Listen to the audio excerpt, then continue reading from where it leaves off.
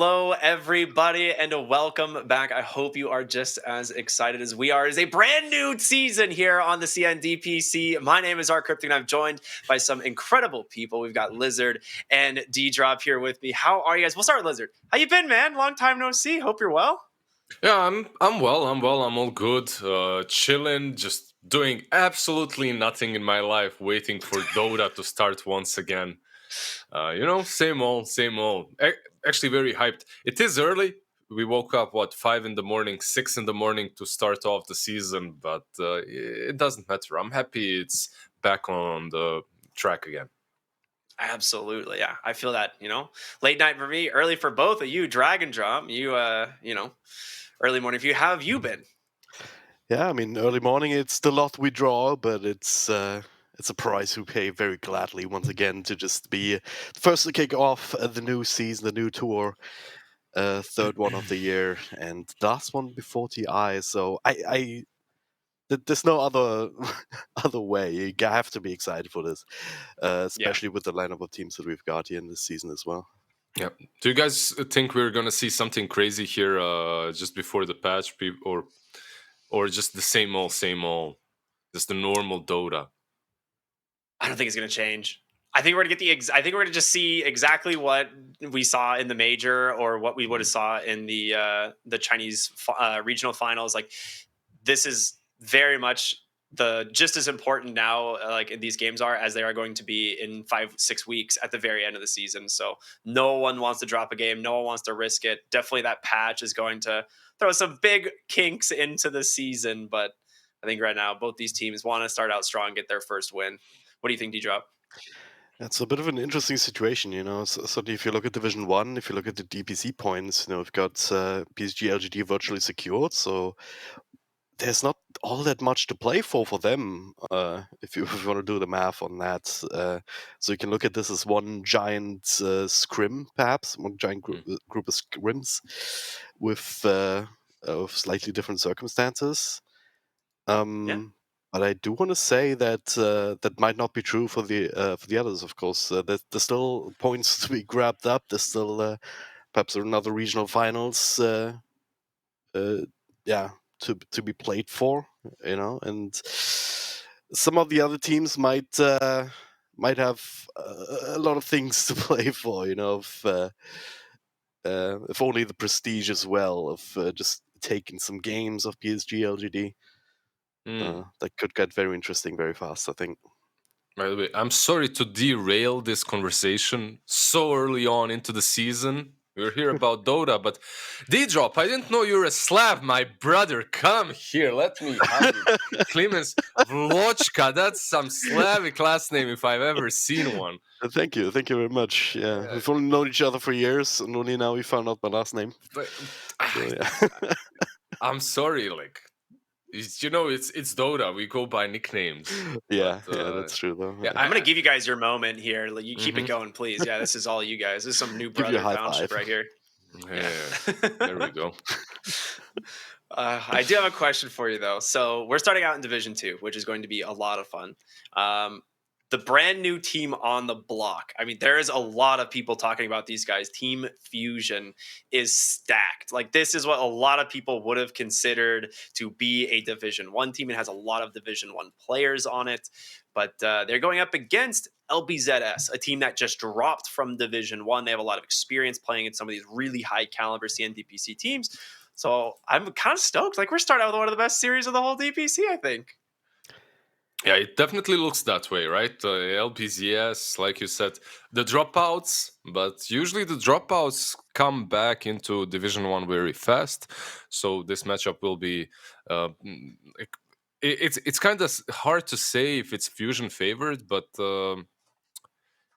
when you look at the players... When you just look at the players, when you look at the names, you're thinking, okay, these guys just ran through the open qualifiers. They didn't... Yeah. They just stomped pretty much everyone that was there, and they might just do the same in the whole season, right? It might look very similar to the open qualifiers. I think LBZS, they dropped from Division 1, but Dragon Drop, I'd be slightly favoring Fusion. What about you? I would heavily be I'd be favoring Fusion very heavily. I would say, like, I saw them live in the qualifiers. It's as you said, they were stomping right through them. Uh, Not even really any challenge from any of the teams there, and well, that could also be perhaps one of the chinks, perhaps, that we have not seen them really being challenged yet and really been under pressure. Um, so this will be the proving grounds for that, because as you guys said, LBZS is a team coming down from the upper division. They're the team that constantly been bouncing back and forth. They're kind of a little bit too good for Division 2, but not quite good enough for Division 1. It's this really awkward middle slot where they end up bouncing up and down.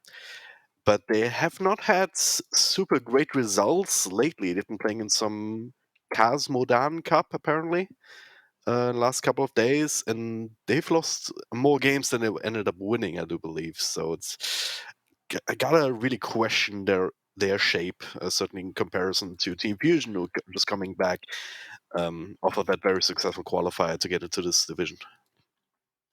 So, because some people may not know, if you're like tuning into the CNDPC here for the first time here into Division 2, you may be familiar with LBZS. They're kind of a name brand at this point here, especially after the last 2 seasons. But Team Fusion has made up a lot of familiar names. We're going to be starting off. They have God King. They pulled Ponlo out from North America.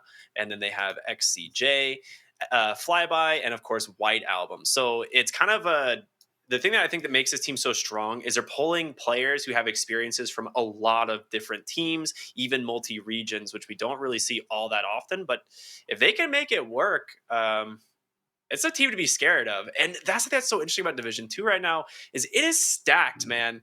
Division 2 has some sick teams in it, and it is going to be a bloodbath for those top 2 spots. Like, we can talk about, like, predictions where we think. Why don't we just do it now? We got a few minutes. Lizard, top 2. Who do you think is most likely? Because it is a crazy amount of teams that are on here, but it is I can't pick these. I was looking at it for a while and I was like, I don't know who top 2 is. Can I go with IG and Fusion? Like, it's the easiest probably to go with, right? I mean, Yeah. for IG, can my heart be broken in any more ways? It's like a relationship that just keeps on kicking you in your face, man. Breaking your heart one day after another, one tournament after another. Is this it? This for IG? This is my final final stand. You The final either make it chance to earn final your heart chance. back. You either make it work, you bring me back, you win me back, or it's done with us. Like, I can't Yeah. be fighting for you anymore. It's over. Mhm. Took the words right out of my mouth. Like, yeah, IG and Fusion would be the obvious choices, but then again, IG was an obvious choice last season for all of us, and they didn't end up making it. Right, they're still here. And we've been talking about LBZS, but also Magma, this kind of very similar team in the kind of position that they're in, just kind of between Division 1 and Division 2. So they can also show up here. And then you look at some of these other teams here, some of these staple names, Shenzhen, YBB. They might not necessarily make it, but they might make things very awkward for those top contenders. Because once again, we have a we have a bracket where everyone can beat everyone on a good day, so it should get spicy. But I do expect Fusion to kind of make it if they can just build their team and come up with some good strats. Because that's the other thing, right? In the open qualifiers, their strategy was CK Phoenix. And also the Podlo Enigma, whenever they could get their hands on it. Probably going to have to see something broader from them, but if they can make that happen, I think they're a top contender. IG with FY back in play. It's very hard to doubt them, but they'll That's another thing we certainly haven't have to talked prove about, yeah. themselves. So, yeah. Yeah. Is FY stronger than Kaka's curse? That's the question now, right? That is the big question. Yeah. If there is a player, honestly, it's probably him. If there is one 4 position in the world who could break it, it's probably Yeah. FY. If Little he God, isn't able, Lizard. then it's just it trumps everything in this game, right? Yeah, there is no fixing it at that point. I'm super excited. We're going to be getting underway here in just a few minutes. Obviously, you guys both favoring Team Fusion. But I want to hear a little bit about what you guys. I mean, we've only got a few more days on the patch. All right. They teased us a little bit where they're like, oh, we're getting ready for the new patch. And then, like, oh, JK, it's coming out first week in the middle of the DPC. Do you think this is going to mess with the teams in a good amount? Are we looking for like a small balance patch to not, make things difficult? Lizard, what do you think is going to happen? Oh, I think the whole hell is gonna break loose. Like, I don't think it's gonna be a small patch. Okay. They said it won't be a small patch. They usually Well, do what they say. Maybe a little bit later yeah. than necessarily stated, but usually it does happen. And if they say it's gonna be a big patch, I think it's gonna be a big patch. We're Oh, overdue for a major overhaul of the meta, right? To the map, maybe even. Who the hell knows? The sky's the yeah, limit. yeah. Maybe we're League of Legends in 7 days. I don't Oh God, fucking no. know, Oh, but it's God. gonna be different.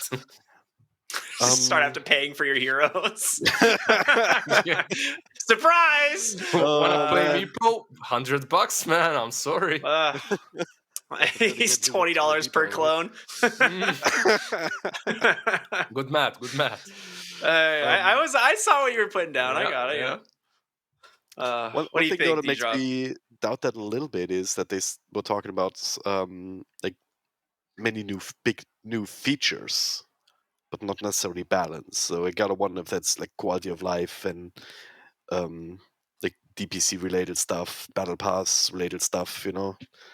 Gotta wonder if that has something to do with it. Maybe we get to replay, take over again, or something like, or saving games that we used to have way back in the day. Something like that could be what they were aiming at. But I would be very happy about a big balance patch. Not that this patch is particularly unbalanced, but It's been it's been too figured out. balanced for too Yeah, it's long. been Yeah. too It's balanced for been too too long. balanced. It's been Yeah. figured out. You can just throw something out of whack for a little bit. Maybe just use a couple of days or another balance patch here or there. It's a bit annoying that it is within the DPC time, but well, it's just what happens sometimes. You gotta be able to adapt as well. Forged by fire. Yeah. Yeah. Now, luckily, there's no one actually playing here in the CNDPC on patch day, so it is kind of nice that they're going to have about a day, like a full 24 hours to prepare on that new patch when it does come out.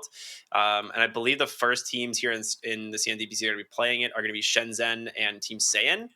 And then later in the day is going to be RNG and Dandelion. So that should be really fun to kind of see who kind of adapts or figures out whatever is going to be happening. I'm kind of with you though. I don't think I've ever heard someone describe a patch this way.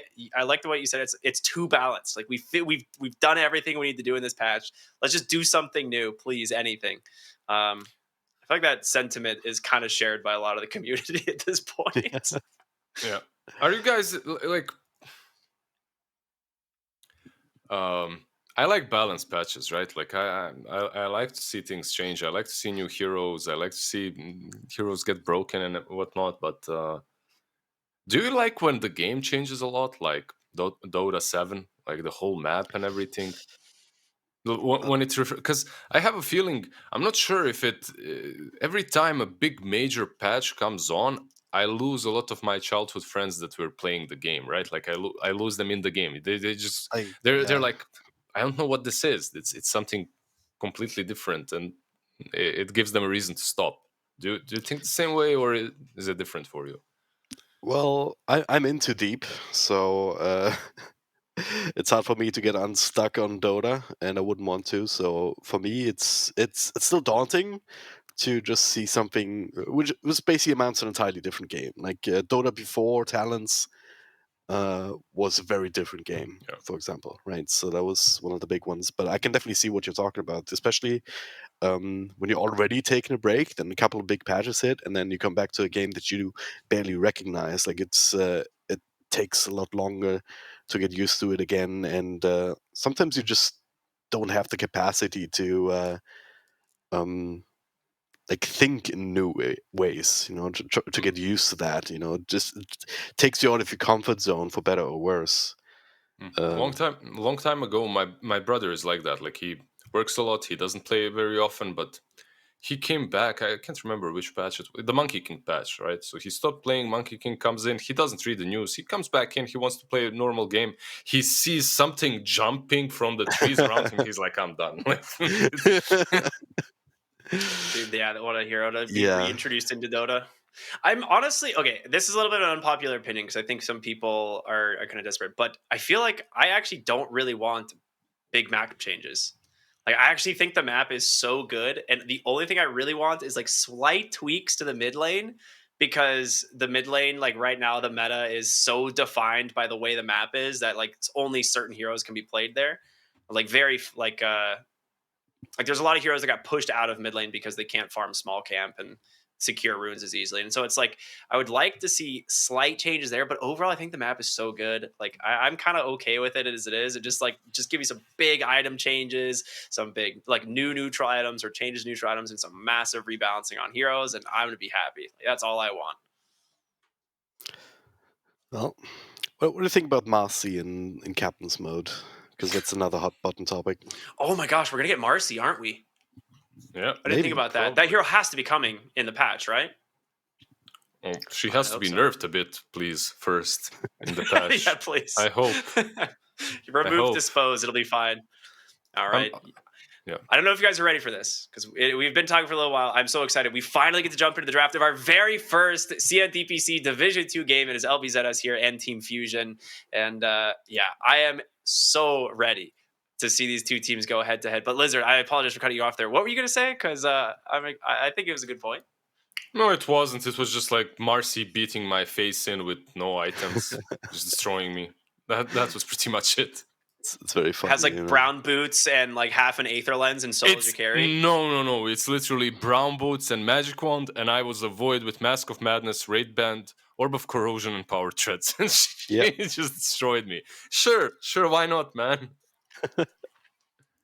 Yeah, they need to. That hero is gonna need a rework for sure. All right, first pick. Interesting is the Death Prophet. This is a hero we didn't really see get that much attention. I feel like at the major. Yeah, a lot of teams have moved on from it, right? But LBZS haven't. It has been nerfed. Like you don't just one shot or like quote unquote one shot a tower with your first ultimate anymore, which makes it a lot more balanced. But it's still a hero that can offer that pushing power into the later stages of the game, and also this teamfight power. You know, can anchor the teamfight around that hero. Press ult. The enemy doesn't really want to fight you unless they can end up bursting the Death Prophet. So, gotta wonder if they want to go for this classic strat of just adding an Abba or an Oracle together with the Death Prophet to make sure that she has no chance of dying. Radiant team pick.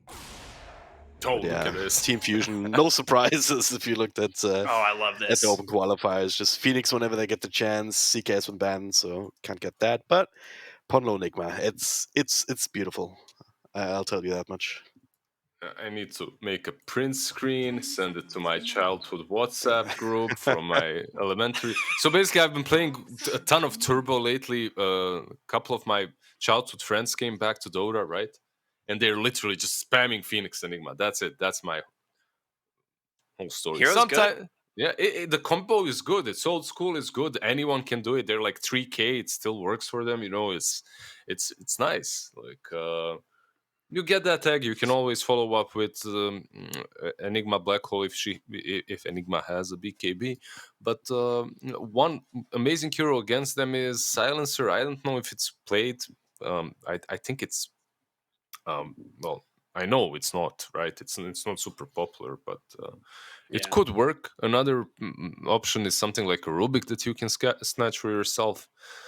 But we'll see. I think LBZS usually would roll Death Prophet plus something like a Tusk or some strong 4, and then Death Prophet can be very versatile. Okay, that's an option too. That's a good way to counter initiate the fights. I think the only region that has played Silencer anytime recently was North America. Teams like TSM, Quincy Crew, and then a couple other Division 1 teams like experimented with it. But other than that, that hero has not seen play. So I'm curious if they'll end up picking it. But what do you think? The Wyvern plus the Silence from Death Prophet, you think that's enough? I I don't think you can go for Sansa when you've already got the Wyverns. I think this was their choice, their solution, which is a lot more stable. Like it gives you that healing that we were talking about for the death profits, and it 10 also makes seconds it that remaining. Enigma has to get a BKB and the Lincolns, presumably, 5 seconds to really feel remaining. safe with the black hole. Yep, I agree. I think that's the pretty much the case, right? Like you already shown your hand. You have the Wyvern. Um, Also, that's pretty damn good in the laning stage with Splinter Blast against the Eidolons. That's also nice. Plus, you get the curse later on. It can be played against, like you just said, drag and drop. Eventually, that Lincoln's BKB is game winning, but usually what happens is if you're a support, even if you're offlane, getting there kind of takes a lot of time, right? Like Yeah. Yeah. BKB, you need a blink, you need a BKB, then Lincoln's. Um, if you're waiting for that timer, the game is already kind of done. But Enigma offers more. You get what we've seen, not the resurgence, but we've seen Raid Pact just coming and Oh owning yeah. the meta, right? And Enigma is a hero that can definitely build a lot of utility. So maybe he'll just move in that direction instead. Yeah, I think we've seen a lot of Enigmas actually go for the Wraith Pact, like opting to do it themselves. And they're not even getting like that an early blink. We're seeing like Aether Lens into Wraith Pact, then blink, then BKB. So it comes out so late, which has been kind of interesting. But against Wyvern, maybe they change it up and let someone else go for the Wraith Pact. It'd be Yeah. interesting. Some good bands though, and a couple of interesting ones actually. They go ahead and remove the Spectre. Not a hero we see all that often. I believe Pono has been building Rave Pact every single game, when no matter what hero he's on, like be it Mirana, be it Enigma, or whatever. So yeah, he's seems to be the designated Rave Pact builder. But yeah, Ooh. I think they also ran Spectre once or twice in the open qualifiers. Anti-Mage is very interesting. Makes me wonder whether they want to look at Medusa now. It could be that, but it also could be to protect their offlane pick, right? Lizard. A lot of times, like here, there's certain heroes that are just super crushed by an anti-mage in lane. So it could be either, right? Looking for the Medusa in the safe lane, or potentially an off laner that struggles to an anti-mage. Yeah, for sure. Or it could be just that they respect the AM on side of Team Fusion, so they ban it out, right? LBZS with their famous Mirana pickup. We've seen this hero Yep. played by them a lot in Division 1 last season. Should be that position 4. It kind of makes me think that that Prophet is most likely on the mid lane then, right? Because Yeah, 3 position maybe, or mid lane, one or the other. yeah, usually when I see that Prophet and when I see LBZS, I expect a salad Earth Spirit or Tusk and that Prophet on the offlane, and they're kind of Yeah. mixing those things up. You have this melee frontliner with the Mirana. That Prophet doesn't feel as scary on the offlane. They go with the DK. There's a lot of percent-based damage against him. There's a natural vessel builder as well on the Phoenix, but you are countering the puck, right? Like Yeah. you have the Dragon Knight versus puck lane, which is really nice for you. So You also that's something. really need a Mirana setup, right? They were super lacking of that. And there's the Yeah, Sand King. also Okay. makes me wonder whether it is that Dragon Knight matchup against Puck. Because yeah, makes sense because he does not die to Puck. Like he can just farm. But if you have both DK and Miran in the offlane, you have that stun set up for the arrow immediately in the laning phase. I think it might depend on what kind of carry Fusion ends up picking up and whether they feel like it's worth it to pressure him. They can still switch things up, definitely. And like you said, it could be a decent offlane. They ban out the Monkey King, which would make offlane's Dragonite life hell. Oh, yeah. So that's also a possibility. I'd still rather just roll him versus the puck. If there's an option, I think you take that option because the lane should be solid for you, and you can still set up arrows because Mirana isn't tied to the lane, right? Yep. She can still rotate mid, get true, that yeah. tail into the arrow, and you get a puck kill. What do they need here? They need a carry, right? Both of these teams, they need a position 1. Something to hit the egg wouldn't be that bad as well. Yeah. I mean, you have Mirana, which isn't bad, and DK form's not bad, but yeah, there's not like a. It's almost like it's not enough. You could opt for something like a Life Stealer, since the Puck Coil is now the like level 25 talent for the piercing BKB, which is really difficult to deal with, and it does do pretty good in lane against the Sand King. But there's a lot of carry There's heroes a right Jug now as that are well, just, right? They go with Raid King. Yeah. Okay, this is actually a great way of dealing with big ultis. yeah. Enigma, Phoenix, all these heroes hate playing against them. All my homies hate Wraith King. Yeah, you have Yeah, the... it was okay. That's a safe lane profit, right? Yeah. Yep. For God King. Yeah. Dude, Yeah, I am so excited, man. This is gonna be such a good game. Yeah, Rave King makes a lot of sense. With what you said, all these big ultimates, all those team fights, like if that all gets spent on the first life on the first Rave King, you can just come right back and keep fighting. But yeah, So who do you favor, D-Drop? Tell us. It's I was floundering about a little bit, trying to come up with an answer to that question, but I want to say Fusion still, because all of this team fights tells me that they want to be going in quickly and they want to be pushing in fast, and I think they have enough tools to actually make that happen. Like they have enough building damage, just chipping away overall. And LBZS, what's the response to that? Like how do they engage into these early mid-game team fights when all they have is Zone to Wyvern, right? And when Death Prophet can be burst down, so it's... I want to say Fusion 70-30. Yeah, that's fair. What about you? It's a fair call. I think LBZS definitely have their shot here. Fusion, we're a little bit going towards their side because they're stronger on paper. But LBZS, you have Dragon Knight, you have Death Prophet, you have a lot of push.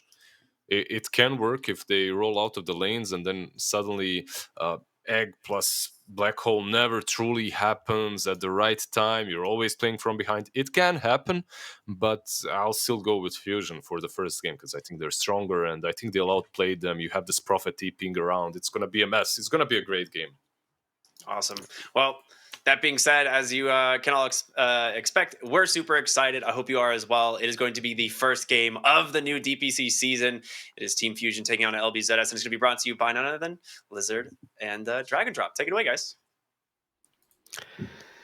Taking it away, all the way to the bank, perhaps.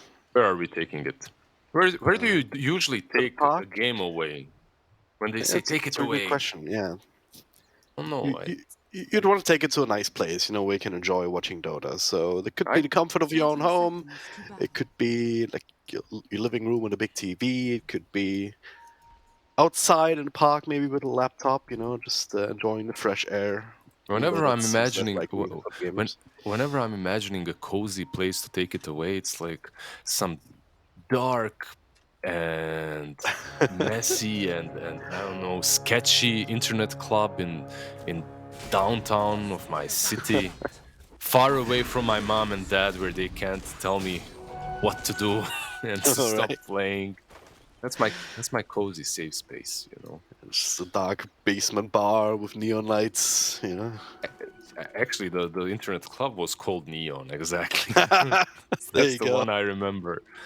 That's a gamer answer to that question, for sure. But here we are, game number one. Game number one of this entire DPC Tour 3. And it's gonna be great. We already see Ponlo on the bottom just doing Enigma things, denying range creeps, which is amazing. But let's talk about mid first. Bit of a classic matchup, DP up against the Puck. So don't have the Dragon Knight here. How do you expect this one to go?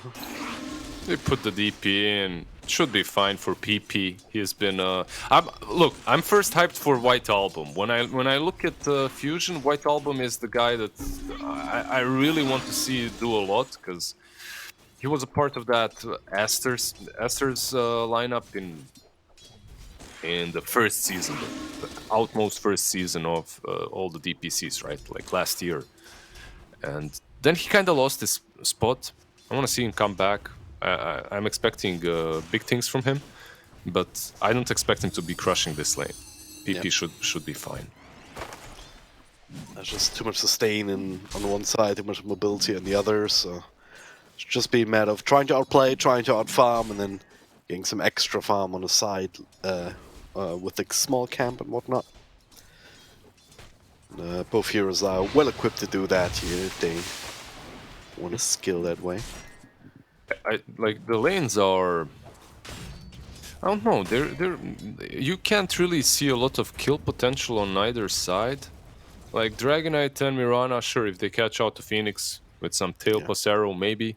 But even that is difficult. Dire's middle tower is Bottom under lane, perhaps. Depending on what Sand King skills on level 2. Maybe they can take down even Kagome, but even that, like, I don't know. Where do you think the first blood is going to happen? Because Yeah, I me, want to it's say hard to bottom. Maybe Wyvern overextending against too many Eidolons. you were just watching him go a bit deep, and that's Yeah.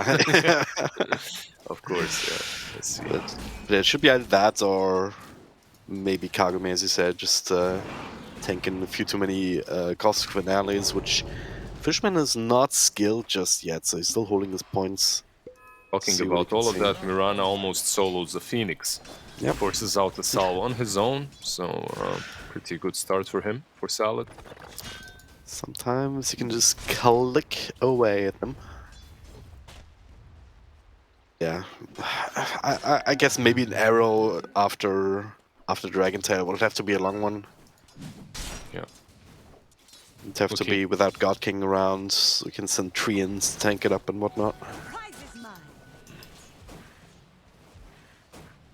So far, so good, I would say, for Team Fusion. Like, 3 of their heroes had top of the CS just a second ago, and now again. So all 3 lanes going pretty damn well for them. Ponlo denying a lot of experience down bottom. Kagome is being crushed CS-wise, like 15-1 to the 21-1 for Nature's Prophet across the map, and yeah, a big part of it is this Eidolon spam, you know, just constantly denying range creeps. Like even if he gets a couple of last hits on these, they're worth half as much as a normal creep, gold-wise. So Yeah, it's freeing up a lot of space for Fishman, right? Like he can farming. they opted to go for the Sandstorm, so it's also something that you can't contest into at the moment. What do you think? Is there going to be some big rotation happening, or how will things mix up? Probably. Let me answer my own question. I guess we have these big ultis coming up from LBZS, big push ultis, right? Oh, Puck Yeah. mid lane went a bit deep. Ooh, That's he's fine. fine though. Yeah, if there are rotations, then should be around the Death Prophet, right? And just get level 6, get level 7, and start pressing that on towers. Maybe rotate top, I would assume. Sync that up with the Dragon Knight level 6, and yeah, Salad or Catchu. I actually finds the courier, very nice. But he's spending a lot of time away from lane, so Dragon Knight can get the level 6 as well. Should we accept that as our first blood? The courier dying. Well, couriers are heroes too, so yeah, I would subscribe to that. Yesterday, my friend asks me like, "So Lizard, what are you casting? Is it some LAN?" They don't really follow pro scene that much. Okay. I'm like, it's a DPC, you know, like Chinese DPC season. We're starting tomorrow. He's like, "Oh my god, boring." What? They're turbo players, by the way. So if you Oh, don't yeah. get the first blood in the first 30 seconds for them, it's like a travesty. I'm like, no, man, it's amazing.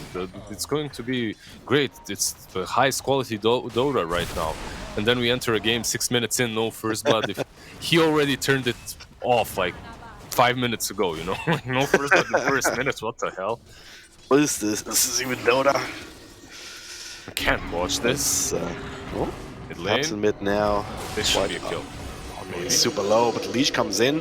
Ultimate from the Death Prophet, tried and burst down Ponlo, but he gets to walk away. And now, in fact, detachment, a couple more right clicks, they'll be the first blood instead for White Album. And now, into more, a couple of Idolons clicking away. White Album as well, XJ rejoining as well. PP has fallen. There you go, Not friend. work out for Not LBZS, one, but yeah. 2 kills at 6-minute mark. Yeah, really nice turn by Team Fusion. Debated them a little bit on that rune. White Album using his ulti properly, catching 2. I thought maybe that Prophet would survive, but no, they lose that Prophet as well. And not only do they lose the Dead Prophet, they lose the Dead Prophet that just used ulti. Yeah. So that's 100 seconds of that Prophet on the sidelines, pretty much not being able to do a lot. Really nicely done by Team Fusion. Worst case. Down bottom. Oh god, the Burst Strike comes out. Winter Weapon is dead. Bunlo super low, but not low enough. Kagome can't chase him down. Yeah, Phase Boots, Sand King, Phase Boots and 2 Bracers. It's yeah, it's very interesting. It allows you to just be way more active early on. These lanes, for like, one thing that you have to notice about Team Fusion, the way they draft, like, they have self-sustaining cores on the lanes. Like this Phoenix, why did he manage to punish that Prophet on mid lane? Because his Prophet is fine, like, you don't need to help him. You don't even have to be on top, right? Yeah. Same goes for Sand King. Why is Enigma able to constantly pressure, farm the jungle and control the runes? Because Sand King is also completely fine. You can't contest him with the Raid King. You've already lost those extra few seconds that allow you that early on when you're supposed to make him a level or 2 behind. Well, That's Illusion has been denied. Winter Wyvern still has enough left to go up to the high ground, but guess what? Bonlo's right here. Get rid of the trees, and it's gonna be a dead dragon. Neutral creep deny. Oh my god, actually got it out. Easy Acorn kill. What a gamer, yeah. Was it an acorn? No. No, I mean, he didn't So cast epic. it, it's just a... Yeah. He is an Acorn, I Yes, guess. I right? guess, yeah.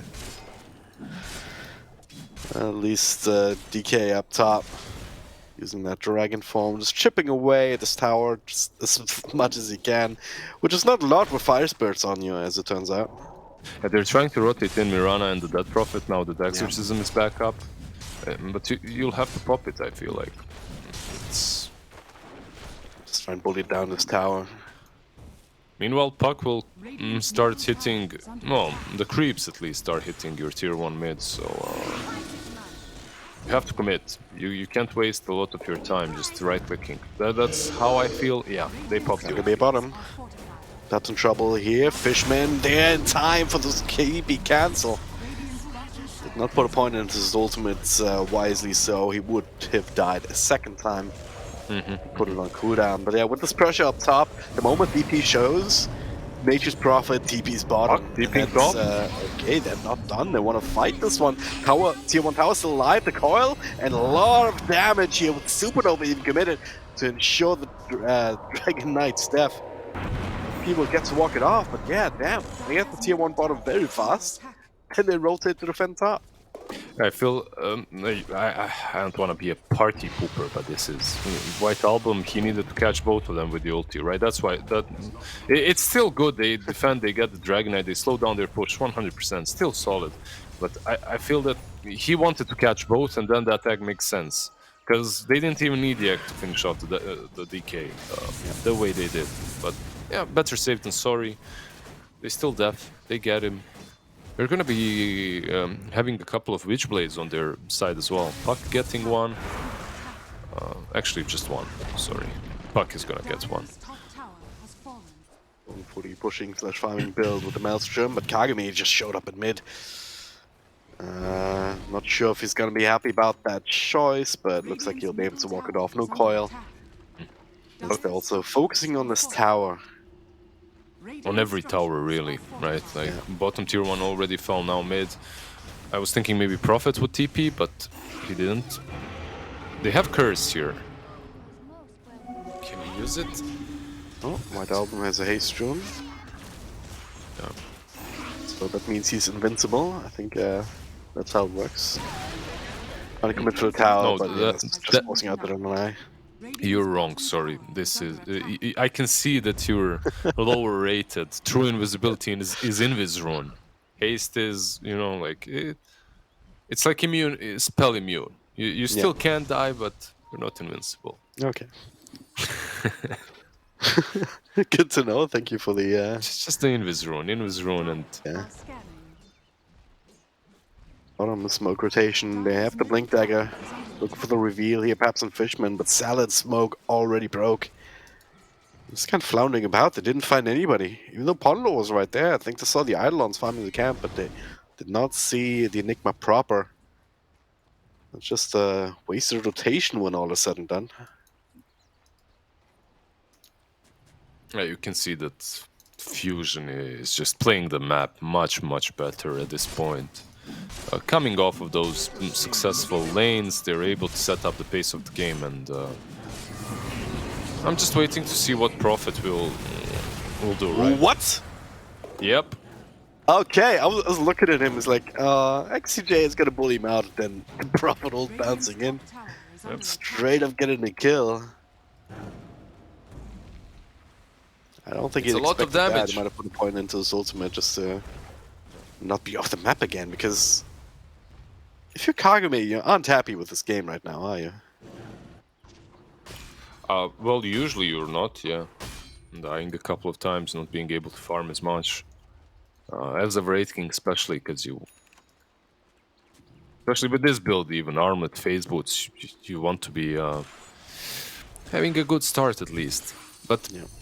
you know, these small little things always matter so much in Dota. Staying for that one extra creep wave around, like there's a point in the game in which lanes shift, right? Like the enemy mid laner goes to your tier 1, your mid laner goes to theirs. Kagome was a little bit late to respond to that and fall back into the jungle or into the triangle.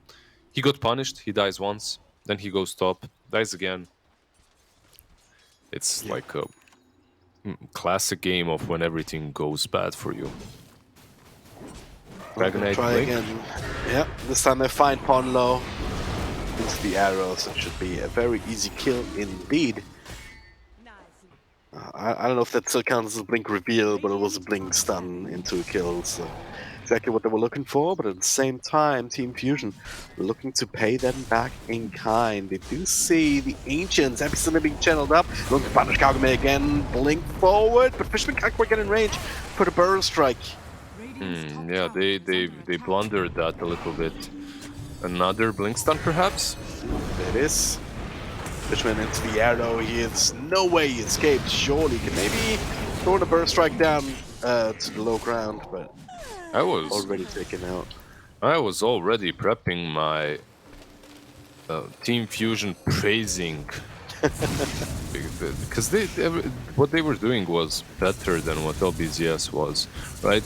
LBZS pressuring some Enigma out of their jungle, who the hell cares? At the same time, Team Fusion making the Wraith King fall back from the Ancients or possibly even killing him. But how to put it, in Dota there's like theory and then there's execution. There's strategy Yeah. and execution. Like strategy was better from Team Fusion, but execution wasn't. Because of that, they suffer penalty points. Just falling on the wrong side of the margins. Just a couple of units. We just don't have the space to actually get on top of the Wraith King, so he gets to live. And then the counterplay, very fast as well from LBZS, just immediately reacting and pushing them straight back out of the triangle. Alright, let's see Firebird versus Icebird. XCJ. Having some thoughts here, but second thoughts just as much. Always when you have that Nature's Prophet, right? It looks like it's impossible, but then you have to count in either only the ulti or even the Prophet just TPing in, helping out. So whatever looks like it's not really a kill can easily turn into one. Ponlo, he was under vision.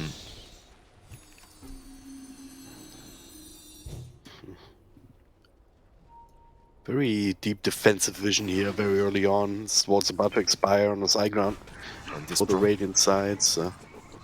Prophet just didn't move out of the jungle for the last 10 minutes, I swear. He's literally just farming up, sending some ultis, and that's it. He's on 10k net worth already, just having a blast, I guess. Prophet in the jungle. I'm gonna murder you and take your money. Whatever works, right? I mean, he's about to finish up a Witchblade of his own now, on top of the Mjolnir that he already has completed. So And the he's been shard. He has incredibly the efficient shard across as the map. well. And the shard. Oh, God, that's so annoying. Greater treants. Yeah, I mean, the moment this Prophet decides, alright guys, you look for fights for real now, because I want to be murdering people, that's when the game starts to pick up a little bit more for Team Fusion, I would imagine. I feel with Prophet, it's always with when does he get to BKB? Once he gets a BKB, he should feel kind of comfortable joining the fights. But he's not buying it yet, so we'll see. He gets a really nice item as well. Quicksilver amulet. Downloads that again? Question mark. I see him here, but I also see LG. No arrow until just now to cancel the teleport, so needs attempt, but Kono gets punished again. 3 heroes rotating at him inside the enemy jungle. In mid though, that's a free kill for White Album in turn. It was a nice Quite a try nice play. from Enigma to block the arrow with the Eidolons, but they died a little bit too fast, and Yeah. that's all she wrote. I don't know, I still feel... Do you feel that Team Fusion could be playing a bit faster or something? They're getting a lot out of the map, don't get me wrong. Yep. I don't... Maybe it's too... Yeah, the turbo got to my head, man. The turbo just got to my head. They're farming, they're just having a good game, and I'm like, come on guys, throw it, go!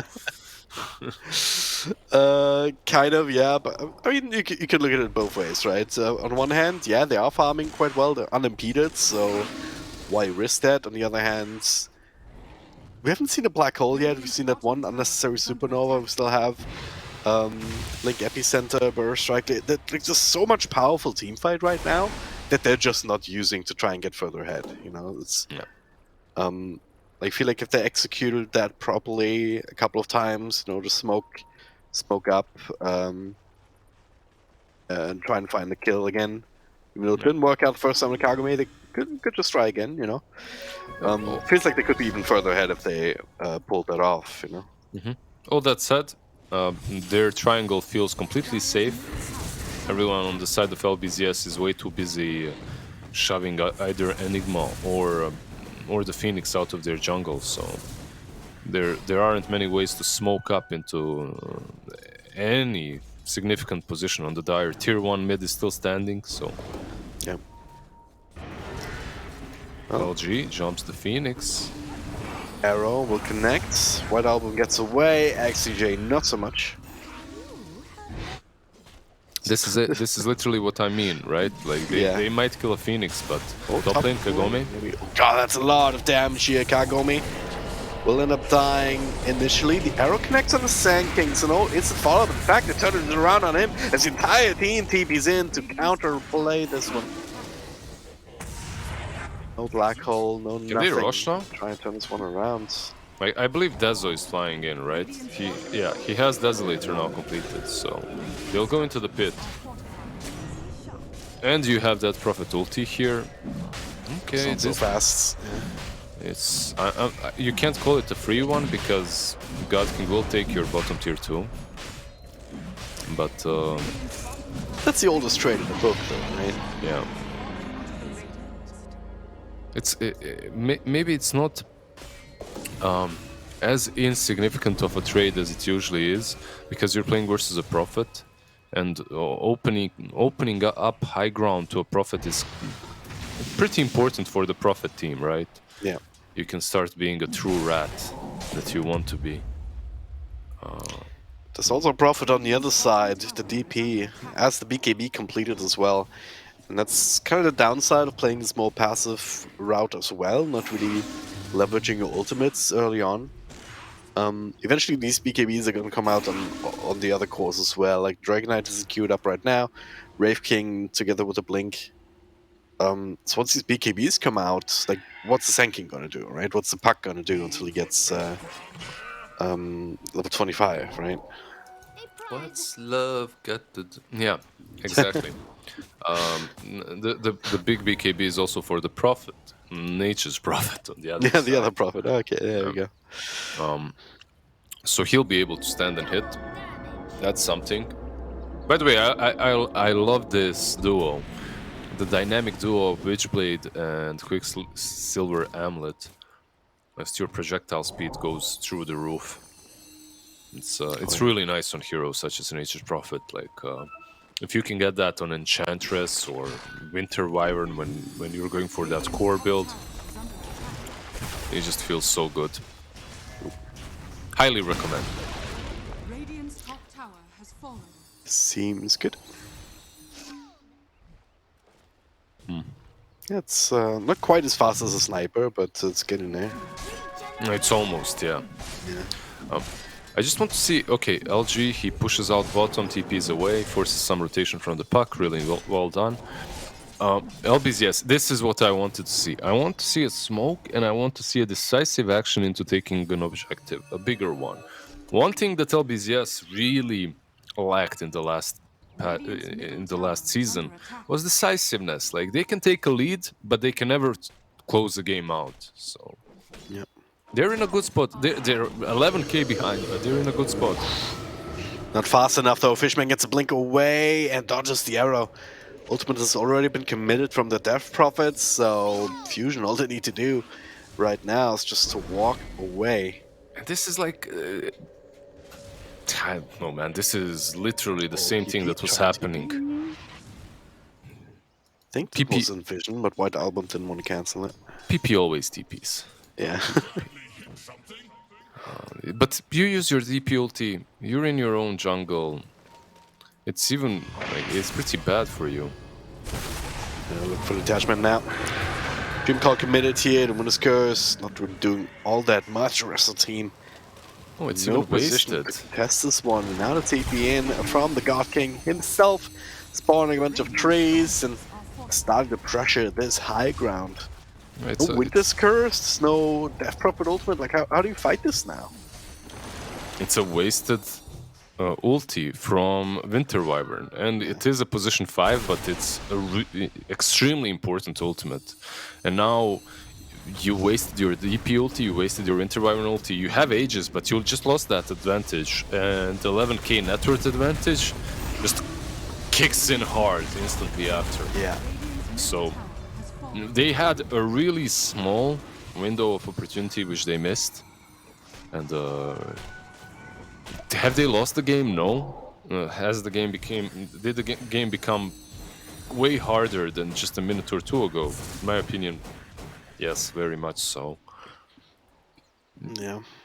You're playing versus a team with global presence, and you're literally just keeping yourself on your side of the map. Very passive performance from them so far. I'm not happy, Dragon Drop. That is concerning, to say the least. But yeah, it's... I can sort of understand not wanting to run into a big black hole or epicenter or supernova. But by not looking for things, by not looking to play your own heroes, you're also just making life easy for Fusion. It's because they can farm so much more effectively. Everywhere. I mean, Prophet is almost more than an item ahead. He's 18k net worth. The next highest hero is 13k, and that's White Album on his own team. It's like it's playing not to lose instead of playing to win, right? The old adage. So, what do? Coach D-Drop, hit them. Hit them with some truth. What do they need to do? I don't even know at this point. Like, the Aegis has expired. They still have 2 lives. They're no Raid King, that's no excuse. Yeah. Come on. Give me some motivation here. I don't know what they can do. Like, they tried to smoke, and then they've not really been successful, so their confidence has to be low. I think they might just be waiting for Fusion's high ground push, and then hoping for good window scores at this point. Bottom Maybe lane. I'll sustain them. Just playing with the Wraith King a little bit. That was a moment in which you say drag and drop. You just buy my course, it's only $19.99. Yeah, Let's get the Midas, right? It's hard, Midas will really. make it fine. Like, I completely agree with you. But here's the play. Mirana ulti. They are running straight onto the warded high ground. This could be problematic. They see them now. They do put them once of their own though. The stun connects onto the Phoenix, so that's a good start.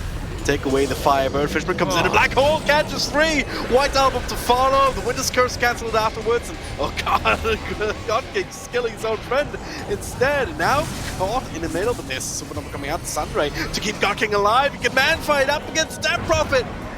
And they get all the kills that they were looking for. Double kill for the Sand of all people. As it's what, a 4-4-2 trade here with the buyback from Phoenix. Certainly clutch from XCJ rejoining into that fight. Yep. He had I'm not sure if I would call it that clutch. I think they would win that fight regardless, but I think the still nice. Sunray was keeping God King alive. I'm Yeah, not sure he wasn't popping. otherwise. He wasn't popping the BKB. I think if he pops the BKB there earlier, that fight it isn't even close. But still, LBZS, they started it off well. Like, they jumped on the Phoenix, they blew him up. The problem is you've lost so much map control. Like you said, the buyback is there. Why is it there? Because the shrine is in Darius' control. Yeah. So it's easy for them to rejoin the fight with a nice little buyback like that one. Yeah, unfortunate, but that's what happens when you let the team just farm the whole map for 20 minutes. Top lane, LG.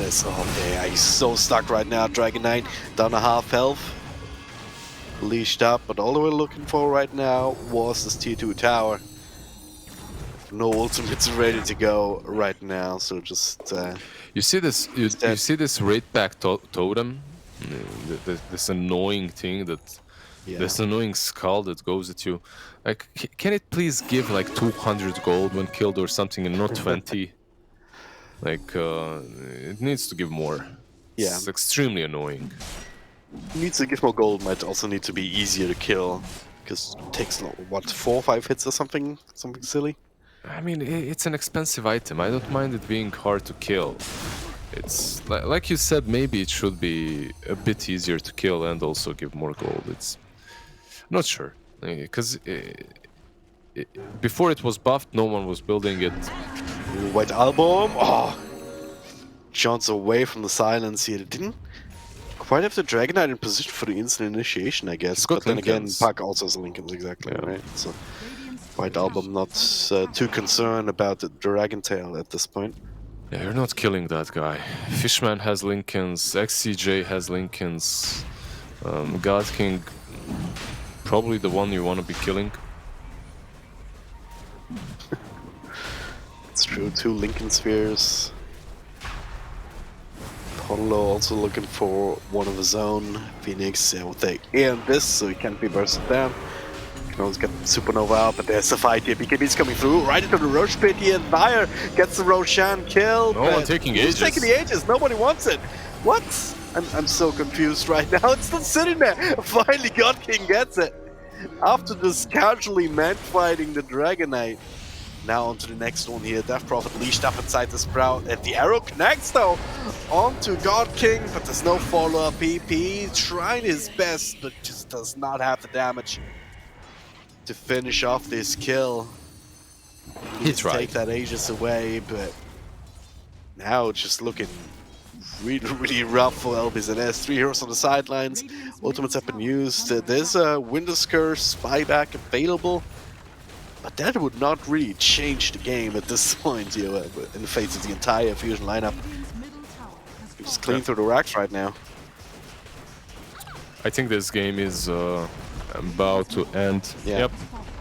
That's it. GG. Well, bit anticlimactic in the end, but there we go. Black Hole, Supernova combo. Hooray, they did it. They caught as many heroes Finally as did it. my friends usually do in their games. Nice. Well, that was a game. Maybe not the most action-packed game number one that we could have asked for. It was very methodical. Like Fusion was just they just allowed Fusion to farm and then eventually end the game. Ricky, what do you think about this one? Dude, I'm just watching this game and I just see Fusion pull so far ahead so early. It was like a just over 3K lead by like 9 minutes, and then there's just no slowing down. Like they just got so much out of the lanes. You guys, you kind of said it perfectly. This is very textbook, like a clinic performance here from Fusion. Like they just played exactly how they wanted to play. Never got punished for it. And LBZS, I mean, they've got to do something different here in game number 2. Yeah, I'm not sure what the different thing is, because we've been talking and we've been calling for LBZS to do that something different in Division 1, even in the last season, in the season before. That's be more active. If you get the lead, even the smallest one, when it doesn't even have to be called the lead, but when you have an opportunity to take an advantageous fight, you should. They aren't doing that. And when you're playing versus a team that has a draft such as Fusion's in the last match, like you get punished so hard for it. There's a Prophet literally farming the whole map the whole game. He is farming his jungle, using his ulti, sending his 3 and so on away, farming the other. No one is contesting him. No one is getting even close. It's a rough one. It's truly a rough one because they never even utilized their spells properly once in the game. Yeah. It was really rough to watch, actually, in hindsight, because, like, LBZS, they tried to go... it feels like they knew that they needed to do something, so they were like, all right, guys, let's smoke. But then they don't think further than that, almost, because then they smoke, but they only smoke into their own jungle to kick out Pondo time and time again. And then they do not get anything else after that. No tower, no deeper walls to keep an eye on God King. They never once smoked towards the Nature's Prophet, trying to punish him, just farming the triangle for 20 minutes. It's like they knew, we need to do something, but they didn't really have a plan of what they needed to do to actually grab control of the game. It almost feels like LBZS like hasn't adapted to this like new meta in the patch, as opposed to like what we were seeing towards the end of last season, because they're still picking up the heroes like Death Prophet, and it's not something that we saw a ton. Even Dragon Knight got a little bit of a nerf. It's still a good hero, but I mean, you see here on Team Fusion, like this is textbook. Like these are the heroes that we're seeing picked a ton: the Safe Lane Nature's Prophet, Enigma on almost every game. Like they've got what they wanted, and yeah, I'm curious if LBZS want to maybe do something a little bit more new school in this next game, or if they're going to try and stick to maybe what is more comfort for them. But we'll have to find out when we get there. I don't know. I mean, there's not a whole lot to talk about in this game. It just seemed like perfect execution from Team Fusion. I was trying to find some stats on like Nature's Prophet at like 10 minutes and like most farmed heroes at 10 minutes because he was up there. But yeah, I mean, you can just look at the net worth right now. It's 8,300 at 14 minutes on the Nature's Prophet. Like, I don't know how you come back from this. Yeah, I just had a completely free game, and yeah, we're looking at the highlights here. We saw some of these rotations. Sometimes they kill Ponlo, sometimes they kill XVJ inside their own jungle. But then look at the minimap right now. And they can't just sit there. Kagami up top. All right, then the mass TPs, and they get the counter kill on Fishman too. This was like the one series of events where they actually got something that resembles momentum, but that was right outside the tier 1. Like they were never able to turn it into more, and this is one of the great fights here. The black hole catches 3, and then the buyback from XCJ. Look at God King right here. PP's right on top of him. He gets stunned by something, takes a lot of damage here, and even after that physical damage from PP, pretty damn big, but Sun Ray just keeps him alive. So... But it was already too late. They were already too farmed on God King there at that stage. Then this roar fight, like, why can no one click the Aegis? Their hero models are just too big, actually. Yeah, they're standing right on top of it. There's actually no one could click the Aegis if they wanted. It's actually really funny. That is hilarious. Dragon Knight always the culprit, right? Always the one that When this is happening, you're like, okay, Dragonite, No, that's you, right? Some no Please dragon Dragon. move, body buddy. shaming, please, though. There's like, you guys remember Aghanim's Labyrinth? There there's a way to make a hero that just breaks the game completely. No one can play it, but you get the Undying.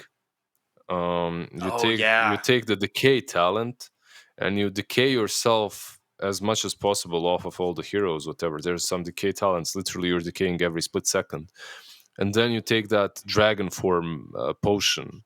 The dragon is literally the whole game. No one can click anything because everything they click, they just click on your hero. They can't use spells. They can't move Oh around. man. So, Classic. yeah. I mean, we can. Man, I don't know. I just look at every stat here, and it just feels so It feels so bad. Yeah. Like so much, just like not going the way of LBZS this game. It feels like another match right out of the open qualifiers for Team Fusion. Like they get their confidence picks, and then they just kind of get to play however they want, And that's kind of disappointing. Like we were hyping up LBZS, we were hoping that they would figure out their issues, but at least for right now, they haven't. Certainly not in this game. Lizard, what do you think? Is this like Fusion kind of living up to expectation, or LBZS maybe a little bit of a disappointing performance?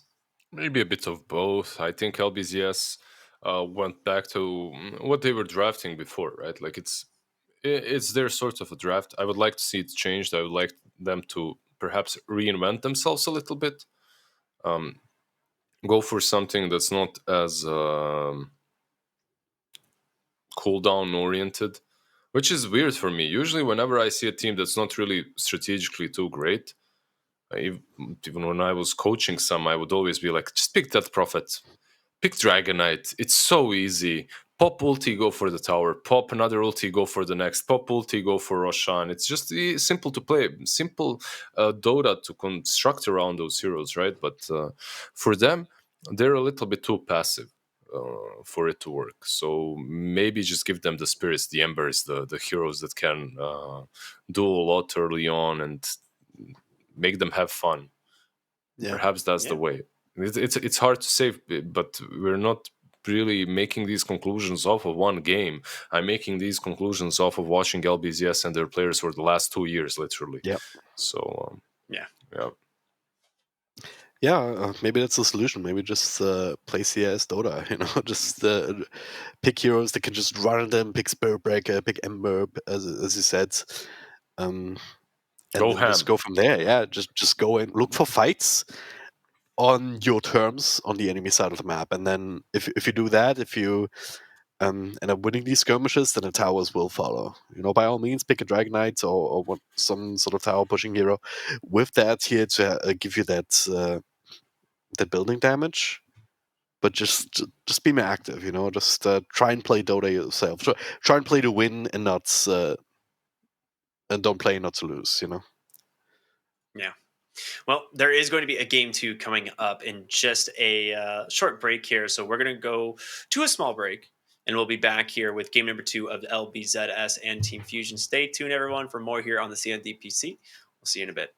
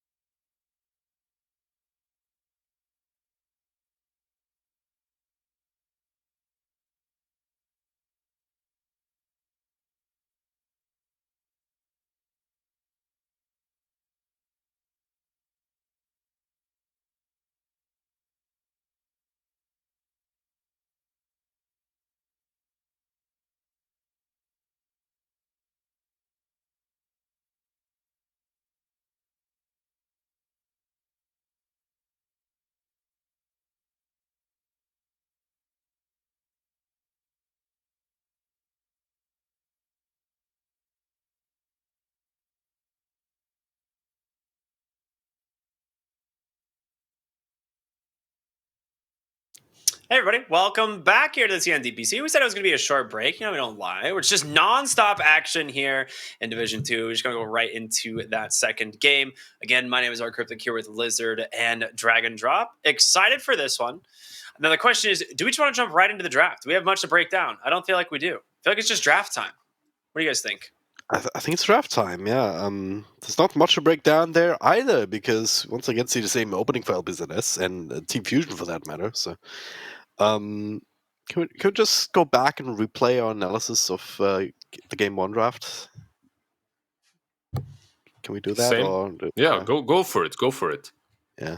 Just run it back. Alright, that was a rewind. Death Prophet in the first game here of the DPC. But, okay, never mind. We have to shift our focus now because Razor actually made it through and is being picked up. Because LBZS, they did go for the Enigma ban on top of the CK, so made the Lightning Boy slip through. Yep, Enigma was banned out, right? So Yep. they pick up something different, something wild, something ecstatic, something Razor. Electric, maybe? I see what you did there. Yeah. Razor. Do you remember that, Ricky? Oh, yeah, dude. Conduct yourself accordingly. Did you ever play Corrupted Disciple? Nope. Were you a Han player? I don't remember. No. Oh, dang. No Corrupted Han trash Disciple here. is- Whatever. He was a way cooler version of Razor. Had really cool voice lines, but it's fine. What way cooler version of Razor? Dude, he was That's not epic. He was so cool. possible. It's fine. It's fine. No. They pick Pango this time, however, for LBZS here in the first phase, which I like a lot. I think this is a much stronger opener. I'm still a little bit skeptical of the Death Prophet. I think maybe we see this as a support this time around, but Pango is just such a stable hero, right? Yeah. He rolls around a lot, but he's I guess that is not as stable. It's not super stable then, huh? Well, I mean, he's strong. He's great. You have a way of getting away from the Razor if you end up laning against him. Overall, just a team fight extravaganza, right? Like you have that Prophet, you have the Pango. Pango is now that I think about that, extravagant. No, never mind. I'm not gonna go there. I'm too wild and it's too early in the morning yeah. for my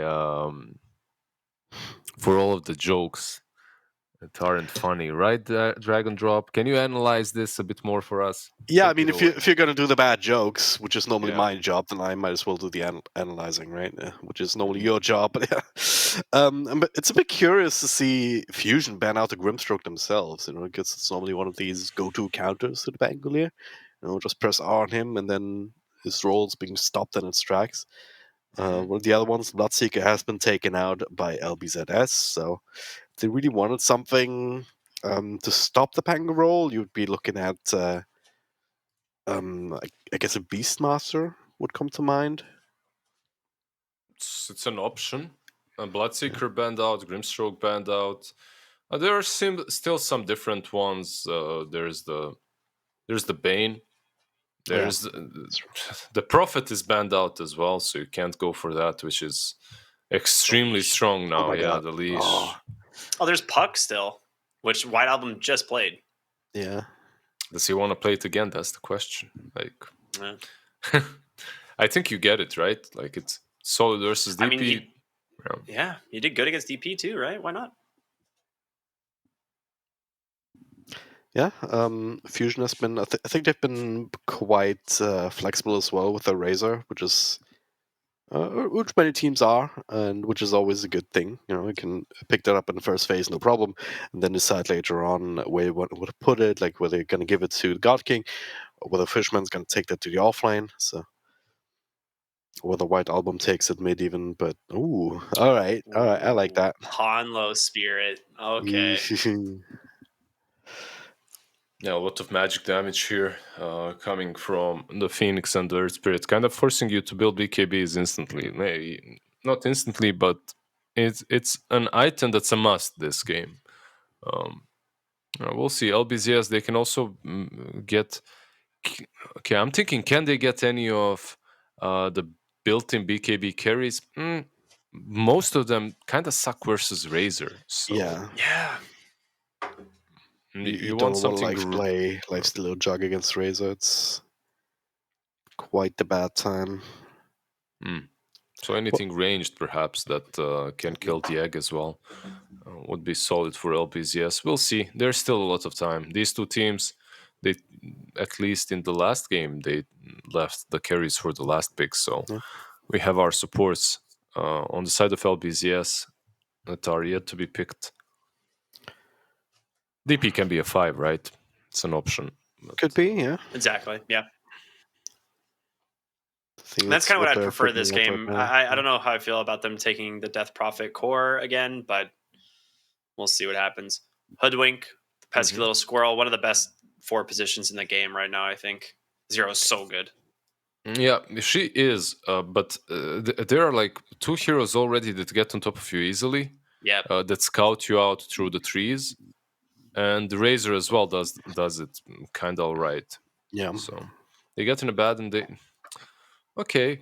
You get that save for the DP. You also get a hero that can pretty much destroy everything that Phoenix and Earth Spirit want to be doing with one shield. Yeah. So it's a nice pickup. The only question is, will they make it work with some carry on that safe lane? Oh. Feels a little bit light on the lockdown in front right now. I mean, all they've got is Hoodwink at the moment, and then the Pangor role, which kind of depends on the area that we're farming in, we're fighting in. And it's also been nerfed a little bit. Like, you can't chain stun properly anymore with roll, even if you have blink and duels and roll up and whatnot. So there's a small window where the enemy hero can still get a BKB out or something like that. So it's worth keeping in mind. The hero is not as crazy powerful in the right situation as it used to be. And now with the puck on the field as the counter that we were talking about, yeah, it's gonna have to be a strong carry here if LBZS to tie this one together. I think. Thinking Needs more. maybe Needs more nerfs, man. You're selling this Pangolier way too short. I feel like nerf him more, harder. it seems I don't want to say underwhelming, but less broken than it used to be for sure. I feel like LBZS is kind of struggling on their draft right now. Like, they have completely ran out of their reserve time. And Team Fusion is kind of just pushing it right into their face. Is the second that ban went through, they just click, like, just insta ban the TA and send it right back at them. And I think LBZS might be a little bit frustrated. A little bit. They might be sweating it a little bit right now. Beastmaster ban as well. TA, no surprise, it would have been one of the carries that can just that offers a lot of damage output early on, which is something that they're kind of lacking right now. If you look at LBZS, so, I mean, where's the damage really going to come from? I mean, yeah, Pangolier and DP can do a lot with their ultimates in the right circumstances, but there's not a whole lot coming out from the supports. And the Sudwing maybe gets a good ultimate and whatnot, but it's unreliable. It's also like just a Kagome classic. I mean, back when LBZS was like getting their way into Division 1, they were the pretty much one of the only teams in the entire world taking TA into the safe lane. Like, they were one of the first teams to do it, and kind of revolutionized the safe lane TA build thanks to Kagome. But they grabbed the Juggernaut for themselves. What do you guys think about this one? Is this good enough? Because you were saying like the Magic Beam carries against Razor are, you kind of feel like you needed the Magic Beam carry, but it does struggle a lot against the Razor, right? I think it's doable. Like it does struggle, but it's still doable. Like you can make it work. You needed a hero that can deal with the egg. That's Yeah. also a problem. Like you picked 4 heroes into a first pick Phoenix, and those 4 heroes do not right click the egg. It's a Hoodwink, problem. lowest base attack time in the whole game. Yeah. The only your earlier intro. Oh, you could go like the Blade Fury Magic build on Juggernaut, which has actually been honestly, I think the best build right now, you kind of go that like Maelstrom into like Scotty Basher and stuff, and just kind of like rely on Blade Fury constantly. It's pretty sick with the shard. Yeah, it's an option. They can definitely do it. Let's see. Okay. A Huh. Life Stealer. Yeah, so I mean, it's gonna be an offlane Razor for Fishman. yeah, that was one of the things I was worried about with the Juggernaut pick, is they can just take the Razor to the offlane. You can see LBZS was definitely considering that as well in their last 2 bans. They didn't know exactly where this Razor was going to go. But God King Lifestealer, man. The thing, yeah, first that we'll see what kind of craziness he pulls out of the bag with the build on his Lifestealer, but this Jug into a Razor could maybe even work when you have a solid lane with him, when you have a solid partner such as, I don't know, Lich or something, some Grimstroke. Suddenly even a Razor can fall, you can kill him. But the problem is you're having this Jug plus Abaddon. Like, I don't see that working that well. Versus a Razor, I forgot what's the Earth Spirits, right? Like Razor plus Earth Spirit. I feel like the lane should be much simpler for them to perform on, right? To have an easier time versus the Jug. The spin is a big problem for Razor if you have an additional slow, if you have a hero that's roughing that Razor up, bringing him to like 50% HP. But if he's always full, he's just going to leash you and start hitting you. Yep. And I believe that's what we'll see. It's not like you can punish his lack of move speed, right? Without that other hero with the slow, right? He'll just get like a Windlace and a single value point in that passive, and suddenly he's as fast as Juggernaut. So we'll see how it goes. LBZS, though, game number 2, they've got to pull themselves back in. Real quick, though, who do you guys think has got this one? Lizard, I'll let you start it out this time. I'm just going to go with Fusion. As simple as that. It's not even only about the draft, it's the way they execute. After game 1, that is. All right. After you, Drag and Drop. Yeah, it's hard for me to say anything else, honestly. LBZS, they've did not look like they were on top of it today, and certainly not against Fusion, who's just been very consistent so far in the games that they've played in the qualifiers and game number 1. So, and I think they've got the better draft as well with the Razor. It's just too strong in this offlane with the Earth Spirit. Cool. Well, that being said, everyone, we've got to jump into the game now, as we're already underway, and it's going to again be Team Fusion taking on LBZS in this game too. Drag and Drop, Blizzard, have fun with it. See you when you get back. All right, we shall have fun. It's that is something that we can do, I believe. This White Album tanking a couple of tower shots in mid, just figuring out. Oh wait, there's vision there. It's crazy. Who would ever do that? Salad also being scouted out, so. Yeah. How do you like your salad? Yeah, some nice. You strike me like a Greek salad kind of a guy. A little bit of feta cheese in there. Some for sure. Cherry tomatoes. Yeah. Absolutely. Yeah. Just get some salad, get tomatoes in there, get cucumbers in there. Keep it simple, right? Like some carrots, like striped carrots and whatnot, and then some feta cheese and some like yogurt-based dressing. Very nice. I respect you for that. It's like you can always judge a man's character by his salad, by the way he eats his salad. All right. So I'm assuming your salad preferences are similar. I hate salad. Oh God! What does it say about you then? No, I'm oh God! I love it. Any kind, really. But Bosnian salad usually isn't a salad; it's a meal. You know, it's like, oh yeah, I'm eating healthy. How about this salad that has 2,000 calories? Oh God! Well, that's my allotment for today. Yeah, like literally your daily intake in one salad. Yeah. White Album taking a ton of damage this time around on mid lane. Yeah. But he's 6-2 to the 3-1 right now of PP, which is slightly concerning. But yeah, with all of this focus on harassment, PP should have a little bit of an easier time for this wave and maybe the next. There is a bottle coming out though already for White Album. He was a bit The worst greedier, in the world. right? Like started the lane a bit greedier, got punished a bit for it, but not that hard as now with the bottle. He's back to full HP. Oh no, he will be back after the runes. Yep. But in his best Schwarzenegger voice, I'll be back. On the runes actually, and he takes it. Oh, that's a sad PP right there. And Detachment actually took the other water rune. Didn't want to chance Puck getting that one too. I feel like PP is angry. It's sad, it's an angry PP. Like on the mid lane, he's been pushing in White Album. He's like, I don't even care about CS anymore. This is personal. Well, Swirl up top, push back.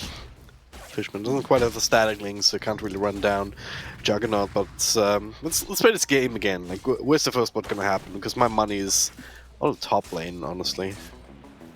My money doesn't jiggle. What? It folds. I want to see Kagome wiggle on top lane. Wiggle. All right. Yeah, I think that's where the kill is gonna happen. Bottom lane is also possible. This time around, it's anywhere really. Like in that first game, we didn't see the first blood in like what 7-8 minutes. But here, Salad? bottom lane, Salad, we might see sleeping out. Yeah, he's fine. Yeah. I was not worried. There we go. Roll in. And that's a bit of a heal. Like, there's a lot of sustain on this lane. Like, just for the mist call spam, the healing ward, and Detachment also has Salve to give over. Oh, he had. So he's just using it on himself. Alright. That's not the meta. That's not what supports are supposed to do. How dare you use your items on your own, Yeah. on yourself? Like, That's a report, honestly. Like, you can't have that. What if Kagome needs it, you know? It's just so selfish. Exactly. Position 5 and position 1 is like the perfect example of an abusive relationship. It's like again, it's you just do something for yourself and your significant other is like, oh, that's so selfish. How dare you? Bottom lane Phoenix. Phoenix gets the dive out just in the nick of time. Also using himself on himself. That's. I guess Lifesteal doesn't need any help, right? Well, God King was the one that saved him. He used the Quelling Blade instantly on the tree, breaking the stun. It's pretty smart. He's a smart boy. That's what you have to lay. Versus Hoodwink, having a Quelling Blade just makes a difference early on. Yeah. Or Tangos. You just have to cut those trees. Again, Phoenix has no dive. 3 more seconds. They could. Okay. Yeah. Well, forcing it out again at the very least, but we'll up top Kagome. Lost all of his damage. And all of his CS as well. He's almost doubled by the Razor. They didn't manage to kill him, but they managed definitely to pressure him quite hard.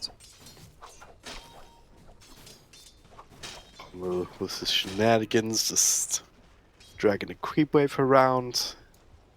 That'll also secure equilibrium for a little while longer, and yeah, it's Juggernaut. It can perhaps not the easiest to run down, but if you harass him a little bit and then get the link out, you can run him down this lane if it's this far forward. Detachment also very much killable, but he's been playing quite defensive so far. Bottom, It's the same thing. Couple of close shaves, but it's very similar. Across all 3 lanes, we are seeing a repeat of game 1, and that's all 3 Radiant heroes on top. A little bit here and there of someone falling out, but mostly just Team Fusion having that better lane performance. I'm gonna see a PPO extend for Rune again though. Haven't seen that thus far, so no first blood just yet at the 6-minute mark.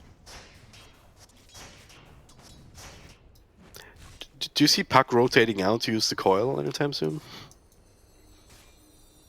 It's possible if some dive happens. I feel like... okay, so now that the Kartis are gone from the mid lane, that might happen. there's a higher chance, probability of that happening, I should say. For the attachment on top in the jungle right now. Push back. He's TPing away though, and oof, very close. That was one of those. He might just die in the fountain after TPing. But where does he rotate from the mid lane? On top lane, perhaps, but there's still a chance of spin TP. And they're already owning top. Pango rotates in actually. Oh, this Okay, is not the best position for Pango to fight here. Trying to get rid of the healing They need ward. They more. get that, but committed under the tower now. Fishman's stunned up, but the tower is busy with creeps. yeah, they needed Should more. be fine for now. Another stun though. Jumping forward, 3 against 1. He will be body blocked, and he will be killed. First one being John. Yes. Took quite some doing, but didn't finally make it happen. Some huge rotations happening, that Prophet as well. So all 3 cores on the top lane, they do take down the Razor. They lose Salad on the bottom lane, not a biggie though. I think it's important to give at least some breathing room to this Jugger who's been just completely pressured out of the lane on top. So, out of farming, I should say, on top. So it's a nice thing to happen for them. And now again. Yeah, even with that first blood's gold, even with that kill, Razor's still 300 gold ahead. Look at this. They're doing the They smart want thing him. here, I think. And locked together here. Pondo, not a whole lot he can do. Oh, okay, actually, I say that, but he just pushes Fishman away. Saving private flybys. PP tries to run him down, but another roll keeps himself alive. F-Robert still looking, but okay, they don't realize until just now. They're in too deep here. There's a Wards? server wards on the ground. Okay. They stole the observers. Dire structures. This is just so much nicer from LBZS, being aggressive as hell, rotating all 3 cores towards the top lane, like doing something different, something wild, unexpected, I should say, even, yeah. And then stealing some wards too, like, really, really solid. I like it a lot. Like, Oh my god. They did not expect them to keep chasing there, like, close to the tier 2. It's like, alright, fine, yeah, we can solve up, we can maybe do the counter push, you know, and there's like, there's a DP showing up with the ultimate still going, and reinforcements coming in from the side. What the hell, they're all here? Team? yeah, Teams? You start pinging spooky. your life stealers, like, come on, man. Spooky ghost lady from the trees. Yeah, really, really nicely done by LBZS. The Razor does not have any sort of an Abaddon or anything that can save him on his side this early on. So, and he's still squishy enough to be taken down and out. Also, something that Tricky was talking about, Hoodwink, one of the better heroes when it comes to the damage output early on, especially once she gets that 6. Yeah, Bushwhack seems to be quite effective, if you can get that out. Is under attack. Avenue for so much right-click damage as well, you know, just link them to tree for quite a long time. Yeah. It is what it is. They did get some decent damage done on the tower on top of that too.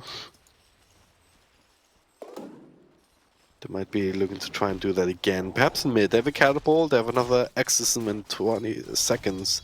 They don't have a lot of mana on a Death Prophet though, even with the bottle charges. And there's a haste, he can TP, he can go base TP to the lane.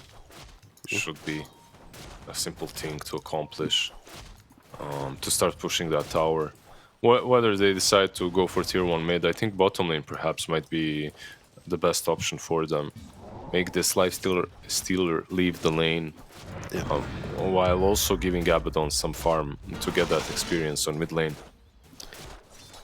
Guess it was also the flip side of those shenanigans at top, like Yeah, look at Rocket was this. still fun. What? I'm sorry, they're just playing the game completely differently, so I need to call it out. They smoke up, they're going for top. They're going for top tier 1. I hope they don't pop Exo. Okay. Yeah, they pop Exo. XCJ with the dive across.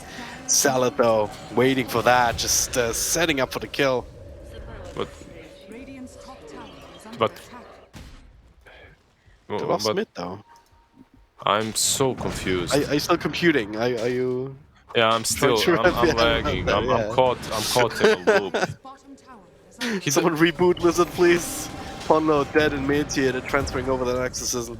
Only a couple of seconds left, so they can't really do much damage to this tier 1 with it. But yeah, it is a bit odd because normally this tier 1 in the off lane, not that important. I mean, it's more useful on the Radiant side because it is an extra TP point for Roche.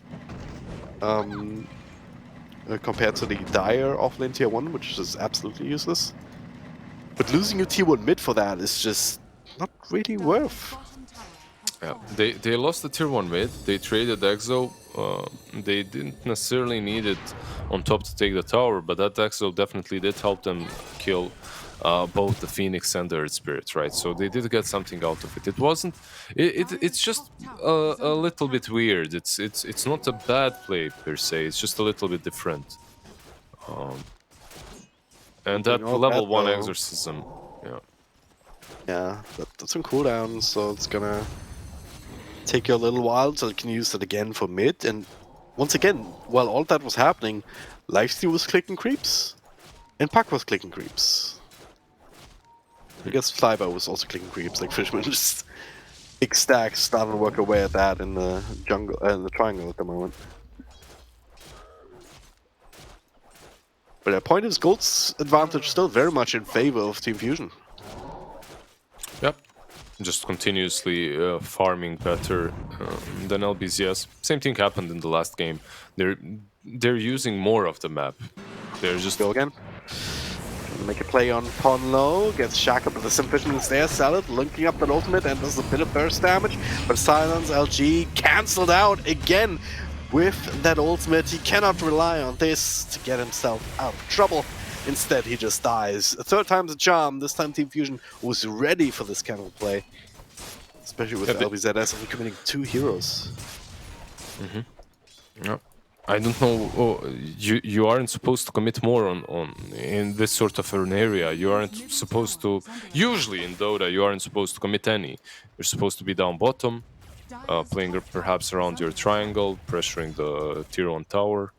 I'm just saying they're playing the game a bit differently this time around, which isn't something that I mind, as they did struggle.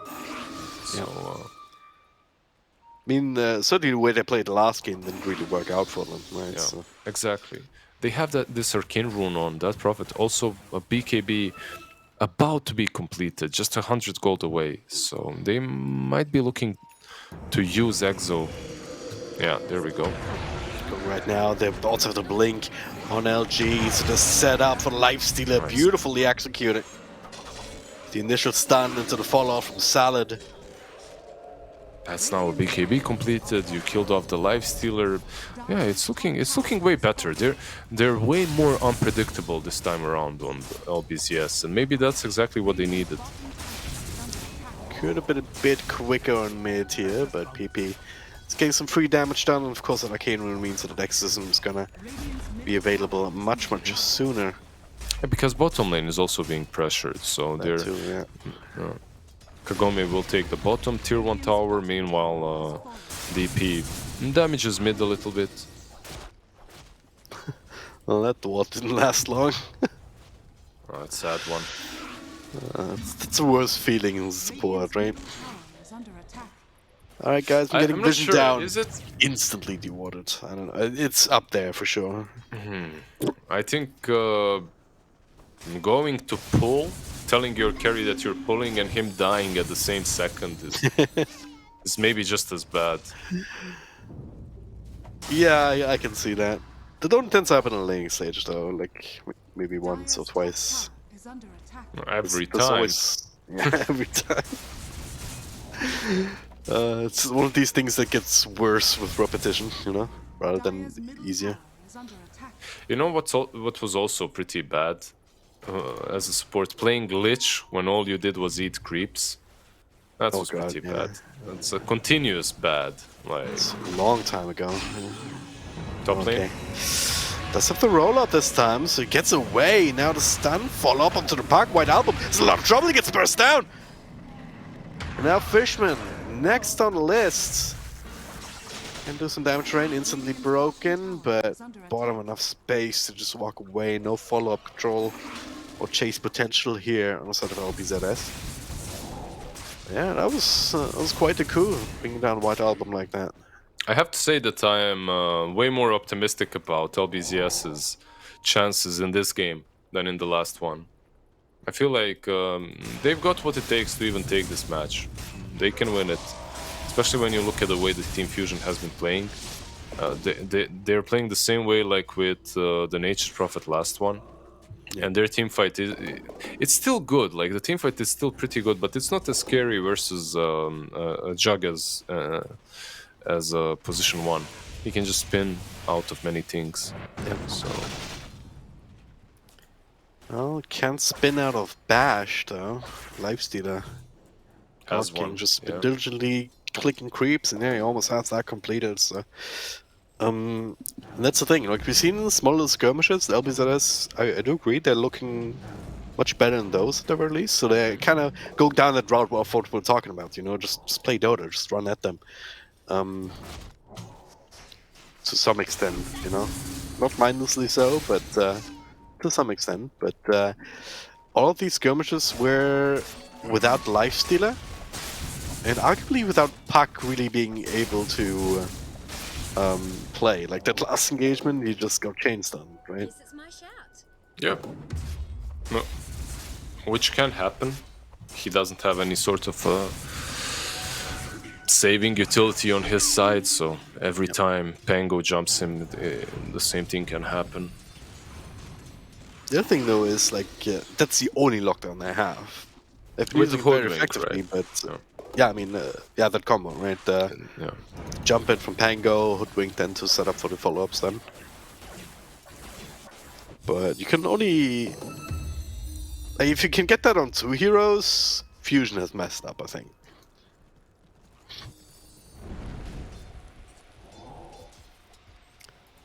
But yeah, we'll see how this one goes. Fusion still maintaining a slight gold lead, but it's not been... like, it's not growing as crazily as it did in the last game, right? Yeah. They were splitting the map a bit more effectively last time because of the Prophet. Yeah. And it's what the hero does, right? It makes that kind of thing much simpler, and you can join the fights in an easier way. As you have that global presence, not something that Lifestealer was ever known about, so Yeah. a little bit more reserved this time around. They're waiting for the Dezo on Lifestealer now. I'd still like to see some sort of play from Team Fusion. They have what it takes to take a fight. Perhaps Top on lane. top, there's a BKB available for Raze if he could only get it out. The Supernova comes in, no one there to... oh, the bash comes through! First complete on LJ. Fishman in a lot of trouble here, turns around, but being chased down with the Death Prophet Exorcism. And And another one. Yeah. Alright. Mega kill. There you go, that's If you the... just bash every time, then it's all the lockdown you'll need. They'll find Abba somewhere else, but whatever. That's Yeah, the that's- lockdown you wanted right there. Yep. Puck tipping top with the DD. Can he? Okay, he can. Alright. A strange time to hibernate. Bonus here, but again, just the supports going down across the map. Sometimes splitting a bit too much gets you in these kind of situations in which Razor pops his BKB and Phoenix uses his ulti and you don't really get anything out of it.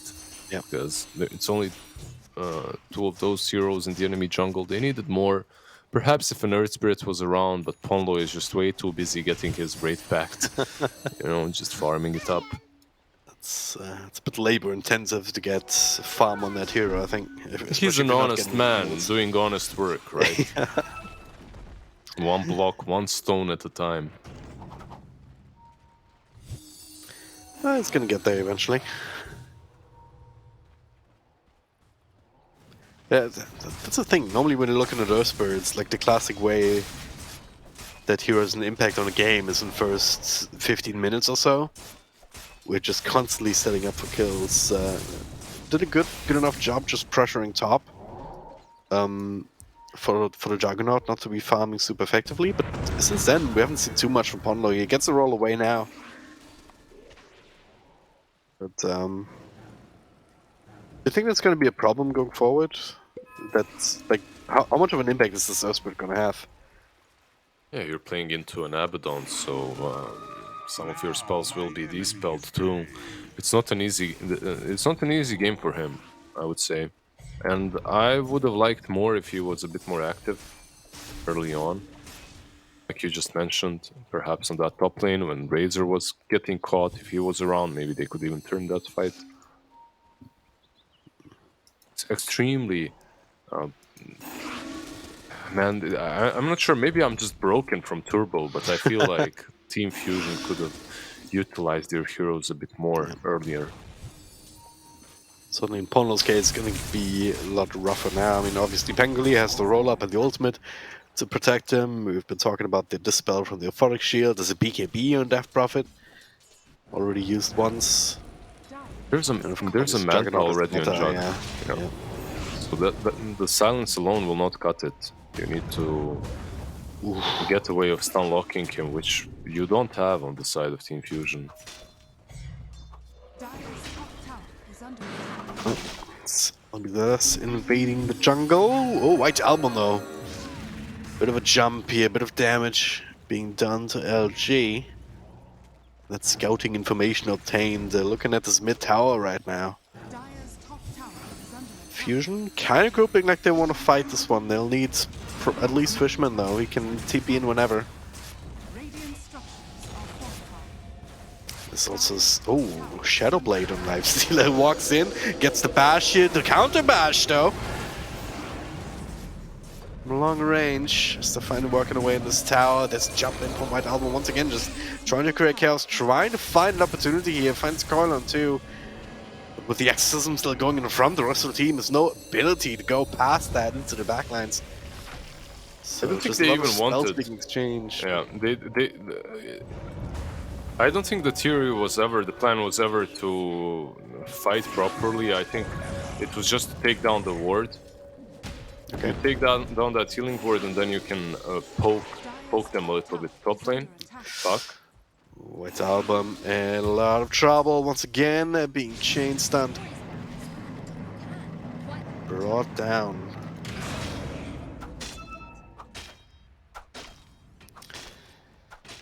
Oh yeah. So far so good. Seems like Team Fusion is still... It feels like they're still playing the early mid game when it's in the getting to the later mid game, if that makes sense, you know. Trying to move more into the 5-man team fights situations rather than the we're just gonna skirmish with 2 or 3 heroes. None of their moves are working out. They're still playing like they have a Prophet on their side. That's what you're saying, and I can see it too.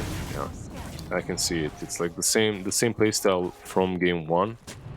And that spilled over into this game too, and they're being punished for it a little bit. They're still fine when you think about the items that are coming for them. You have this Razor with Refresher in any moment. Yeah. Once you get that, your team fight's damage output increases significantly as Razor can. You know, it's all about having the double BKB too. Like you can go in, link the target, BKB, and then actually use the damage afterwards with another BKB. That damage is actually insane. Like the fight goes on, you have 2 eyes with the storm going on the Razor that you can't really easily kill because he has 2 charges as a BKB. It's not stacking up so much. Even heroes like Juggernauts or Pangoleo kind of rely on their magic immunity spells to kind of be saying, hey, yeah, I can exist in a fight. If Razor's right next to them, they can't. Yeah, it just cuts right through. We'll see, there's a double smoke on XGJ and yeah, they use it. Right. Razor revealed himself though with that, right? Oof. So. Leading him in. Full cell badge complete now for the Lifestealer. quite handy in this game. As Oponlo, that was a problem. Just looking for Drop a the raid D1 back. here, but just gets nuked down. Got the raid back out, easy. But also gets right-clicked away, so This is Rush. awkward. Yeah. X isn't committed. Juggernaut walking in. No Ponlo, no chance for him to come back here, but still a Supernova. There's still Razor with a refresher if they want to contest this one. They have an egg. Phoenix is really strong here. But he comes out. Fishman's down to walk in. Roshan almost dead. There it is. But Kagome gets a lot in the ages. Bashes come through. Trying to burst on a Death Prophet here, but they don't quite have the damage. Just on a Lifestealer here. Detachment with the ultimate keeps him alive. And now, he couldn't infest. He gets burst down as the Omnislash cuts him to pieces. Not just him, but also Fishman. And they even find White's album on the side, but can't quite find the bashes to keep him controlled up. Ponlo just coming back into the fray. It's like, let us salvage something here at the very least, and they'll find the Pango, they'll find Detachment as well. Ultimate's still on cooldown and no further help. So the rest of the team is actually clicking away at the tier 2 tower. Still a huge victory won for LBZS, White Album, TPN, trying to get rid of the creep wave at the very least. It'll not save this tower, but it will save the tier 3.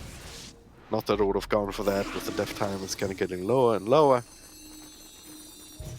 Yeah, they rescue the fight at least a little bit with a couple of those kills in the end, White Album and Polmo, but like you said, the team fight went terribly wrong for Team Fusion. Everything.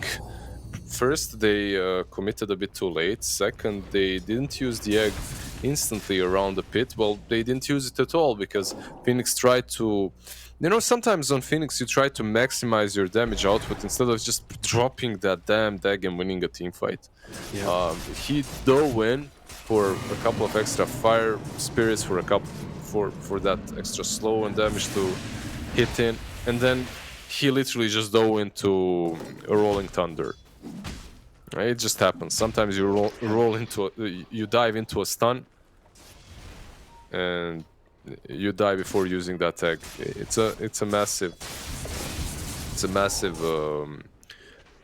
wasn't a mistake. It's just a massive bad luck. I suppose. It's just top lane, it happens. Prophet. Right. The other thing as well, like they were going into Lifestealer, didn't have rage available as he was trying to right-click down a Death Prophet on the cover of BKB. He did not have quite enough damage to make that happen. And then, once again, that Pango ult did a lot of work here, not just against Phoenix, but also against the Lifestealers up top. Ooh, that's a free kill. Dire's bottom tower is under attack. God King, not quite built for those sorts of engagement. It's almost to a point where you want to consider a BKB on Lifesteal just so you can actually play the game against that Rolling Thunder. I can't even blame him. Are they lacking damage?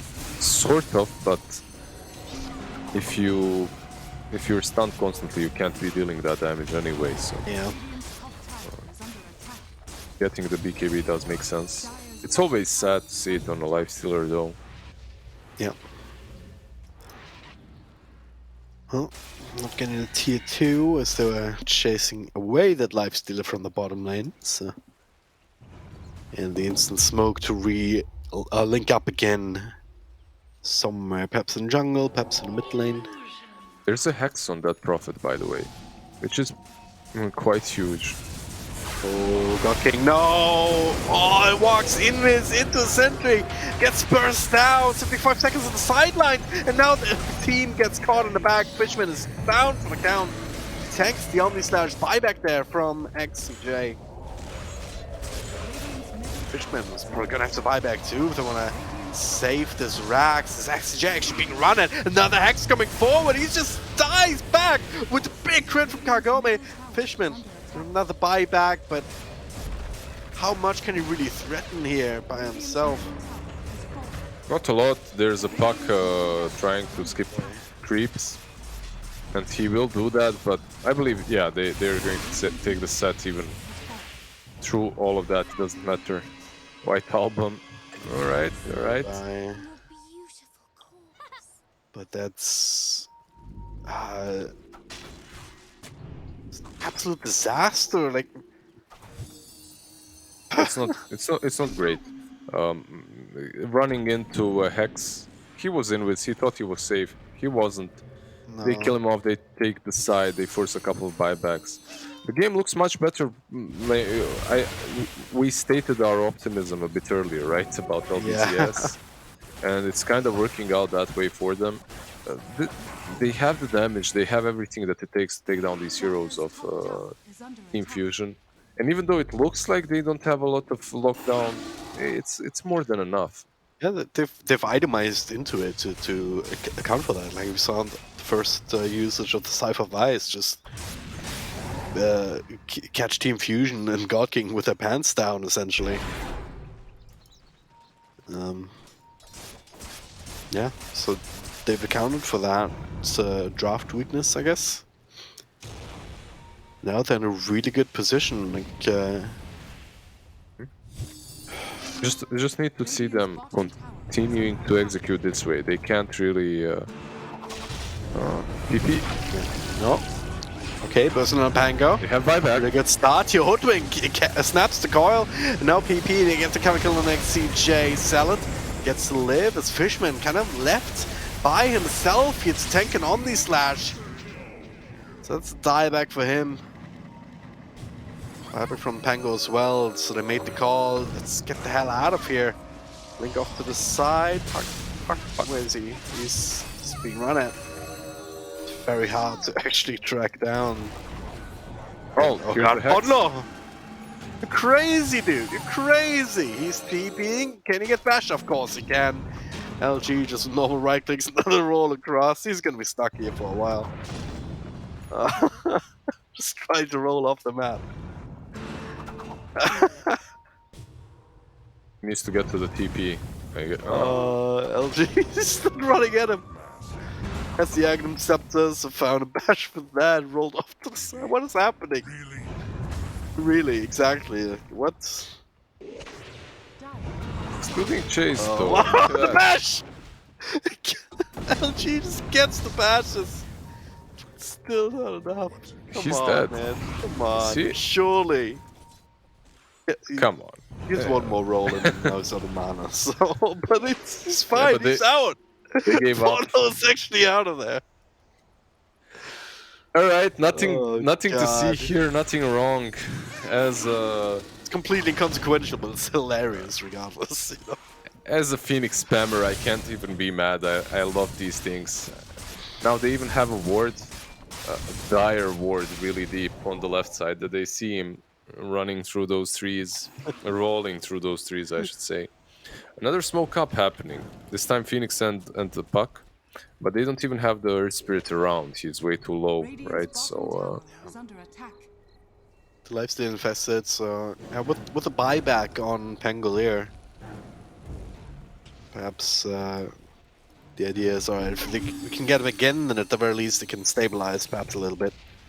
For a quick Roach spawn. Yeah, it's close to the max respawn timer though, so big guy will huge not for be them, back right? in a while. like Yeah. picking off the Pango first, it gives them some sort of win condition in team fights. No one is saying that they will win the team fight 100% if they kill the Pango, but it's a thing they can play around. Yeah, It's like makes the both fight teams. a lot easier. Yeah. But doesn't mean it's gonna be easy, as you said. Like especially when it comes to the Death Prophet, like she's a threat with the Cypher Vice, the Enders, so we can't burst her down. Juggernaut also incredibly strong at the moment. Lincoln Sphere to protect himself.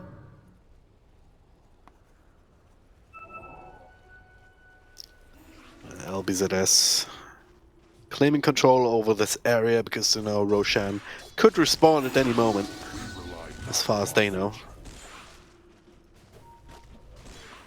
Fusion gotta feel that same pressure.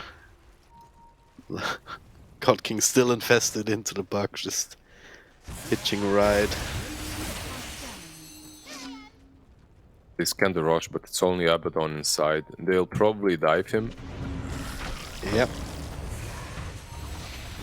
Find him, and the bash actually catches Bono, pushes it up to the high ground. It's actually, yeah, he's not safe there at all, is he, LG? Kind of stuck there, he's deeping out, he's absolutely fine. The Omni Slash bouncing between here on top of the Yules, but Fishman, he's all alone, he needs some help. Ponlo comes in, a little too late. Oh yeah, Fishman barely dies, super up on the high ground, trying to buy some space. Ponlo's dead as well, though. As they shift the fight over to the bottom, Pangoli almost dead, one more bash, and an experienced God King, get the hell out of there. Where are the bashes? Rage TB. No bashes somehow, yeah. I guess without LG, there's no possibility for it. Buyback, yeah, but they don't have the Pango, so it's a big deal. I feel like Roche. Okay, 30 more seconds. That's more than enough time for Team Fusion to get themselves back together and contest it. Yeah. I feel like they will. They know that Pango is that it doesn't have a buyback, so you can kind of poke around the pit. You don't have to. You see, like infest, pick off a target. You don't have to commit completely. Jug insta spin. Is a rough one as. Get rid of the illusions at the very least. Now trying to run them down. The silence. Break on one side finds the Fortuna. Says White Album with his own air to protect himself. Do get away, just exchanging a few more spells. Ponlo will scout out the Roshampit. He knows that he's up now. They're just so strong as well on the side of... so sustainable, I should say, on the side of LBZS. You have this Dead Prophet with Aeon Disc, a very difficult kill. Abaddon just helping everyone out with Photic Shield. You can't kill him. Jug with the Lincoln's Manta. Good luck with that. And they're just straight into the pit, okay? This is brave. It's very brave indeed here. Aeon Disc onto XCJ. Does not have a Supernova just yet. He'd stay alive for another 10 seconds to have that available, but now Kagome in the front. They found the real one. Can they burst him down? Good with the healing one. Couple of power bashes pass. And Juggernaut, he is dead! 100 seconds on the sidelines. He can't buy back if they want to keep contesting this one. And well, Team Fusion have expended a lot of ultimates to make this one work, but they do have that Supernova available again. Razor infested, working straight back into Rush. If they could force the buyback and disengage, it would be amazing. That's what they're trying. Exactly what you said, yeah. LG, ultimate committed. But with Fusion being back up on the high ground, that's a wasted roll, unless just buying enough space for them to finish Roche themselves. Now, it's done. Another run in, they see what's happening here, PP in front, and Rayshab Lifestealer trying to make things happen. He has a big heavy to follow into Roche, and that is Aegis on the attack, and once again, there it is, Kagome gets it here, and now the man fight into the Omni Slash, no, bouncing in, finishing off the Lifestealer.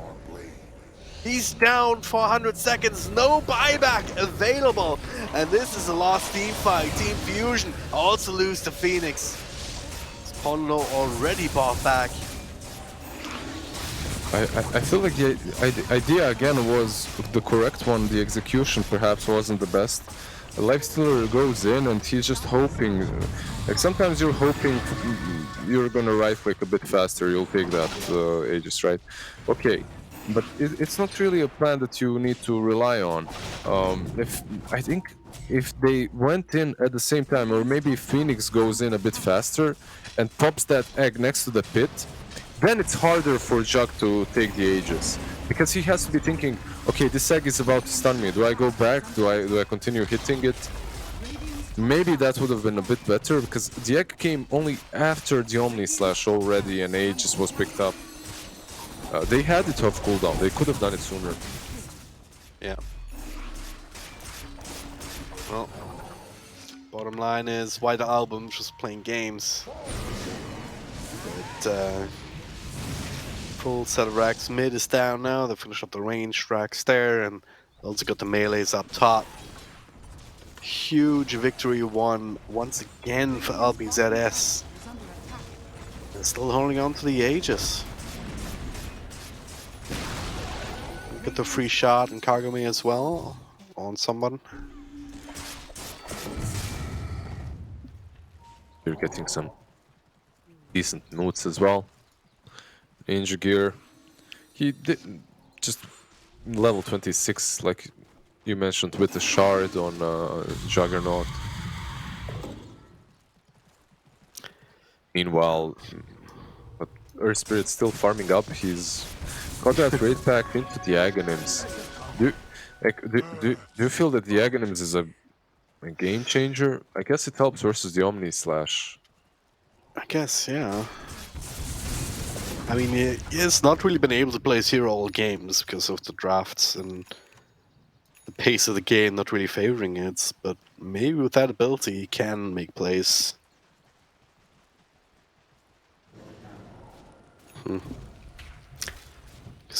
But yeah, if you save the Lifestealer or the Razor from the Omni Slash like that, that might be enough for them to survive and then consequently actually do some damage in fights. Because like more often than not, I've seen this Omni Slash just being focused on one of those core heroes. Yeah, it's usually the Razor, right? He's the one trying to link up on the Jug. He does have two ways of breaking Lincolns now, so it should be a bit easier for him. They have Talbot can use that aggressively, and the Yules. Always want to keep that for yourself and dodge some of that Omni Slash damage at least. White Album just trying to pop that Abba ulti before the real fight starts. If you can pop his ulti, perhaps you can kill him off before he is able to do a lot.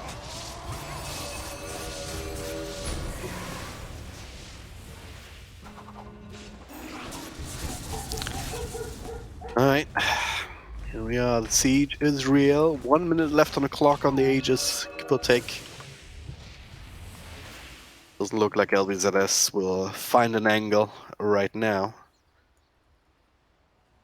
Yeah, there's just... Are you surprised that they're taking it in a disciplined way? I guess you're not, right? Not really surprised, no.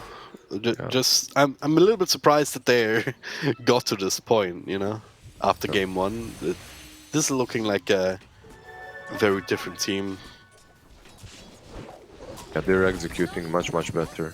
But when it comes to closing out the game, they're still the same old LBZS. Which isn't the wrong thing here. I think it's much safer and easier for you to fight on your own terms. Let them, like, loosen up the noose a little bit, let them get out of the base and then fight. Yeah, as long as you group up when you're across the river, you should be fine. If you split up too much, if you give an opportunity for team fusion, like it's not like they don't have any burst themselves if they find the right targets. Like even Abba, you have a Silver Edge on a Lifestealer, so you can take care of that automatic activation of the ultimates.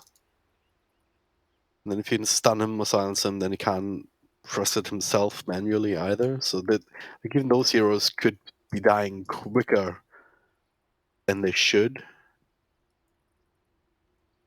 And they could just give you a way in to just stabilize for the next minute or so, and then maybe look for another, or at least keep these lanes pushed out. Is the smoke from White Album and the boys? They have this one big wave mid lane pushing in, so it's kind of hard to smoke up. But they are like hugging. Usually, this means that they will smoke up.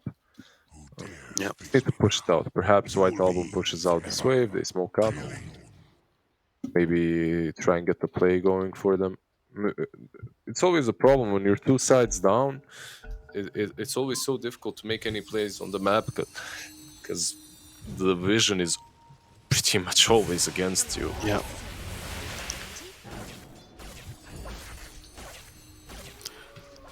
Well, I also don't quite know whether LBZS might not be smoked running at them right now as they're walking into... Excuse me. They're walking into what little vision they have. Yeah, I'm alright, alright. And be careful, man, it's the AC, it can get to you. I'm in Germany, we don't have AC. Oh, you Not just a like to thing. suffer, is that it? Nah. It's just like I had COVID last week, and the cough is just lingering a little bit, See, which is slightly unfortunate.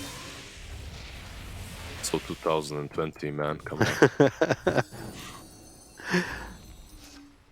It really isn't, because since I was vaccinated, I had only very mild symptoms, all things considered.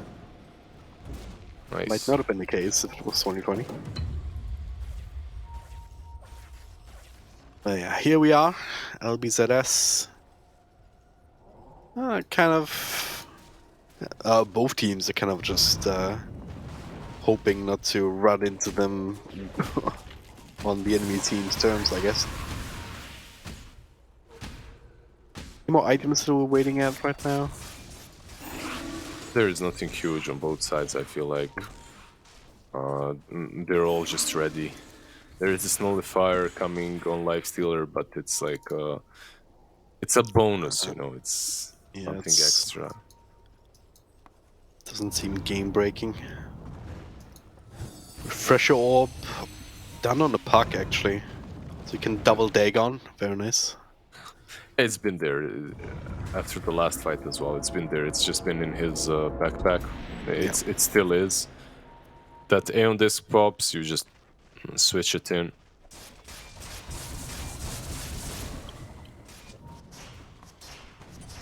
Both of these teams just waiting for the proper rush fight. Yep. Looking up, you can see they're well aware of where all of them are. Like, if you're Team Fusion, you can't really play anywhere else. On low, next up. Ooh, being gone on right now, trying to burst him down with the bashes. They'll be able to. Like the White Album's best efforts, but this is the full 5-man lineup. Fusion not ready to engage there. You get an additional gem as well on their side, so now they have 2. Can leave that one in the base. Most important is you took it away from Team Fusion, right? So Yeah. the map control becomes even easier for you. What's up with all the invis plays coming from Team Fusion? It's like they listen to us talking that game 1 that invis is invulnerable and makes you invincible, right? Yeah. They took it to heart. That was not the message that we wanted to send with that, just for the record. It does seem a bit rough. Lifestealer, God King, committing for the nullifier. As a result, no buyback available for him. To buyback either for PP or LG. Both of them finished up their own refresher orbs. Dire's bottom tower is under Yeah, some attack. huge fight is coming up, especially now as Rosh will respawn in a second. Team Fusion getting into position. There's an Observer one up on the high ground here that they would have to take care of first, so they smoke past. Phoenix has some sentries to work with, but they need to go right now if they want to contest. As Roshan falling incredibly fast here to Kagome. LG rolling up. Fuck. Won't get taken care of, but Roshan is already dead. Aegis, jeez. And oh, hey, here we go. Fisherman going in, and that's that Magma detachment next on the list here. Back up to full as he tanks the Dagon. Unfortunately, the Omni Slash here on 2. Infest is kind of safe. Fisherman is still alive, and the ultimate's still going. Juggernaut is dead once. Can he die twice?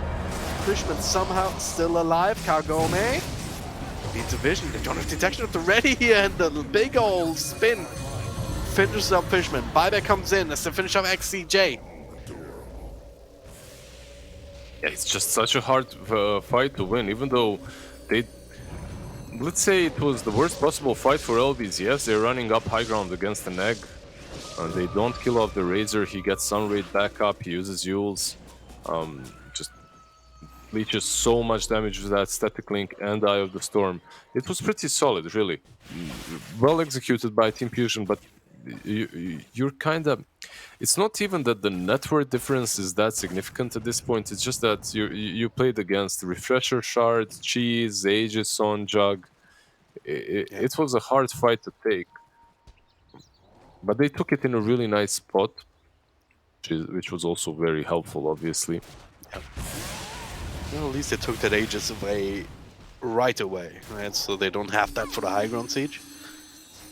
The downside is Razor did commit that buyback, so that's a bit of a win condition right now for LBZS. If they end up killing the Razor, they will have a much easier time taking an engagement, because we saw that Eye of the Storm do a lot of work, not just doing damage himself, but also making sure the lifestealer can do damage much easier, obviously. Right? Minus armor also is something that benefits him. Yeah, of course. They like complement each other pretty damn well. Lifestealer, let's see if he'll do the same. Yeah, he will. Last time he used his buyback money, this time he's going to do the same, finish off that full abyssal. It's a huge deal when you're playing into a jug, right? Having that abyssal point click for sure stun definitely does help. Still the slight problem of the Lincolns that you have to contend with, but He has a nullifier as well. That Lincoln's is most of the time popped by Razor anyway. He has Halberd and Duels. Usually it's popped by Halberd, so he can static link, and then he uses Duels to save himself from the Omni Slash. yep. Oh. Game still going on. LBZS with the advantage still. Might be here for a little while unless they can find a decisive high ground fight in the next couple of minutes. They still have the cheese. Currently Hoodwink's the one holding on to it. But they also have their own buybacks on most heroes. LG, a couple hundred gold away. ABBA as well. Yeah, I feel like it's one of those things. We don't really want to give this cheese to Hoodwink, but no one has a slot. So here you go. Yeah. On support, You you can hold have it for now. Yeah. Yeah. Tower is under attack. But don't eat it, just hold it. Dire are scanning. If you eat it, we're gonna be mad. We're gonna ask you, you know, when the heroes are like 10% HP, where's my cheese? Yeah. Did you eat it? So that you could hold it, not that you could use it.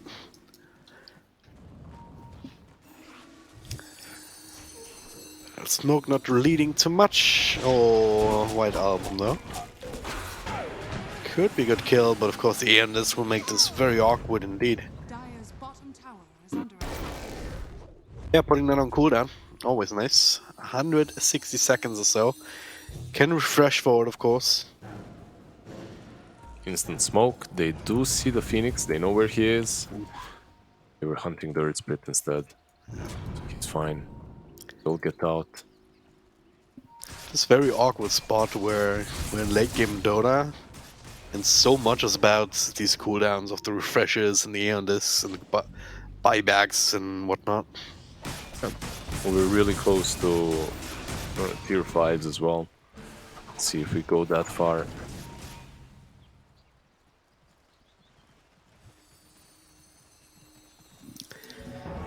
Alright.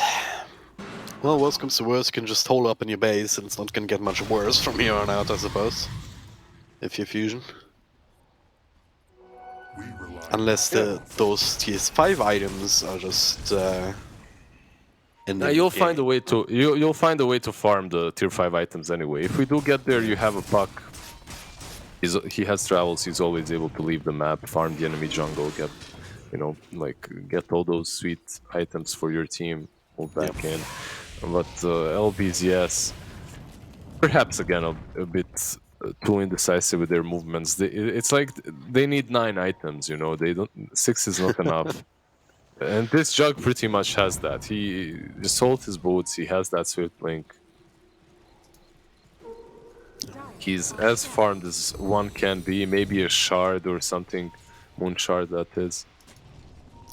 It's got the Revenant's Brooch and Puck, but CJ might be going on right now. He's in good position to break the smoke.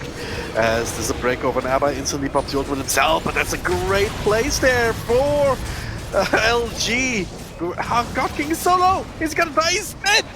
And he does not have buyback, does not have the money. Why double return to get rid of the egg? Hondo in so much trouble afterwards as he was stuck on the high ground. See, okay, he just turned himself to a stone and kicked himself across. That's very balanced. Yeah, remember, there's no game- buyback. Yeah.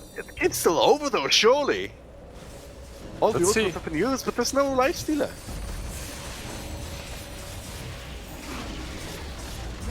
Surely they need lifestealer. Yeah, I believe that as well. I don't see them. Okay. I don't see them taking this fight. There's still a refresher on the DP. It's been available whenever you wanted. XCJ caught in the middle, just the bashes. So many of them being stacked up. And this only provided momentary respite here. His face even, now look at him, bashed, disarmed, stunned. Can't even make it back up to the fountain here. Lifted up himself into the air. Try and make it, but it's just not enough. LBZS gonna claim game number 2. GG, well played.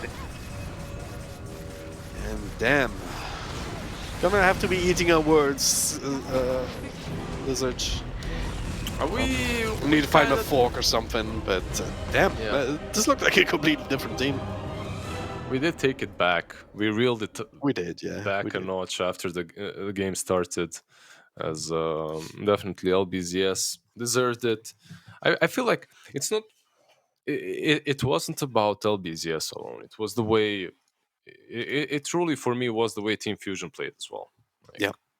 They played the same way they did with the Prophet. They got punished just so many times. Their duel of, like, if it's Sand King plus Phoenix, and you're playing in the enemy jungle, if they jump you or you see someone, you have kill potential. But when you're Phoenix plus Razor and you don't have an H's Prophet, it's kind of a different thing, right? Like, you can't really do that much with that combo. Yeah. I mean, this is a much more fun game to watch, in my opinion. Obviously, game 1 is a little bit of a stomp, but yeah, game 2 completely different here from LBZS. I think you said it on pretty early on. You're like, yeah, okay, LBZS actually playing aggressive Dota here. Like they made a couple like really quick rotations. They find good early towers with that Death Prophet's first rotations, diving that tier 1 top ended up netting them a lot. And it's just a completely different story from then on out for the Death Prophet, for Kagome and the Juggernaut, both having incredible score lines 10-0-19, 15-1-13. Like, this was, it's just, it seemed like they were much more well put together in game number 2. Yeah, pretty much. Like, even though it wasn't the classic standard moves that we've seen, like they made a lot of effort and a lot of rotations towards the top lane, which is not a tower that would be first on your list normally, but it is still momentum, and still something going for them. And then eventually they were able to just keep up in terms of farm, always punishing Team Fusion when they were still in the split map mode, as Lizzo was saying. Like 2 heroes on one side, just going in and then being killed off time and time again. And that kept the net worth very much in check. And then, they were itemizing to account for the lack of lockdown. Like the Bastion was doing a lot of work on LG. They had the sheep stick on DP eventually. Like, and the Juggernaut just got super strong. And he's one of those carries that is better than some others here. Maybe not the best, but he's certainly a hero that can carry the game given enough items. So. I may be a bit greedy in the playstyle. I think that for me the main point is Team Fusion,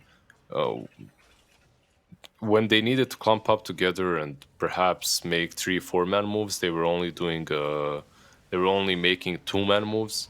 Yeah. And 90% of them got punished early on or didn't really do a lot. Not enough of pickoffs, which just gave the game away into LBZS's hands. You're still, remember, you're still playing against the Death Prophet with the healing ward with an Abaddon. There's just a ton of sustain from them, and if you're not committing to a fight, 99% you're not killing them. So Yeah. Really well done still, though, by LBZS to bounce back after game one. It's not an easy thing to do. Yeah, for sure. Not at all. And one thing I was a little bit surprised about was Fusion's like hesitation around the Roche pit. Like you pointed this out during the cast, Lizard. It like you look at this Phoenix and you're like, yeah, just egg next to the pit, right? Like that's what you would expect. Like they would just start the egg and force the fight before the Roche goes down. But every single time, all 3 Roche fights, the egg came out after Roshan dies, right? Like so it just feels like they maybe played a little bit too passive around this Roshan when it kind of feels like they have the Roche advantage with their team fight, right?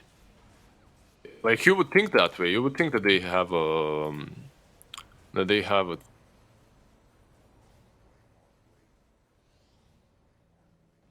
Oh no! We'll bring Lizard back in just a moment. He a little technical difficulty here, but he was just going on to the point that you would think they have the Roche advantage, right? But for some reason, there was a little bit of miscommunication, maybe a little bit of hesitation into that Roche bit. All right, Lizard, continue making your point. The people want to hear you. Yeah. You're completely right. A little bit of hesitation. Maybe XTJ was a bit too worried about Jug, about the spin to kill the egg, right? Maybe that's the problem. You're thinking, okay, if I go in, my egg dies. There's nothing to save it. But he needed to make LBZS hesitate. He couldn't be the one that hesitates. Like you need to put that egg and just make that egg a focal point of a fight, like some sort of a taunt that makes LBZS goes on it, so that the rest of your teammates can do stuff around it. Perhaps that would have been a better approach, but it's hard to say. Team fights were definitely not easy to execute for Team Fusion boys. Certainly seems though that if they had been able to find at least one of those Roshan fights going in their favor instead, because some of them were on a nice edge, especially with the Aegis. Maybe lifesteal is a little bit quicker with the right click and whatnot. I mean, you can easily see these kind of things going a different way, especially that one that we just saw in the highlight, where they actually ended up killing the Juggernaut with Fishman surviving, having the ultimate going the entire time, and God King actually being able to right click on a lifestealer. Like, if Jug didn't have the Aegis there, maybe that game turns around for Team Fusion then. So it's this inability to execute team fights perfectly, or finding a way to execute them in a way that actually allows them to get the upper hand, might have cost them the game in the end. But I think absolutely right when you say that it's incredibly difficult to actually find that one path that you need. Yeah, all 3 Roshans going one team's favor, definitely makes a difference in the full global scale of the game. There was something I actually learned in this game that I was a little bit interested about. Maybe I saw it incorrectly, but the Pango versus Puck matchup, typically, very Puck favored. Did I see it right that roll up dispelled the coil and he just rolled it and he just Yeah, you saw it right. That's not supposed to happen, right? Like, am I crazy? Is that a bug? Because it is an undispellable ability. He definitely just dispelled the coil and then just rolling thundered right out of it, and I was confused. I'm not. We'll send it right to 100% GitHub. sure. Yeah, I'm not 100% sure if he dispelled it or if it's or if it was about to end. I'm not 100, but I think it was you're pretty right. fresh. Yeah, I think it was like a fresh coil. Maybe he was like right on the edge, but like I don't know what happened. He just rolled up and then was boop rolling thunder right into the puck, and I was like, wait, what? I'd bet that he was right on the edge. That it wasn't that he just dispelled it. That it was right on the edge, and because of that, it kind of clipped it. Like when you yule yourself on the edge, and there's a small chance to drop on the other That's side. the only thing. It could have just been something I'm going to look back at for sure, because I was it caught me off guard, and it definitely caught God King off guard. That was like his first big death of the game. Or I'm sorry, not God King, White Album. But yeah, interesting stuff. Really exciting game number 2, though. But we do have a game number 3 coming up. So we're going to go to one last break here in this series. It is going to be LBZS taking on Team Fusion here in game 3. Everyone stay tuned for more. We'll see you right after the break.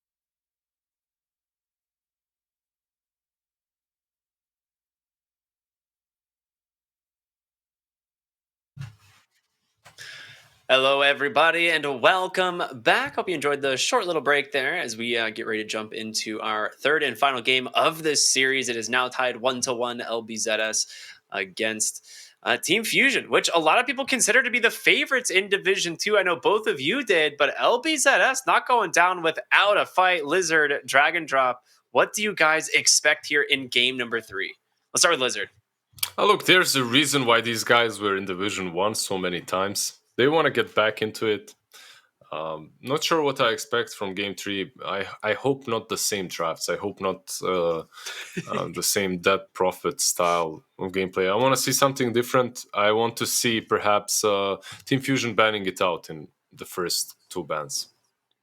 All right. What about you, drag and drop? Well, I'm certainly glad LBZS woke up. Really seemed in game number 1 that they weren't really themselves, or they were the worst version of themselves, perhaps. But then it made the right adaptations in game number 2. Also took advantage of Team Fusion, kind of also being asleep at the at the wheel, kind of trying to coast the same way that they did in game number 1. While this time around being challenged, so it should make for a very interesting game number 3. And I'm happy. I'm ready to get into it. Yeah, Well, gonna see something with that, slightly different.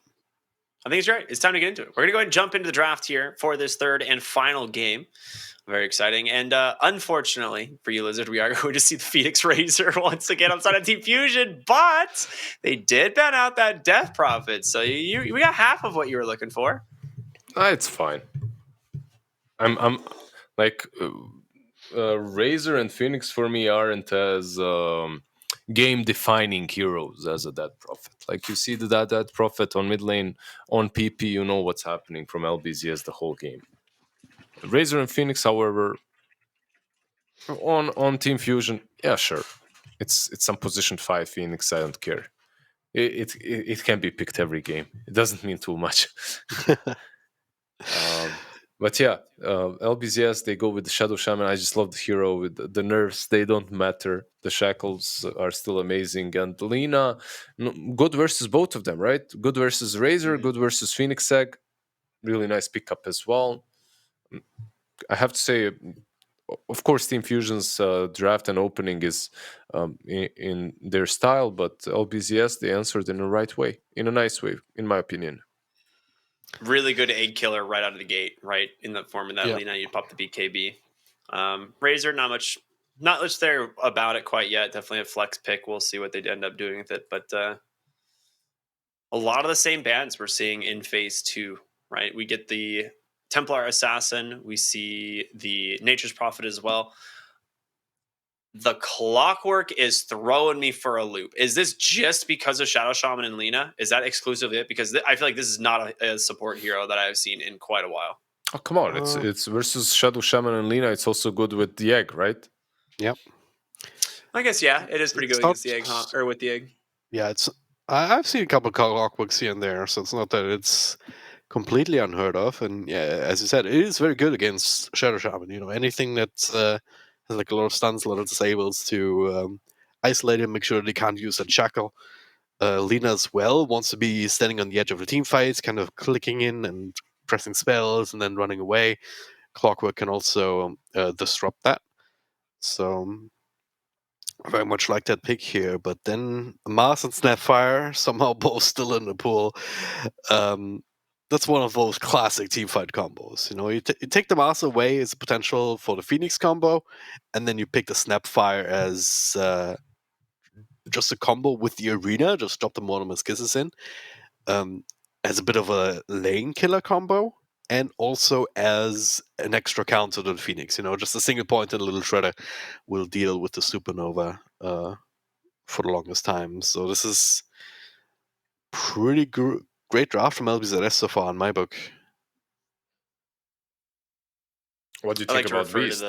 Yeah. Oh, I was gonna say I like to refer to the Mars Snapfire as the power couple of Dota, but yeah, I'll let you carry on with the Beastmaster point. No, I was actually just asking. A lot of utility, a lot of push potential, giving that true BKB piercing disable for the egg to stay alive. They have two now. You have the hookshot and the primal roar, so that's pretty solid. A lot of attack speed for everyone to kill off Shadow Shaman's wards. I think the only question is like, what kind of a carry do they pick up that benefits the most out of that attack speed from the beast? Or So do do you they think go? we're looking for White Album Zero, or it that's Hmm. last year, or is this like White Album going Razor mid? Because No, that's where this you're gets actually. tricky. This is Yeah, Razor 1 yeah. I in think Look it's for Razor One as well. Yeah. You're right. It's not the best though. With not my favorite with the Beastmaster, Yeah, but that's where I was confused, because you're also into the Mars, which is like a classic. Razor doesn't do anything against you in lane. yeah, yeah. That's completely true. No, I don't know. I'd rather have Razor somewhere else. I'd rather have him not be a safe lane, but I feel like Uh, you're kind of out of options. yeah. Do you really want him mid against Lina, right? Is the other thing. You don't, but look at LBZS and look at their bans. They're thinking the same thing that we are, and that's that Okay. Team Fusion needs a carry, and like Mhm. you can put Razor on safe lane, but I feel like it's easier to put him mid and have him struggle in the lane, and Yeah. then have a solid win condition, than put him on the safe lane and then have no win condition. You know that can Yeah. happen easily. What's the chance of them bringing back something like the mid Beastmaster that used to go for like that Axis build and Aghanim you? Yeah, It's pretty bad. Like the Axis build is bad. Like, you could put Beast mid even, but go for the normal Helm of Overlords yeah, Home and Overlord whatnot. build or Yeah, whatever. Okay. yeah. It's possible, but then why not just put him off lane and put Razor mid? It's the same thing Yeah. versus Yeah, I Lina. guess you're just against Lita, right? Like neither of them do particularly well. All right, so both teams looking for the one position, then potentially Kagome and God King's Hero up for bat here. His Templar Assassin is still in the pool. Nope. Not a bad one here. And out. Wait, is it? Yeah. Oh, it is banned. Okay. Whew. Right there in the middle. Yeah. Medusa's still there. Still got the Jugger also been banned. Just get the Life Stealer again. Uh, Make him redeem himself on the side of Team Fusion. yeah. You know, like it didn't work last game. Now show us what you got. But they have last picks, so overall they can counter LBZS's core. I wouldn't mind another Lina-esque hero on the side of LBZS. There isn't really a lot left in the pool, so some TB, Draw, whatever. Or you can just go for a Medusa as well, right? Like you have Medusa with Mars with Snapfire. Not great versus Razor, but playable. Okay. Never mind. The Wraith King and then the Medusa on the other counter side. is the Medusa. Okay. Yeah. So my worry was if you go Medusa on LBZS, you can respond with anti-mage into the safe lane. And it's actually not a bad lane into the Mars. And your hero matchups are all pretty good. But Kagome Wraith King, they tried it in game 1, didn't quite pan out. We're gonna get God King's Medusa here in game 3, but White Album on the mid Razor into PP's Lina. So we'll see if you can kind of salvage that lane. But just looking at draft, fellas, how do you feel? I mean, the last 2 games, drafts looked relatively like one-sided, or I guess game 2 is a little bit more even. But what do you think about here in game 3? You want to go first? Oh yeah, Dragon Draft, you go first this time. Yeah. I'll go first. Kind of depends on whether game 1 LBZS is playing or game 2 LBZS is playing. Because if it's game 2 LBZS, then I want to give it to them because they have so many tools that they can use to just play very active. Like even with the Wraith King, as long as his ultimate available to fall back, he can join in on fights, or he can just stand back and keep farming while Mars Snapfire just leads the charge. Lina Shadow Shaman, like there's so many stuns, so much damage coming from those hero combos that they could easily just throw Team Fusion for a loop and try and really punish this Medusa as well. I think if they do that, they're in a really good spot. If this game goes as late as game number 2, though, and Medusa gets super farmed, things might get a little bit dicey, though. But I'm not sure if they let that happen. I want to say LBZS in this game. Okay, Lizard, how are you feeling? Yeah, I'm just gonna go against Drag and Drop. I'm feeling great, by the way. Thanks for asking. But I'll go with Team Fusion. Like All right. Okay. they're gonna if the game plays if both teams play the same way they played before, this Medusa is gonna get big. She's gonna be farming uncontested. Will dominate the game eventually. All right. Simple as that. Medusa late game, pretty good hero. But we got to jump into our third game here of this series, everyone. So I hope you're excited. It is, again, of course, going to be Drag and Drop and Lizard. Enjoy it, fellas. Talk to you after the game. Thank you very much, Ricky. As game number 3 is afoot. First series of the DPC 203. Hmm. Already a game 3 here. How could it be any other way? Yeah. Like I just want to elaborate a bit further on that. Like Medusa here is usually she's considered like end all be all carry, right? Like the ultimate win condition. Yep. And you have to know though, it's not the Wraith King, by the way. Top lane. I thought, clock. yeah, pawn low, already super low, couple extra right clicks, all the stuns already coming into play. That's the first blood being drawn. PP gets a bit of extra money here to go into the mid lane. So this ties into my point even better. In this game, on the side of LBZS, Lina should be the true carry, right? The true position 1. Wraith King is just noise. He's the one up front making a mess, while Lina is truly hitting heroes, and she can outcarry, outrange and outcarry a Medusa. So my eyes are on truly on PP. Let's see what he can do. Yep. I think it's gonna be up to Clockwork and Beastmaster to try and counterplay that, I suppose. Ponlo especially getting right on top of the Lina with a hook shot, pushing her closer. Perhaps the White Album or someone. Should get very interesting though with when all of these spells become available. For now though, Fishman already under a lot of pressure up top because Ponlo of course taking some time to drag the creep wave across. Down bottom. Not seeing anything similar just yet, but it is the Shadow Shaman Mars lane. Not the Snapfire Mars that we were perhaps expecting, but similarly powerful. It's not about the lane, right? Like Snapfire plus Mars, it's later on that's really strong. The laning stage as well is solid, but I mean, you can always cookie into Spear, but in this game, or in this lane, you can also shackles on the Spear very easily. So.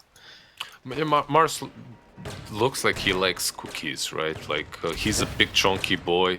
He's never cutting. He's always on a bulk. So oh yeah, does make sense. Can you just imagine a Mars voice line be like, "I want cookies." It's like really angry. I can.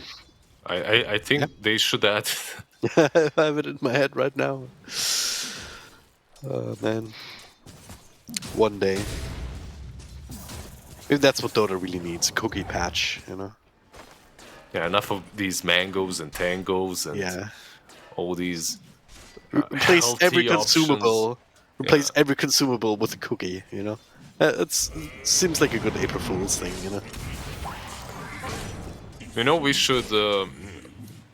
all these energy drink brands should definitely sponsor one of the events, and every rune should be changed. Like whenever there's a haste picked up, taste this energy brand drink with rose water or something. I don't know what's red and tasty. Cranberry juice.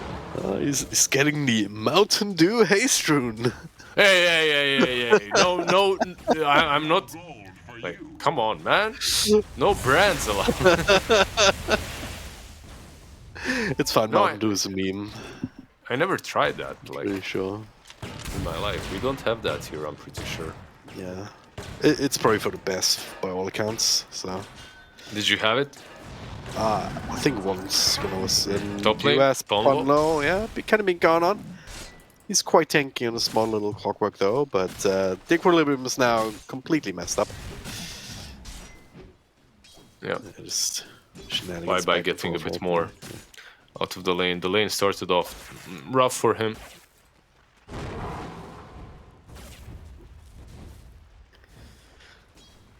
Yeah, so far, so good. Now he's kind of alone here. Detachment does have some mangoes to work with, but not interested in overextending here. So right now, of course, Ponlo is securing an extra rune. PP is gonna not even force him to get it. Yeah, he is. Actually gets the deny out. Either way, White Album can't refill his bottle a second time.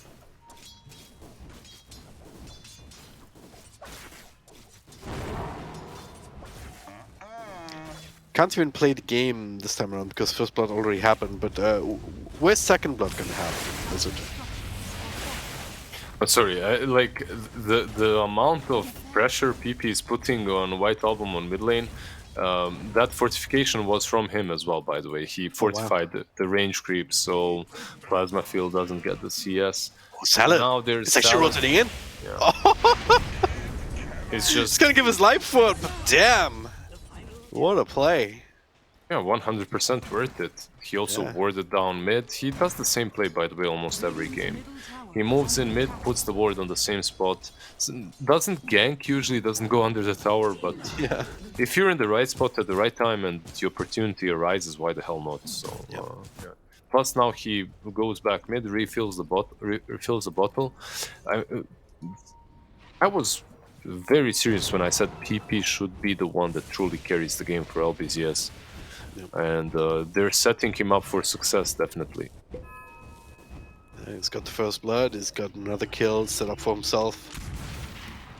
And up top, Salad, not even done yet, just going forward. They have so many stuns. 4 Fishmen holding on to Chakra just now, but Ponlo, nice little set of cogs here, just enough separation to get the kill, but only just even the skeleton. Not enough, and now White Album with the rotation, punishing Detachment. Now running down Salad with an ultimate going here, just need a little bit of extra. He sees him inside the tree, Salad, no tango or anything to eat through the trees. Oh, has a mango. Tree cat from Kagome. That doesn't A go little too in late. deeper. Yeah, it would have been a bit rough on the tower, but still good rotation there from White Album, so bit of a recovery there. It's PP working away at some jungle creeps. Just have to commend Ponlo for those cogs on the top lane. Really nicely done. He's gonna die now, of course, as I commend him, but Well, yeah, that was all your fault actually.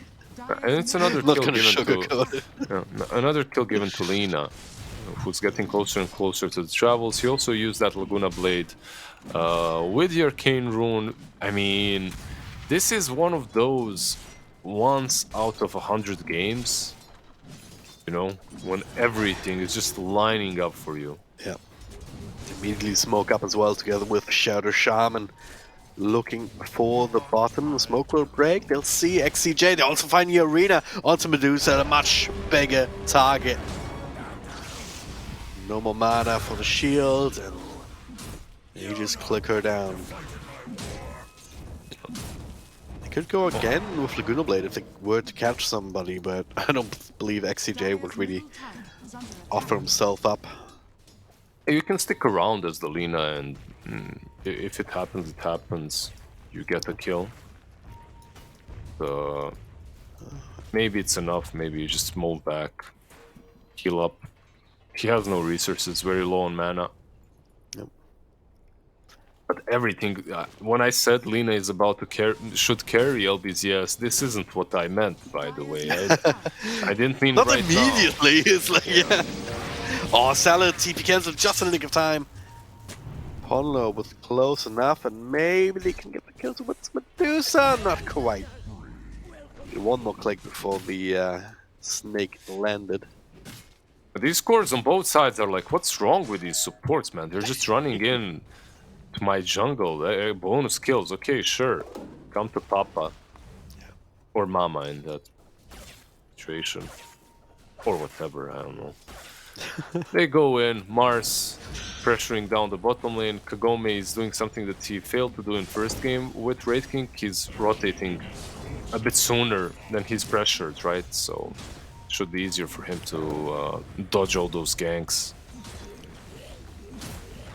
A little bit annoying here with the Fire Spirit spam from the Phoenix, but it only serves to slow down this push. He's doing a good job though, so far Yeah, at he is. least. Needs to be careful of the arena if it comes. Dire's middle tower At this point, he's gonna get level 6 even. Like, Yeah, if he gets it, then could And a turn nice this into a dive fight. out. But yeah, good catch here. Meanwhile, elsewhere, attack. caught oh Lina. no, White Album catched Lena. That's a pretty big kill. Transitioning into some pressure in mid. Radiant's bottom tower Bottom is still munching away on that here. Phoenix has been pushed out of the trees at the very least, so can't keep spending fire spirits, and that'll be enough to finally allow them to finish off this tower. Radiant's bottom tower. Two supports doing very similar things, right? On bottom lane, XCJ, on top lane, Detachment. Both position 5s just defending the tier 1 towers. Oh, he got him! What? He got Kagome! What? Oh man, come on! He yeah, it's the armor toggle. Yeah. Whoops.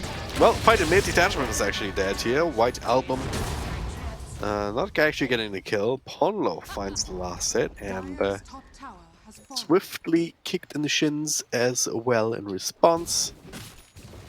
But White Album gets out. Fishman at the same time took that space to finish up the top tier 1. Still hanging around, and there's something coming on the courier for the Mars. You see it on the right hand side of your screen, a blink dagger ready to go. So Fishman sticks around. Might just be gone on with that.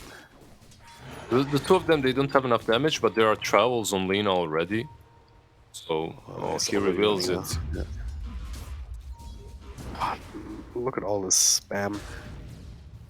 It's annoying. The boars, they just slow you down so hard, so you can't Radiant even are scanning. escape sometimes properly. Good thing he had the spear available when he did, because there were 2 sets of skeletons just coming out from the Dark Troll Summoner. So many units with like plus. Oh, yeah. Focus on that here as the Supernova comes out. Lina is already dead. And now, perhaps a bit of a turnaround here. Arena catches a couple of deaths. Snap by cookies. That's a combo that we've been waiting for. XJ, Ponlo. XJ actually finds. Oh, Icarus dive out, but still in range of Detachment. He gets a triple kill. That's you know, when you're a Snapfire, you're really happy to do this, get those perfect Morty's kisses in, but you'd still rather give a kill or two to your Raid King. Is under attack. He doesn't deserve it though. He died toggling his armlet, right? Like, Yeah. you're the I mean, carry now. Go If you want the Daedalus. kills, you gotta work for it, you know, you gotta get the last hits. That's just a taste of the teamfight combo that LBZS is capable of. The biggest issue is Lina dying a couple of times now. Like, I've been hyping her up, but at the same time, like you guys mentioned, there is this clockwork threat. There's also the later on Beastmaster threat with the roar, but Lina isn't really a hero that deals too well against the clockwork early on. She needs the BKB, and then perhaps it's gonna become a little bit easier. Yeah. Just got the boost of travel, still top of the net worth charts, but Medusa is catching up. Like God King is more or less being uncontested. They got the drone kill on him bottom. Ever since then, just disappeared into the jungle. White Album in lane. Yeah, looking for him. Spear into the river, into a Hex, into a Shackle, into the LSA. Don't even need the arena for this one. Is under attack.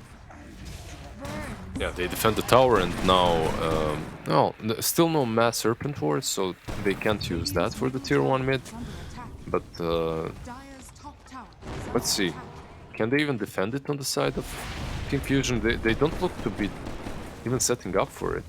Yeah, they're not looking to get into position, so this tier 1 will just be bullied down. Radiant's middle tower And top tier 2 took a bit of damage in turn.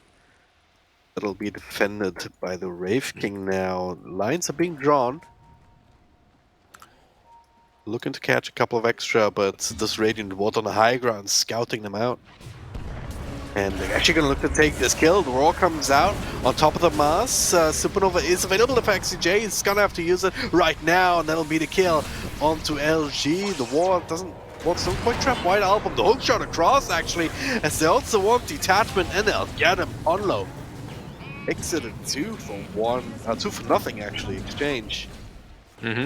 Yeah, Games, they saw them coming, and they reacted to it. nice usage of wards to try and block off White Album and save detachment, but it didn't really work out in the end. Ponlo was in position, he used that hook properly. Yeah, they tried jumping, but it's hard. You're jumping a Beastmaster and a Phoenix. They didn't manage to stun the Roar man, so he roars back, and Yeah. it just wasn't enough damage. I think you need Lina in those kind of situations to burst the target down, but PP doesn't have a BKB, and I think after dying twice, he's like, okay, I was 5-0, now I'm 5-2. I really want to chill out, finish off my BKB before I continue feeding. Yep. It's getting being scattered out up top as well. And it's one of these aspects of a Beastmaster that Scanning. don't always talk about, but this vision advantage from the Hawks can make such a huge difference. Does not see the smoked up heroes though, running in ahead of the Lina, so it looks like they made exactly the adjustment to what you're asking for. Bring the Lina in to make sure that you have the damage, and actually a little bit late, but still getting the kill on Fishman. They have to follow control clockwork, but no more damage. And now it's White Album's turn, running down PP, and nice cancel once again. Unlow clearing yet another kill for them. Salad, not long for the world either. Like you said, a little bit late, and because of that little bit late, his TP gets cancelled. Like Dota is, like this game sometimes lasts 30 minutes. In a 30 minutes game, every single second matters, right? Like it's just the way it is. And why was he late? He was late because there were boars blocking him. Now I'm not sure if Flyby did it on purpose, if Fishman did it on purpose. I think not. I think the boars were just stuck trying to get into the arena. But regardless, Lina was just stuck moving through boars. Yeah. Well, once again, Fusion able to react. Seeing the evolution of this entire series, even just LBZS kind of bad approach to the game, just letting them farm, and then Game Up 2 they adjusted, they're becoming more active. And they're still playing super active here, but this time around Fusion, they're the ones who made the adaptation, they're the ones who CJ? are more ready to respond as XCJ. Okay, that's a hook shot in, actually Supernova comes out to save his life, but the BKB reveal coming in from PP, not exactly ideal. It's also one from White Album, and just running away from a Solo Razor. He gets the kill, and don't tell me he gets out. He gets out. What? He had the What a haste. gamer. Yeah, he had haste, so he ran in. Yeah, invincible. Yeah, didn't really manage to. No, invincible is Invis rune. Come on, man. But yeah, Lina does not have a BKB, but they could fight this. They have a blink on Mars. Like Kanomi, he's just going in. Alright, why down not? PP caught in the side though. Inside the cogs. The ultimate comes out from Medusa. Can't fight this one. LG, no arena, no blink here as he has fire sprints on top of him. A cookie defensively here. Kagome tries to live, but he can't. Detachment next on the list of casualties. Triple kill for God King of all people. Sponlo claims another for himself. They're just being rolled over right now, panicking, as Roshan was being worked on by Fusion. Yeah, that was truly. Not gonna get the Aegis, but another 4 kills. Yeah, that was truly panic, like you just said. It was Medusa getting 3 kills on top of that Aegis, and the game just feels completely out of control for LBZS. Why did they do what they did is, I could argue only with panic, like you just said. Yeah. They lose a team fight they lose a team fight around the outpost, which was bad, but what followed up was just the last nail in the coffin, really. They needed at least the Snapfire or at least the Shadow Shaman around to have a little bit of that teamfight potential. But you're running in alone as Wraith King and Lina. What do you have? You have two reliable stuns, but pretty much insignificant. Here we go, Ponlo. Honestly, one of the more important heroes to take away immediately here, causing so many issues for Lina. Fusion will probably want to take it slow here. Sorry, he says. Alright. I gotta love Ponlo. But yeah, bottom line is Aegis in hands of the Medusa. Yeah, at this point, usually if you're a team with the Medusa, you wait for that Skadi. You have Manta Skadi, you can continue fighting. You can even wait like 24 minute mark for the Battle Fury. Oh, sorry, for the Butterfly. Yep. But it looks like they're all ready, down to fight. Or at least down to get the tier 2. Or siege down for free, so they'll also bring Medusa closer towards its Skadi and 900 gold or so away.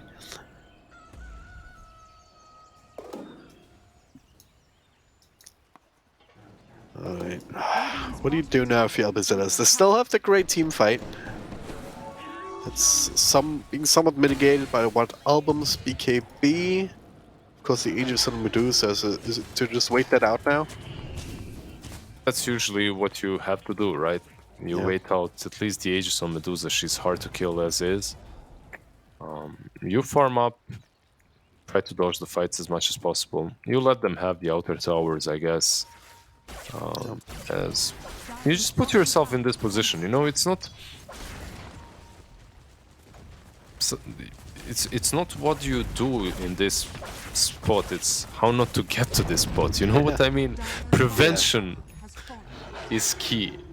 But now that you're in it, now that you're in it, you just pretty much suffer, and that's what they're doing right now. They're suffering. Let that Medusa take the outer towers. Hope that they don't go on the high ground. If they do, try to punish them. Yep. Still 2 minutes on that Aegis. No more outer tier towers to take. They have top lane pushing in and some juicy farm here. White Album will be taking this one. The rest of the team smoked up.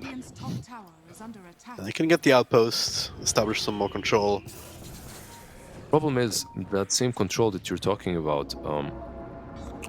Like you mentioned, this Team Fusion, they have the Beastmaster. There's a lot of info coming from Call of the Wild Hawk. There's also rockets. There's also a chance of Clockwork just setting up, catching you. So split pushing. Smoke even. The split pushing isn't an option for LBZS. That's why they 5-man smoke. Yeah. Again, I think that's been scattered out. There was a Hawk on the side. So Fusion very ready for this. The only one that they're showing on the low ground is Medusa. Still they know exactly where everyone is. Yeah. They know where LBZS is, because that's the only place they can be at. Yeah.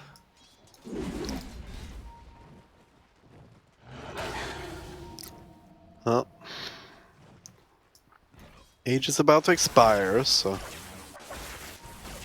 not going to be able to use that for a decisive high ground push, but that's not to say that they couldn't poke and just choke out the map right now. Like LBZS, if they're going to leave into a team fight.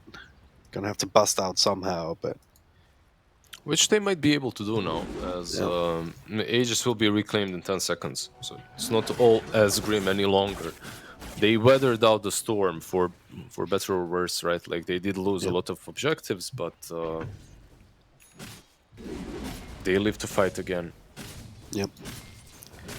And keep in mind, like all things I've been talking about does not really apply to a situation in which Medusa doesn't have Aegis anymore, as they don't have any saves for her, and if you recklessly go high ground pushing Ponlo. Ooh. What? How did he get that one? Well, it's a good rocket. Nice. Oh, it gets a Nice blink. blink. Ooh, and the TP. All right, all right, all right. It was a nice rocket to scout him out, but even a better blink. Yep. Gets away. Yeah, yeah. Well played by Kagome. Keeping his 2 minutes on cool. cooldown. Yes, it's not the level 3 ultimate. Still lasts forever, so potential timing here for Fusion if they want to take advantage of that. They just have to be careful if they do want to push at this point. They have to be careful not to get like speared Yep. into the high ground, because this Medusa, sometimes the Medusa gets speared onto the high ground and she just dies.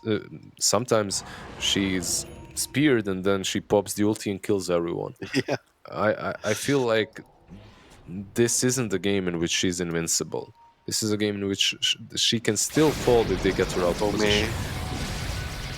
Actually see him again with another rocket flare and then just run him straight down. And he's not going to be coming back this time around, so 50 seconds on the sidelines. Yeah, this is what you mentioned, what Ricky talked about. There's just so much vision on the side of Team Fusion. You have these hawks flying everywhere. You have the rockets, long range initiation by hookshot. Really, really difficult for Carry to be splitting alone on the map. Yeah. Dire are scanning. That's exactly what you were saying before as well, you know, just it's not really an option for them, and he learned that the hard way. As for LBZS at the very least, we're able to find a way out.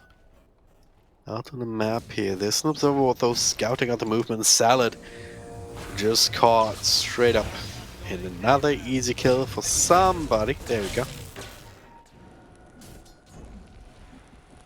Radiant are scanning.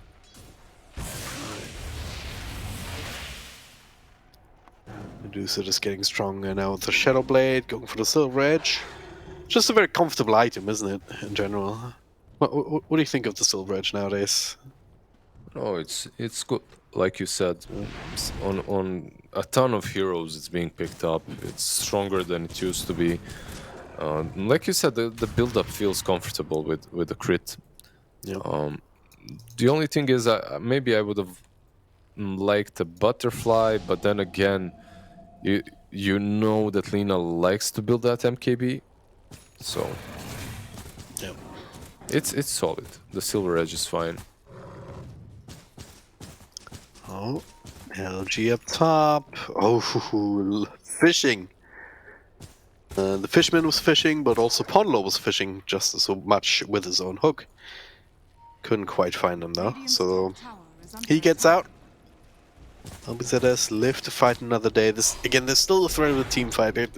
Not much has changed in the last couple of minutes while waiting for Roshan to respawn, so on else this might be a little bit repetitive.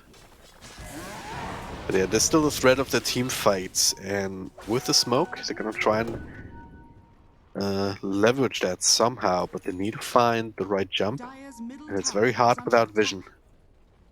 It's hard to jump that high ground as well. Yeah. I think if you're LBZS, you need to be fighting on your high ground. Like moving onto the enemies is at this point almost impossible.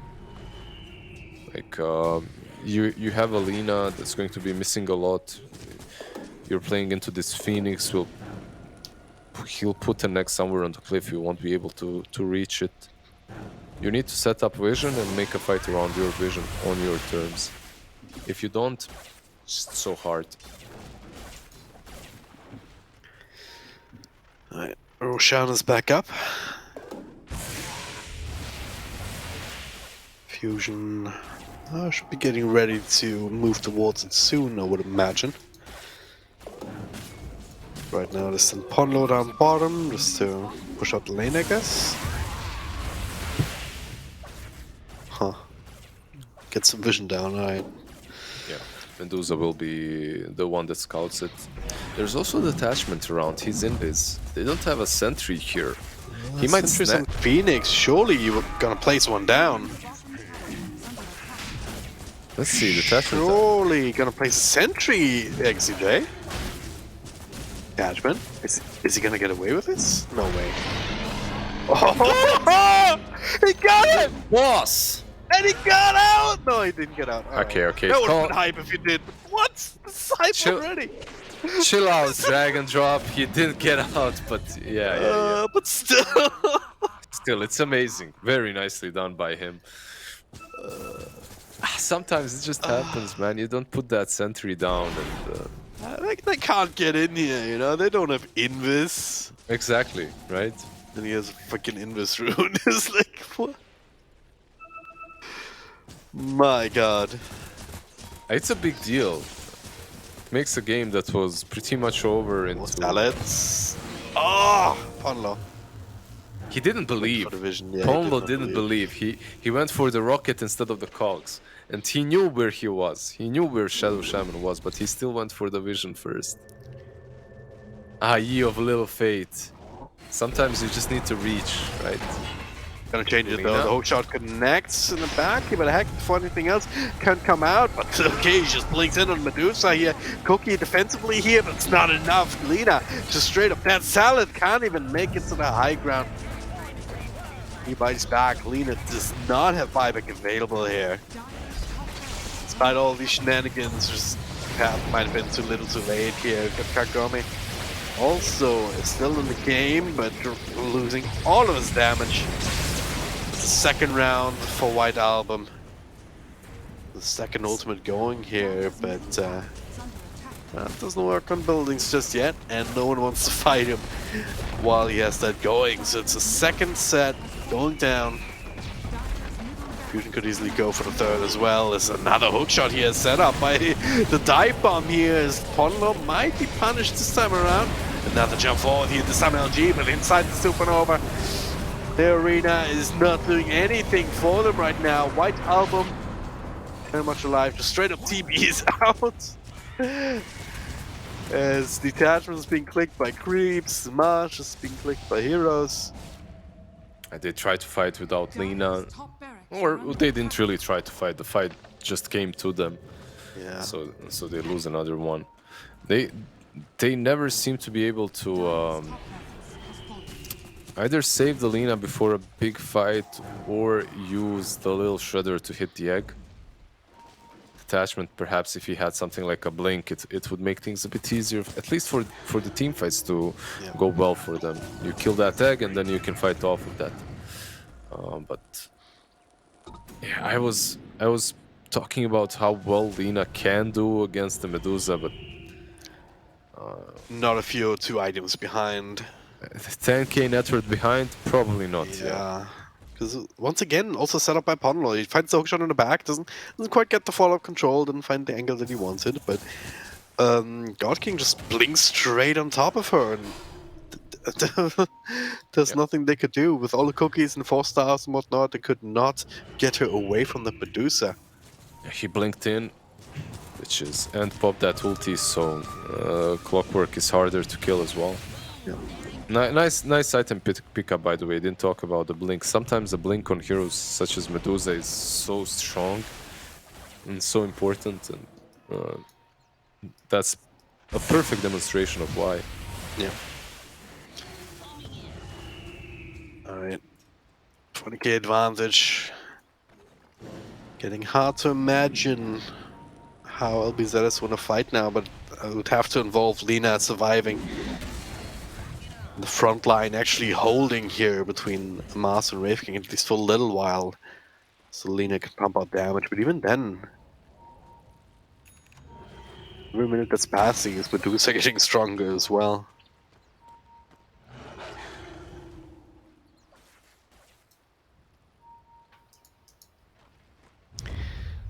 So Blink Raw, Beastmaster with 8-second BKB. Still Refresher in the AC and Razor. Oh, there we go again. Hookshot goes in. Arena to follow here. Ponlo going in, but he did what he came for. Lina is dead. Everyone's dead. They're just calling it GG. Well played as they get run over. The blink of an eye here at the end of the game. That's A small little pause. Yeah. Just to call GG one more time, you know? No, that wasn't it. He DC'd.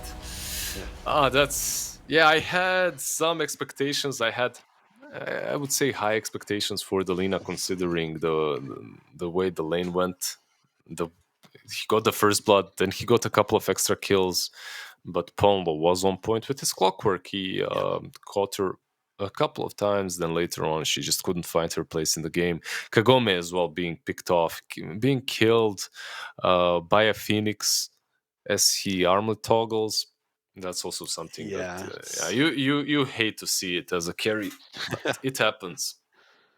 it is The a bit exact awkward. same thing actually happened in game one. The Wrath of Nature from the Nature's Prophet was just bouncing on the Exactly, map and yeah. just kills them after an armlet toggle, and you're like, well, guess I'll respawn in 30 seconds. Like, yeah, it's a real unfortunate scenario, but you were right, man. Team Fusion really hit their timings. I mean, talk about an abrupt ending. That was just like from 0 to 100 in like half a second. Everyone on Like LBZS that. is gone.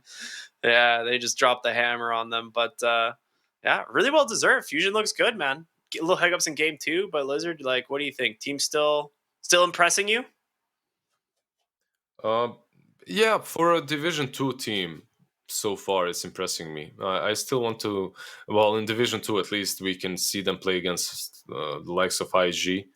So we'll have some, we'll feel them out a little bit better. Game 2 wasn't a hiccup for me. Game 2 for me was a miss of a strategy, like the way their draft should be played. I think that's more concerning than if you get out drafted and just beaten by someone. Yeah. But game 3 again was just such a solid performance and just a statement, I would say, versus LBZS. So because of that, I think they'll be fighting for those top 2 slots for sure. Nice. What do you think, Dragon Drop? Yeah, I would have to agree. Like this is the kind of Team Fusion that we were expecting coming into this. And again, you have to look at game number 2, and I'm sure all the future opponents will be looking at game number 2, see if they can goad Fusion into that. If they identify when Fusion is going for this kind of game, and then you can maybe take advantage of that, try and beat them, because it's certainly something that they have to look out for going forward as a team, that they don't get themselves into this trap. As Liz was saying, was partly on LBZS adapting their own playstyle, but also a part on Fusion allowing them to get away with all of that. Very weird series overall, I would say. As game number 3 once again looked completely different to game number 2 and game number 1. I felt like this game, XCJ, was way more aggressive with his egg usage. It felt like that was something they may have taken from game 2, just be like, yo, just get in there, drop the egg.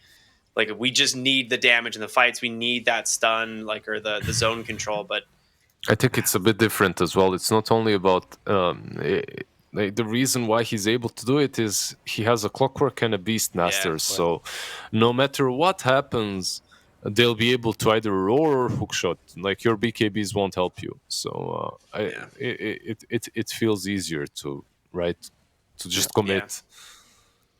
This fight was a disaster. PP gets caught on the side. Like, this entire game, it feels like a clockwork highlight reel.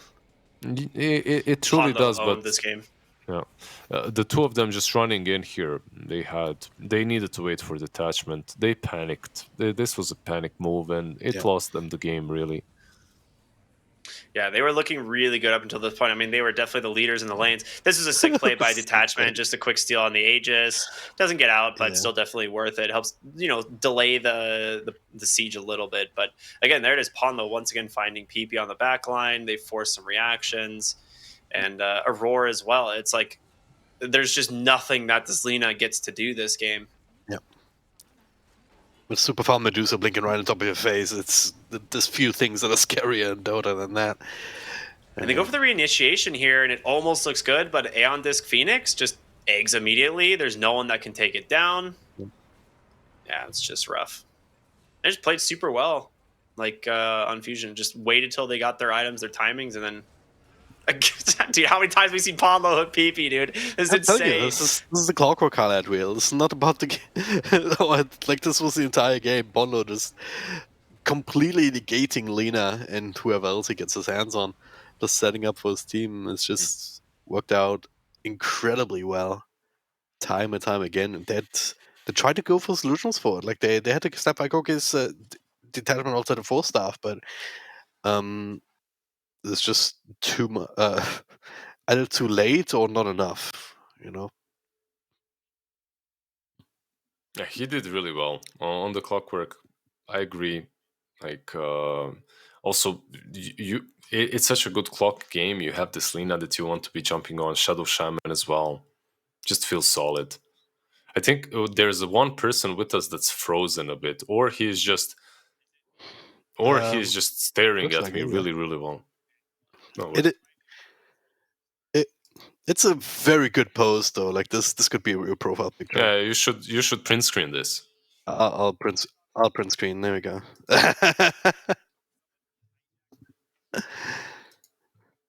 Right now or before? I don't think.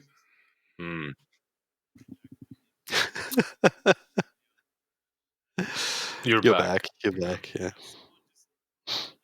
in the party, but it's all right. We're back. We're in it. They're not quite yet for them. They're coming up next. I promise. But yeah, I should couldn't call them out because I was very much admiring Lizard's face next to me, which I do quite often. So thank you, sir.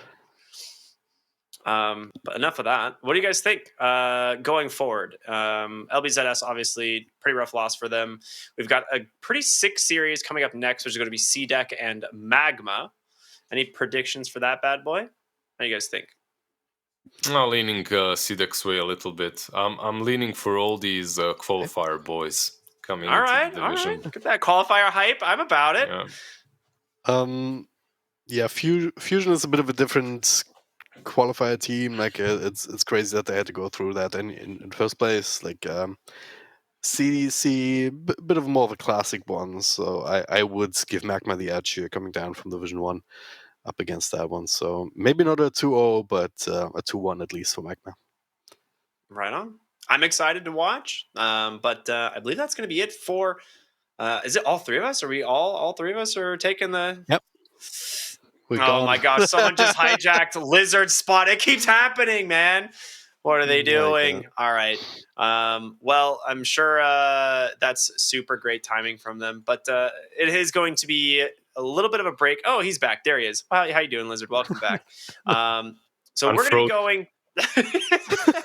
Frozen in time for all of us to admire. Yeah, but we're going to go ahead and send it to a break. We have our next series coming up again, like we were talking about. It is going to be Magma versus CDEC. You're going to get yourselves a new set of hosts, or a new host and a new set of casters, so be excited for that. Once again, my name is our Cryptic with Lizard and with Dragon Drop. We'll see you on a bit. Stay tuned.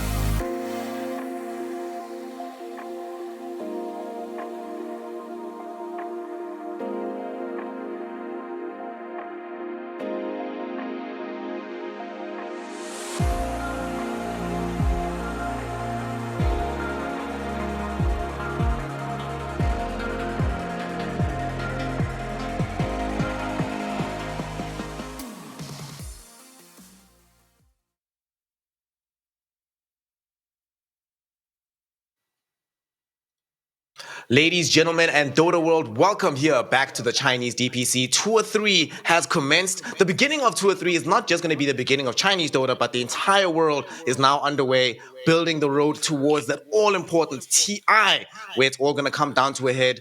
We are here for some more Division 2 action, though, before we get ahead of ourselves with TI qualifications. And we've swapped out the cast members for today's game. Of course, we just saw Team Fusion taking LBZS to a 2-1 victory, and now we're going to be seeing whether Team Magma, another relegated team, will be able to eke out a victory against CDEC, another promoted team. And my name's Sneh. I'm joined with Neff and Black. Gentlemen, I'm going to start with you, Black.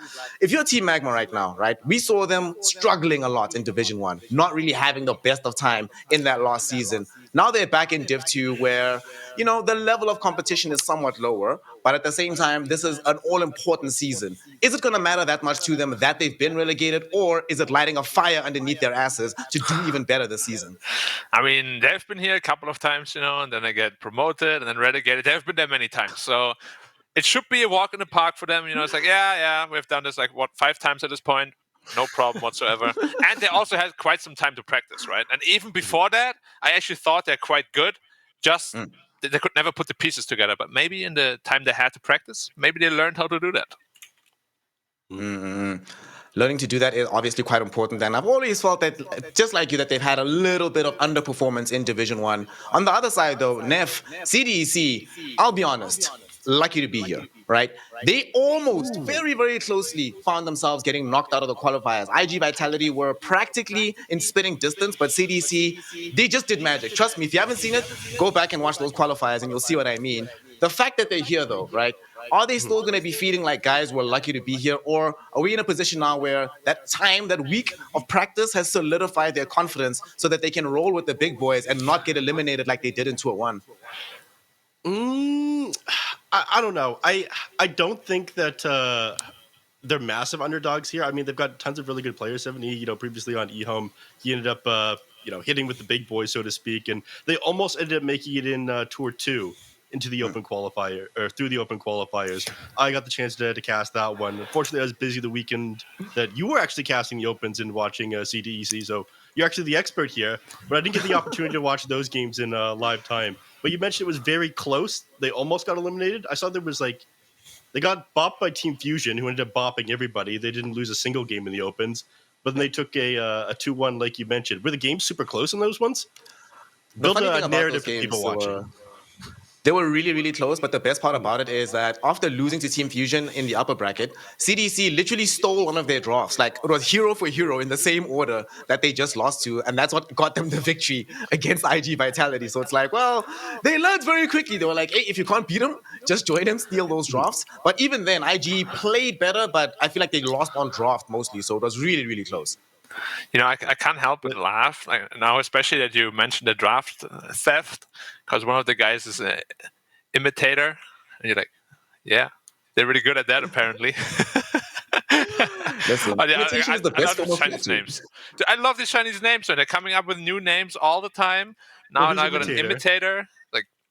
Okay, yeah. Where did that come from? I need to learn how to name myself. I'm just Black, so simple, so easy. Imagine if I had that kind of imagination.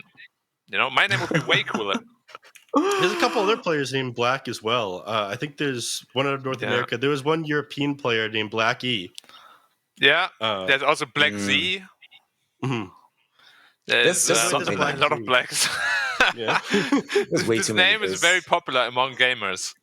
You're going to have to come up with something a bit more original there, Black. But fortunately, one thing that is going to be interesting to see who's more original is going to be coming down to the drafts. We know that there's a new patch coming not too long from now. It's supposed to already have dropped, but Valve Time, small indie company, what can we do? In the advent that a new patch does drop, obviously we have spoken about how Team Magma is a team that has a bit more pedigree. The pieces weren't necessarily meshing together. Neff, do you think it might actually, who's more benefited between CDEC, a team that's practically brand new, or Magma, who just needs 5 or 10% more to find success? Who benefits more from having a new patch introduced this late into the season? I don't think I've seen enough of CDEC to figure out how much of a positive impact it would have or a negative impact on a draft being dropped in the middle of the season. I would say that both teams are probably at a pretty even playing level with the current patch, though. I think everybody at this point have things pretty much figured out because 7.31 isn't that different from 7.30. We've essentially been on a very similar gameplay style patch with no map changes for more than a year now, Black, if I'm not mistaken. So everyone has their play style, but that they're going to do. I think we'll find out which teams are going to sink or swim coming up on the 8th year when that patch is going to hit, though. So, answer your question, I kind of went in a roundabout there, is I don't think it really benefits either team. Not enough information right now. Now, I'm going to say, though, that I do believe the high of Magma is very, it would put them at a competitive level in Div 1. And if they can perform to that level, I don't see CDEC having a chance at all. But I don't know if they can, because they're very unstable. Instability is one of these things. And speaking of, actually, given that this team, one of the few teams, Team Magma, that had made some changes, they swapped out Shylock for Baiyi and long-time carry Shylock. After he got swapped out, does it really matter for them, Black? The fact that they now see Shylock playing in Div 1, he's out there, he got himself promoted in a different team at the same time as they found themselves relegated. Do you ever sort of regret a roster move that you end up making if you are Team Magma right now? Are you thinking to yourself, Baiyi, man, you've got one more season to prove yourself, my G. Otherwise, we might just have to turn back the pendulum and go back to Shylock if we can. Yeah, I mean, it's probably human nature, right? Like, if it was reversed and they would be successful, they would be like, yeah, we knew it was the right roster move. Now that it's the opposite, they're probably like, damn it, maybe we shouldn't have done that. But everybody does that all the time. Like, glooming on the past is very easy, but you can't really let that impact you, especially not if you just want to go back to Div 1. But as I said, Magma can definitely do that because they've been here many, many times, and maybe they can say hello to Shylock in Div 1 next season. Unfortunately, Nev, Team Magma, though they have been here many times, they've done the up and down gamut between Div 1 and Div 2. Regrettably, CDEC, they've also been here many times, but their path is usually getting relegated from Division 2 and then having to come back through open qualifiers. This is like the third time that they've had to do this now. Is this finally a season? I mean, we haven't seen as many games from them, but the fact that they're here, punching already above their weight class in the open qualifiers, if they can keep imitating some of these drafts, is this finally the time where CDEC can spend more than one season inside Division 2? So you're just going to copy all the strategies, the better teams. Every time they lose, they're just going to take that on and start doing that? Yeah, exactly. I don't know. I'd like to say that. I'd like to see that. Sometimes you can imitate something better than, the person you're imitating did it themselves. So like Rubik. Yeah, like Rubik. I was going to make an anime reference, but I stopped myself short. We're the first match of the season. I sort of knew where you were going, but I think I had to stop you because a lot of people would be like, that Nev guy again. Yeah. We're just starting, Nev. We're just starting. Yeah. Like, in the 4th week, 5th week, I'll be jumping in right there with you. But for now, we got to be like, whew. Yeah. We're still men, We're still men. We don't want to get pretending people that we're too not angry at weebs. the season. Yeah, exactly. Listen, y'all don't know exactly how filled this particular pool of talent is. Everybody here, it's only Dragon Drop who tries to resist the pull of the weebness, but unfortunately, eventually we're going to end up converting him and turning him over into our side. But with that, a draft is about to get underway. Give me some surprising things to look out for, gentlemen. Yes, we know that we are deep into the patch. Most things have been figured out. But in the qualifiers, we started to see a lot more interesting things. For example, Team Fusion, high priority on Shadow Demon, started to emerge deeper into the qualifying run. Black, is there anything that you've seen in your pubs recently that give you a bit of an inkling as to what we can expect in terms of surprises, heroes that are a bit underrated and not being picked as much as they should be? I think the meta is still pretty much set in stone. I think Shadow Shaman is still way too good at what he does.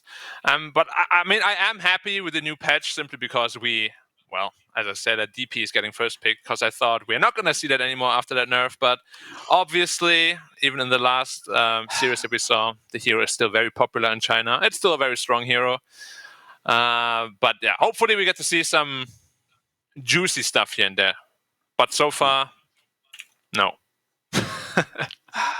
Come on. We need something fresh, something new, something that's going to invigorate us, that's going to change up how the landscape of Dota has been looking, because it has become a bit predictable after all this time. Speaking of predictable, Nev, at the major, we saw quite some interesting bevy of heroes, some new approaches to the game, especially from some of the teams that got pretty far just playing Nature's Prophet every other game.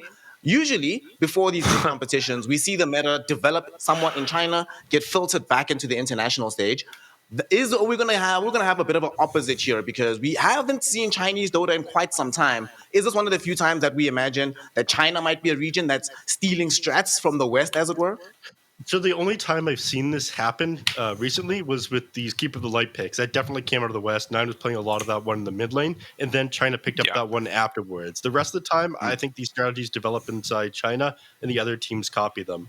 I think even with the major rolling around, these Chinese teams, I don't think they've been slacking at all. I'm sure they've been scrimming just as much as they would have been previously, or to make up for the time they're not playing DPC. So I think the Keeper of the Light is like a one-off for strategies that we see stolen from the West. I don't think we'll see anything like position 5 Wind Ranger picked up that we saw Seb and OG do for a little while. But I've seen that bleed over to North America in some of the pro series that I've been casting. Like this Wind Ranger Enigma Aghanim Shard strategy is actually pretty sick with how easily it pulls people into the black hole between those two like force movement things. You can't move. But I hate Wind Ranger. yeah. Wind Ranger is way too good right now. Like that definitely needs to get nerfed next patch too. But just going back to that China copying statement, I completely agree with you. But what I noticed that China will never ever copy anything unless it's completely busted. Like even if it's just strong, they'll be like maybe testing it out here and there, but they won't just pick it up in tournament games straight away, unless it's like as a completely busted, like a Keeper of the Light is. And for good reason, because obviously Coddle is a hero that can definitely 1v5 some team fights early on. Yep. Bit unfair, actually, quite all. Every time I see that hero being played well, I'm like, yeah, some changes need to be made, Gaben. I'm not sure that you have completely balanced this one out, but that's the nature of Dota. That's why we love it. Every now and then, it's pretty much a race to figure out who can find the most broken strat the fastest. And usually, it is the Chinese teams that get there first, but every now and then, other people around the world do that for themselves. Something else that I've been thinking about as we're coming into this particular game, or with Team Magma here, is that we have a bit of a situation, a bit of a problem as the draft is about to start and we're about to see some of these heroes being picked up. But we have had a bit of a problem in China when it comes to the fact, gentlemen, that they're a bit predictable with drafts, as we know. But this also means that these last two picks, when I was watching the major, it didn't always feel like the 9th and 10th pick had the absolute supremacy. But in China, it really feels like, I think, Black, you were the one that was talking about at one point that if you have second pick, you have to make sure that your 1-2 combo is as solid as humanly possible, because if you get lost counter pick, there's just almost nothing you can do in this kind of situation. But we have some heroes. Where's this Coddle going, Black? Tell me, is this mid or support here coming in from CDEC? I could go like either role, of course. Like it's a very, very strong +4 here as well, because it doesn't do as much as a mid Coddle in terms of how quick you get online, obviously, but it is still a very strong 4 here that combos with a lot of offlaners. And we have even seen some +4 tinies, especially in South America. They've used it to great success. So maybe, CDC taking a page out of their book as well, because honestly, it looked quite broken what the South American teams did with that hero. So maybe mid Coddle, 4 tiny, maybe carry tiny, 4 Coddle. We'll have to see. I know this is completely off topic, but I wanted to jump into this one and ask Black his opinion on it. We were talking about South America picks one. Do you think Batrider is still viable? Because SA is like the only team that still runs that. I think Batrider, when you pick it late and there's no answer to it, it is super, super strong. Just because you still present them the same problem, right? You kidnap a guy, and if they can't react to it with a save or like a BKB disable, like you're just completely screwed. All right. Everything that you guys are saying is coming true, though. You had Shadow Shaman picked up, Keeper of the Light is picked up, Death Prophet is picked up, but Dawnbreaker is an unusual one, and I'm pretty sure that's going to be played as a core here as well. Yeah, Probably in the offlane. Core Dawnbreaker. Yeah, offlane Dawnbreaker is so strong, though. Yeah, we saw this a couple of times last season, Black, with the offlane Dawnbreaker. Didn't have the best record in China, but it did start to improve as time went on. I think teams were just becoming a bit more comfortable with how to play it. In this particular game, obviously it gives them an obscene amount of sustain here. Between the Dawnbreaker and the Death Prophet, my God, killing these heroes is going to be quite difficult, but some tools do still exist on the side of CDC now that they've gone for this Razor. What's the matchup like in the safe lane? Because I'm imagining that's where they're going to be running this Razor for CDC. Who wins this one out between the Razor and the Dawnbreaker? Dawnbreaker and Shaman should completely destroy a Razor, which I'm expecting to be the dual lane, the Dawnbreaker Shaman, because there's just so much burst damage. Both of them did like 70 damage per right click as well. They have a lot of slows and disables. Like I don't think Razor's going to feel very comfortable there, to be entirely honest. I think it's got to be one of the few lanes that Razor actually doesn't like. Like the moment he tries to static link the Dawnbreaker, the Shadow Shaman will just like walk up to you, click you once, zap you, hold you down with the shackles while you're getting hit with like the Dawnbreaker hammer and the Starbreaker. Yeah. You just I'm pretty destroy sure Dawnbreaker just fights back level 1, right? You drain him, he just turns around and starts whacking you. Yeah, you'll just Q you, and then you die. It's way too much damage. But Yeah, yeah, you they have have to so much figure it area out. control too. Like they have Shaman wards for area control. Like if they choose to go into the pit, there's almost nothing CDC can do, I think. God. Yep. Team Magma have all the tools they'll need inside the Roshan pit. Quite a lot of pushing potential coming out of them as well. And unfortunately, the D-push potential from CDC with Razor Cuddle doesn't really do that much against Ghost and or the Mass Serpent Ward. So Magma certainly will have an easier time pushing out for these towers. Looking at these bans, gentlemen, AM being banned out by CDC, Morphling taken out by Magma. So, of course, we're looking for these carry picks to, or at least on the side of Magma.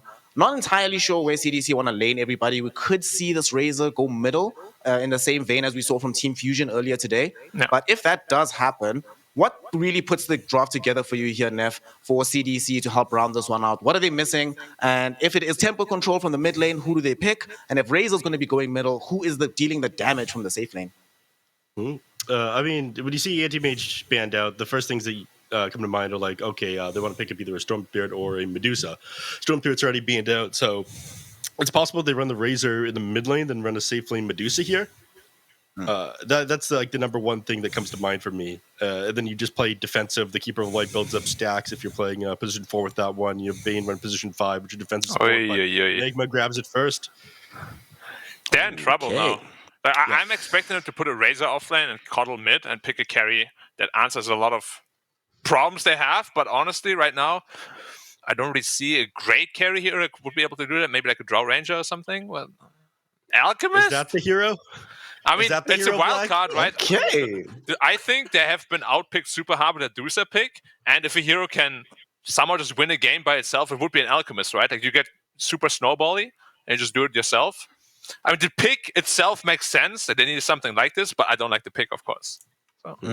This is very intriguing, though. Like, we're talking about CDC having Imitator in the team. Are they going to steal strats? Nope. This is not something that you see under a lot of other teams, this Alchemist emerging. It has been picked before in China. Has yet to win a game, though, here, Neff. This might be the first time that we see a game win if CDC do it. But Black is not really a fan of this last pick Alchemist. And unfortunately, every single time, there's certain heroes in the game, Alchemist, Meepo, Spectre, that if you pick these heroes, the game is effectively about that particular hero. Is this Alchemist becoming the fact that it's an Alchemist game? Can CDC crack it with the supporting cost around him to make it work? I mean, this hero actually saw some success recently in BTS Pro Series America. I wasn't here for that, or I wasn't casting that game or watching. I was busy that weekend. But I think it actually ended up destroying in the game. It might have been the grand finals. Wait, do you watch it? I saw that the hero owned. I didn't see the particular game, unfortunately. I just heard that he did very, very well. But I mean, it's like a sort of an Alchemist game, right? You get like your Radiance minute 10 and then BKB minute 13. You just run in, you win that big team fight, you get Roshan. A semifinals, Dog Championship 2 owing wildcard gaming with the 2 Alchemist picks back to back, both like 30-minute victories. Okay. Yeah. So back-to-back Alchemist can work. Wow. Okay. We'll see if this is going to be one of those Alchemist games where it can work. Yeah, go ahead. Sorry. Oh, no. I was just going to say that one of the great things about having the Alchemist in this game is it can help buttress the Razor as well. He can go straight for the BKB refresher. At some point, Alchemist can end up feeding you the Aghanim Scepter, so that gives you an additional power spike without having to spend your own money. But since it's all about this money, all about this guap, all about this Alchemist, Neff, Black, very quickly, 1 second. Neff, who's going to win? Alchemist or Medusa? Medusa. Dusa. Black, what do you think? Dusa. The boring prediction. This is the Snake Lady. This is Chinese Dota. Let's see if she's going to be maintaining her almost stellar record going forward. We've got game 1 between Team Magma and CDC. We've got Neff and Black on the mic, and we've got some Dota to bring you. See you after the game, boys. Thank you, Snare. We always thank our host, right, Black? Yeah. Thank you, Snare. Merci beaucoup. Bring out the French. Just a word or two, I started it in high school, unfortunately, for many, many years. And then as soon as I could get rid of it, I did. My parents tried to put me in a French immersion school when I was a kid, and nothing stuck, unfortunately. Did you feel immersed? At first. Oh, there's a big All fight in right, the we room already got going on. action going on. Yeah, exactly. Unstable concoction level 1. It's going to shut down TZY and the blast on everyone as well. All right, that is a bad move, though. Picked up by the Bane there, Black.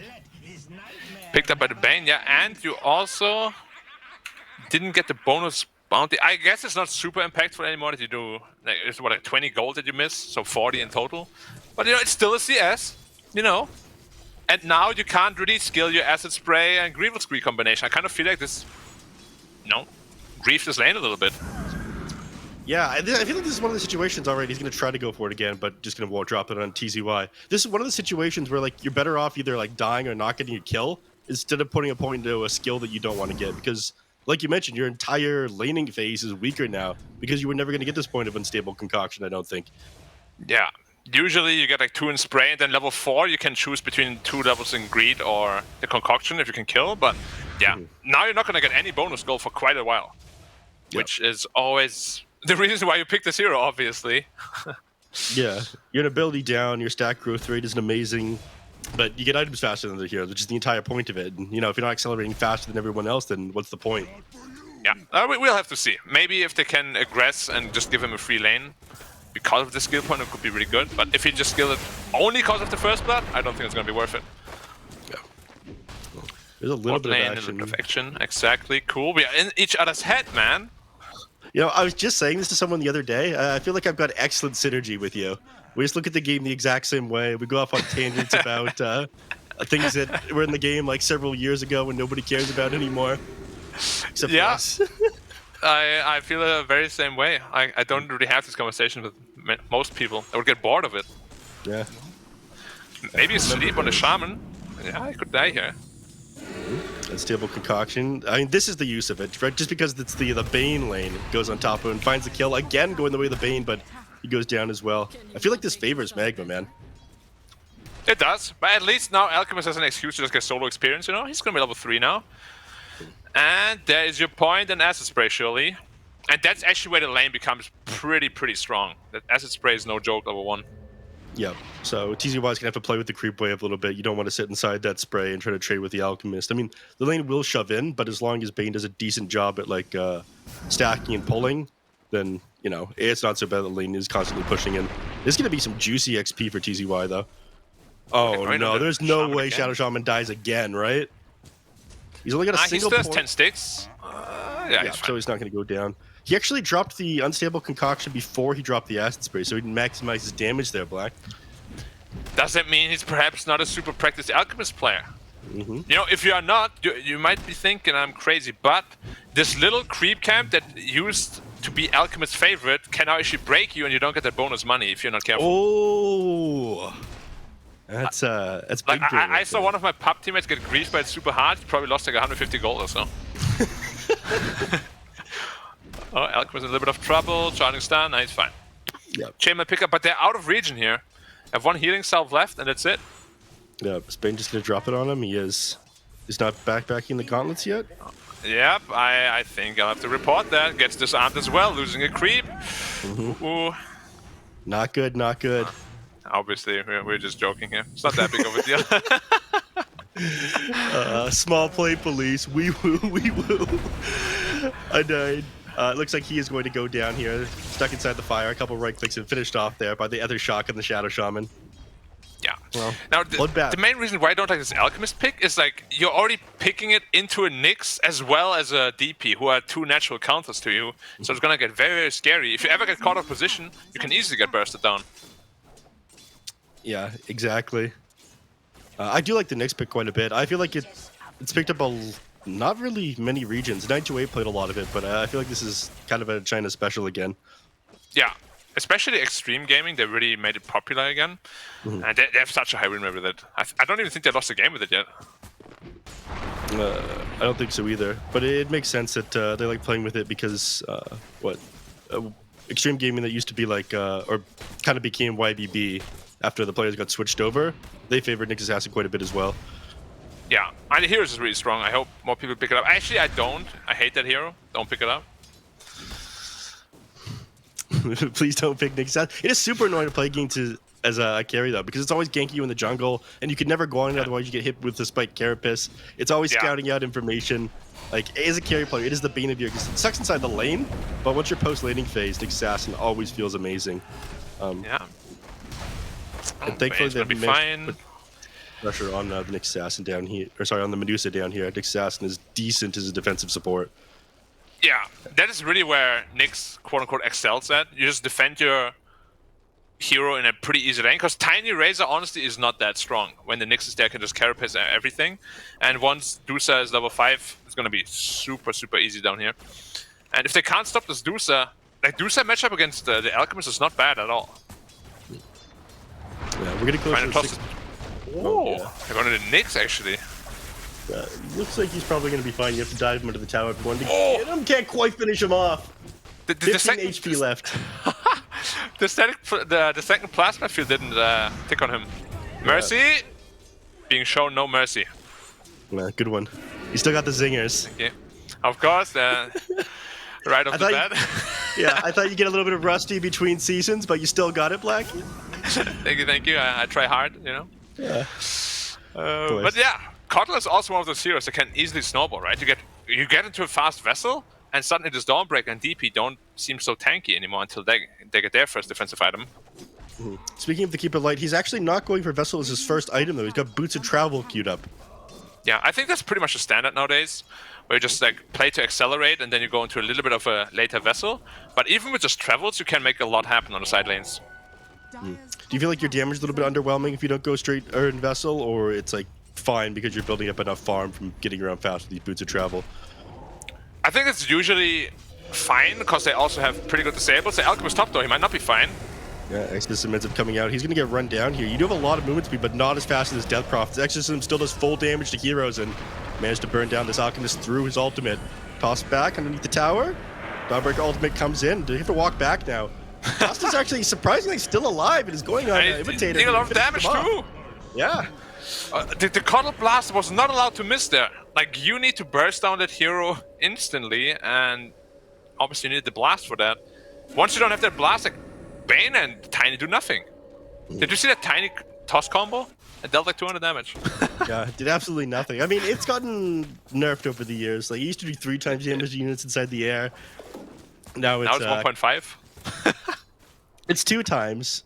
Is it 2 but times the still? toss does a lot less as well at level 1. It did. Yeah. Went down to 2.5 and then 2 in the most recent patch, and then I think he lost a little bit of bonus damage on like the grow toss now as well. So he doesn't burst heroes like he used to anymore. Luckily, I hated that patch where you have like 1.5k health and just die. Yeah.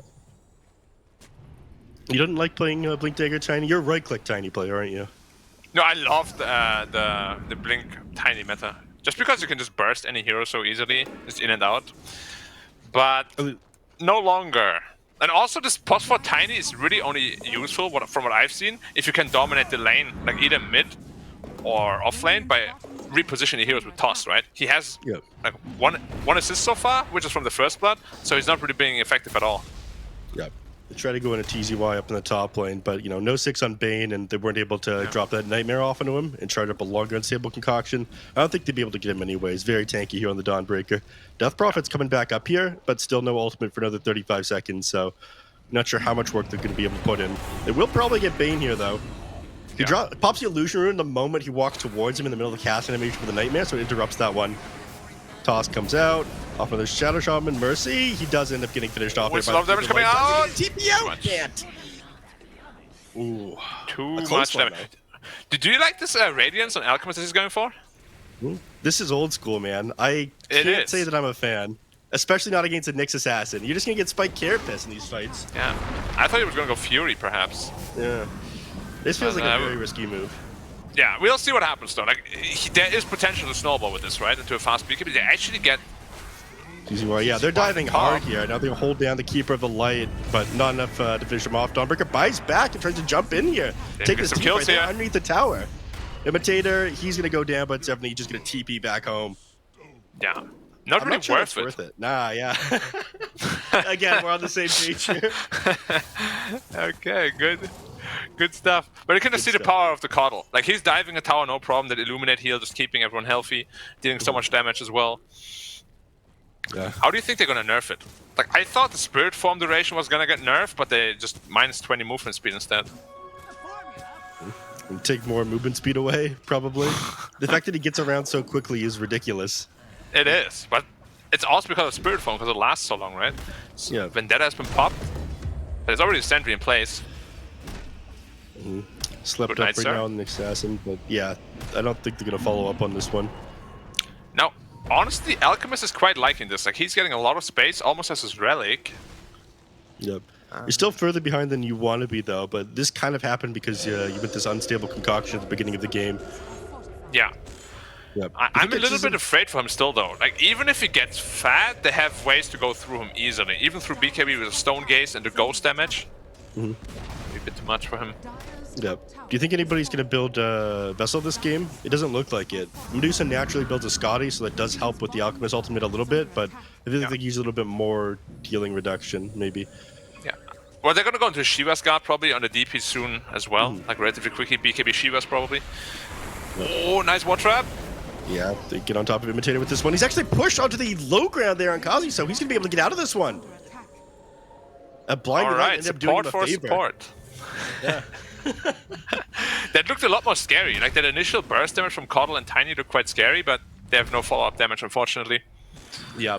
At least the positioning was kind of nice at first, but then Kazi ended up getting blown over from the staircase to Looking for grip down there. Yeah, and they're going to find it. Dawnbreaker's have to going to damage take a though? lot of damage. Yeah, she's pretty tanky, man. And half HP. Yeah, and the Fiend's Grip was reduced by 1 second at the first level as well, so they can't finish off the Dawnbreaker here, man. 1800 HP at level 9. That's ridiculous. 3.6 strength gain, by the way. Yeah, and then just went into like nothing but tanky items. Wand, Ogre Axe, Soul Ring, Bracer. Yeah. This is absolutely insane. Got the shovel for good measure, too. Yeah. Dude, it feels so bad. You find the hero by themselves with the Fiend's Grip, and you don't find the kill onto him. I feel like even with +1, they wouldn't have killed him. They need like 2 more. Yeah, maybe if they're the Keeper of the Light, if you have a Spirit Vessel at this point, maybe you find that kill, but it is ridiculous how tanky TCY is. Yeah, but as you said, the Vessel is gonna reduce their tankiness by a lot. But he's also rushing BKB on Dawnbreaker, right? Yeah, I love that item build. Just BKB. That's the straight item BKB build. makes Dawnbreaker so broken in teamfight, seriously. Like, you run in and nothing that can really withstand your damage, because you just deal so much damage with your Q and W, just deal so much passive damage. Yeah. All you gotta do is survive. I just find that very funny. It's not a build, it's just going BKB. Yeah, it's not a build, man. The build is the BKB build. Yeah. And Dust is also going into the very balanced item BKB. Like, there is a very high chance this Coddle could just feel very bad in the mid game. Yeah, I mean, this item is incredibly good. I mean, we talked about this. This 7.31 patch is exactly like the 7.30. BKB is the first item. It's like relatively what you want to do in pro game because how important grouping up, being able to take fights are. You don't want to let the enemies kill you, so just being able to run them over. BKB is the best item for that one. Yep. It is a little bit annoying to play against a Coddle with it because he can just choose to be able to dodge fights with all of his movement speed. Speaking of, he's going to rotate over to the mid lane, try to clear this one out. He's reasonably good at it, but the Spike Carapace holds him in place. Unfortunately, it's only level 2, so not enough time. Death Raiders and the Alchemist could be a timing, though. Yeah, they're going to go for it. Runs over onto the Medusa. This is only a level 1 concoction, though, so she's not held in place for too long. And they get the deny off of the tower, but they lose that important mid tower, which, you know, loses them a lot of like positioning on this map. Yeah. Fiend's Grip ends up coming out, but immediately silenced as well. Now Dust is going to walk into these heroes. They need to move back. Way too far forward on the Bane. Now everyone's just trying to run away. Razor walking into everybody, but immediately interrupted with the Nyx. Yeah, but you saw Dust taking a lot of damage under the acid spray. It's still like an AoE Desolator, basically. Oh, look at that massive stack, too, for the Alchemist.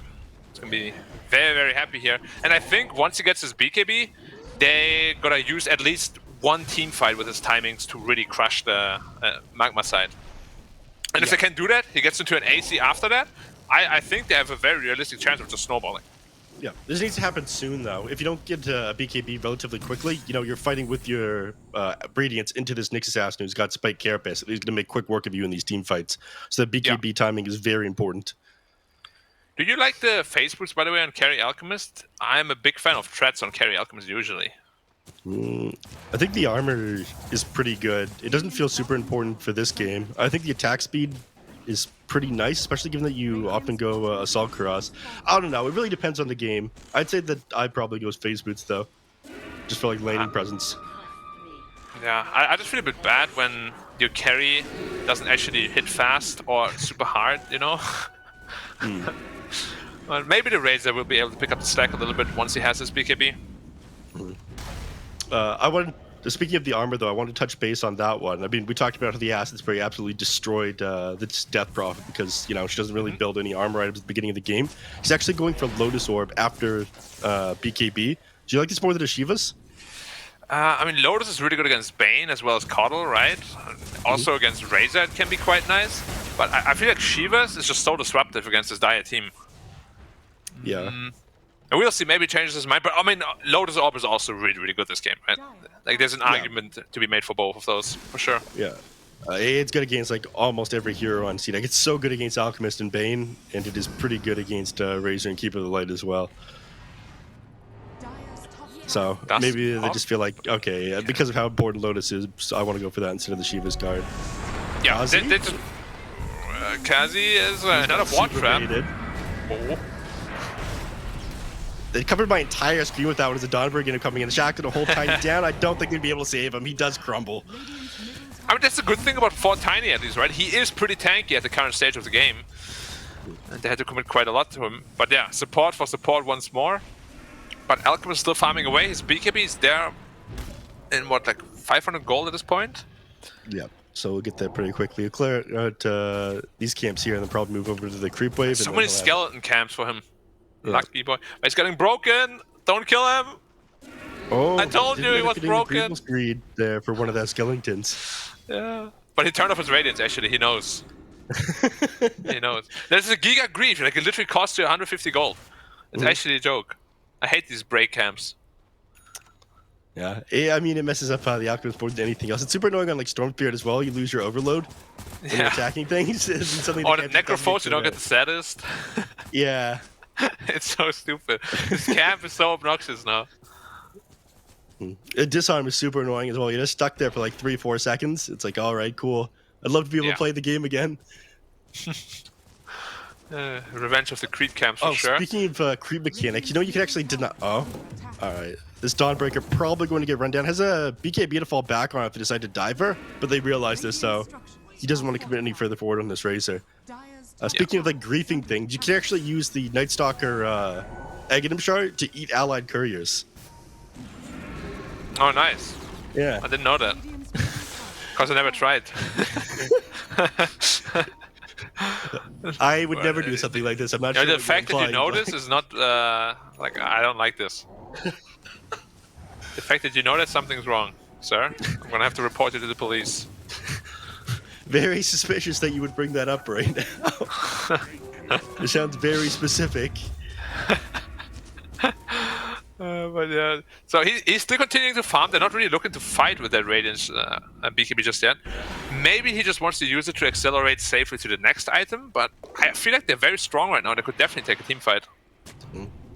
Well, looks like they're going to do exactly what we were talking about at the beginning of the game, is walk right to the Roche Pit. They've got Death Prophet to drop if they want to. TGY ends up going down the other side of the map, but because they're all over there, they realize that it is like super safe to just take Roshan, so they go all in on this. They make a beeline over here. Razor might be able to get into the pit in time. He has BKB available as well. He gets stunned up right away. They don't follow up with an Impale, but they do end up getting the Aegis now. Kazi about to drop. Blast comes off into several heroes, though. You do end up losing DP's too strong. You lose in Container. Yeah, DP's super strong. The Stone Gaze forces them all to back off as well. Alchemist just ends up stunning himself, and it looks like they're all going to walk away. So you did end up losing TZY at the beginning of that one, but he gave enough information to know that it was pretty safe to take Roshan.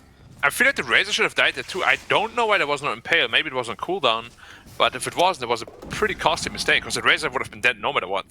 I don't think it was on cooldown. Maybe they wanted to hold it for these other heroes coming in. Yeah, maybe. Or maybe he thought that he wouldn't be able to get it off onto him before he pops his BKB, that it would have wasted his Impale. I think that might have been the reasoning behind that one. Yeah, potentially.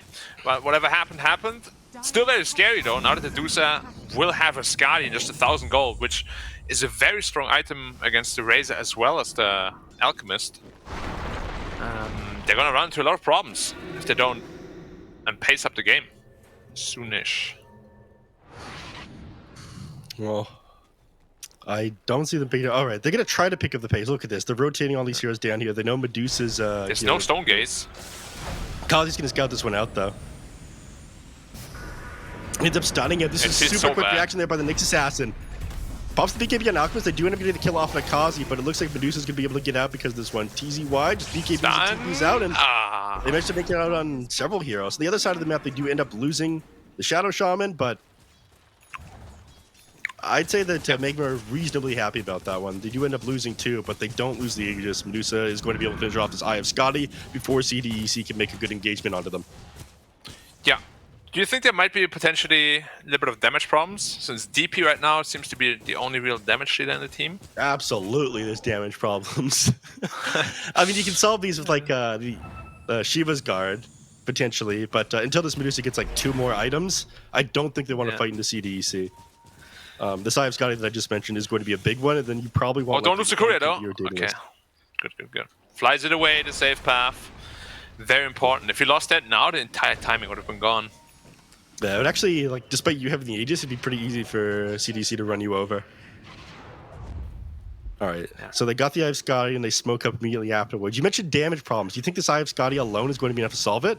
This could be a good initiation, though. With the DP, Imitator I here think... by himself, and they're going Oh, to he didn't pop They're BKB. going to stun off into him, and he doesn't Yeah, pop the he's dead. BKB either! He couldn't follow it up! He's just down! And they're about to lose a Tiny as well! 2 heroes they end up losing, and now they're just going to run down the mid lane. Yeah, that's a pretty much the worst case scenario. Like, your best tower defender is gone, so the tower should be pretty free once Dusa starts hitting it. But at least Alchemist is still farming away, and your Razor is pretty close to Refresher. I'm just super scared. Like, even though you have Refresher on Razor, like this DP plus Stone Gaze combination, you are not tanky at all. Dire Yeah. are scanning. You need your first armor item somehow. So, there's damage problems unless you've got the DP and Stone Gaze combo. There's so much damage amp that the Ghosts benefit from as well. Looks like they're going to go on to the Medusa. He's still a minute and 40 seconds left with his Aegis. They're tossing him super far back in the rest of the team. You are by yourself right now. The Stone Gaze is going to stall a little bit of time, but Bane isn't able to commit the Fiend's Grip because of that. Yeah. The second life, though, I don't think they have enough damage to kill her one more time after this. There's Dawnbreak ult as well. Dawnbreaker is going to come into this one immediately. Ward Trap off onto 7E. He can't get out of this one. All right, he does now. Dawnbreak ultimate now coming in. It's going to force them back now. How much longer? They just run out of this Alchemist ultimate. So he's going to drop fairly quickly here.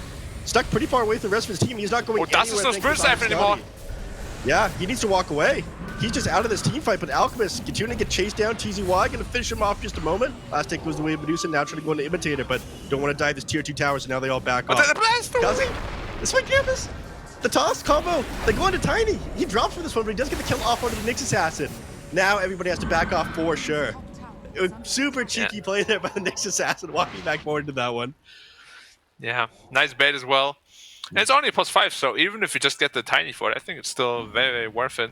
It's a good play by him. But you can just see, like, the problems... Like, Dusa is nowhere near her power level where she wants to be at, but his Alchemist already has so many problems fighting into the Stone Gaze as well as the DP ult. And it's only going to get worse as they get higher levels and get more items. Yeah. This Dawnbreaker ult is just such a disengage button. Like, the Bane, as soon as it popped, he was like, I'm just going to cancel my own grip. Feels really good. Yeah, and you hesitated so long for committing that grip in the first place, just because, you know, you pop the Stone Gaze on the Medusa. The moment you try to grip him, you get, like, not even 2 seconds off on that thing before it's interrupted. So Bane is really struggling in these team fights. Yeah, it's a tough game for the Bane, to be honest. There's so many ways to interrupt him, disable him. Yeah. DP is very close to 18. Obviously, that's going to be her next power spike. And the Lotus Orb as well. If he gets into a Shiva's Guard after that, it's going to be very difficult to kill her. Yeah, way too much army you have at that point. I mean, you're going to be a mass nuisance in these team fights just having this Lotus Orb, because then you're concerned about, like, the Dawnbreaker ultimate coming in to being able to zone the Bane, the Stone Gaze, and then you have to be concerned about the Lotus Orbs as well. There's so many things you need to play around to get, like, a good Fiend's Grip off. So this game is starting to look pretty easy for Magma. CDC are still up 1k net worth, but 2k net worth, but you want way more than that when you have an Alchemist on your team. Yeah, probably a comfortable amount is usually like around the 10k mark, where you feel like really good about yourselves. Right now, you probably feel like if you lose one more team fight, you are in big trouble. Dire's structures are fortified. Because Give it the Alchemist is not going to wards. scale so much more, right? He's going overwhelming blink afterwards, but his damage output overall won't really be that significant. Like past minute 35 or so. Radiant's Yeah, bottom tower and again, is as this BKB gets closer to 6 seconds, it becomes that much easier for the Nyx Assassin to like play into you in these team fights. In fact, look at him; he disables his Radiance as he walks away here. That's just one of the things you have to do when you're playing against a Nyx Assassin. He turned it back on again after a moment, but it's something that he constantly needs to be afraid of. It makes Nyx's game so easy. Or Dusa getting tossed in. And Stonegaze. Yeah, ultimate ends up coming off, but you can't really take a fight into this. They're just running them over. Now TPing out on the Oh, he gets Radiance. Stonegaze! Oh, he gets Stonegaze! You hate to see it. But yeah, you see the damage of the Ghost once you're Stonegazed, you're just so dead. Yeah. It is a big His health spooky will- damage numbers. Are they still dark red? They are, oh my god. Yeah, look at that. Tries to go onto the tower. Pathetic damage onto the towers now, though. Yeah, At not 50% not double reduction. damage anymore. Pfft. Dire's bottom tower That change was so insane at first. It is ridiculous how quickly Medusa managed to tear through towers. So sorry, Death Prophet. Medusa, I was looking at, just about has this MKB finish, though. One of the big benefits of this Radiance almost going away. I do very much like the change that you have 50% evasion and then the extra 10% from the burn. Just so you have a little bit of evasion against BKB targets, but about to negate the majority of that on the Medusa. Thanks to the MKB. Yeah.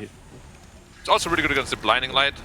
Kazi silenced up on 2 heroes. They try to jump on top of Kazi. He might get away for this. The dust does come off onto him, but they don't want to jump him after that Lotus Orb.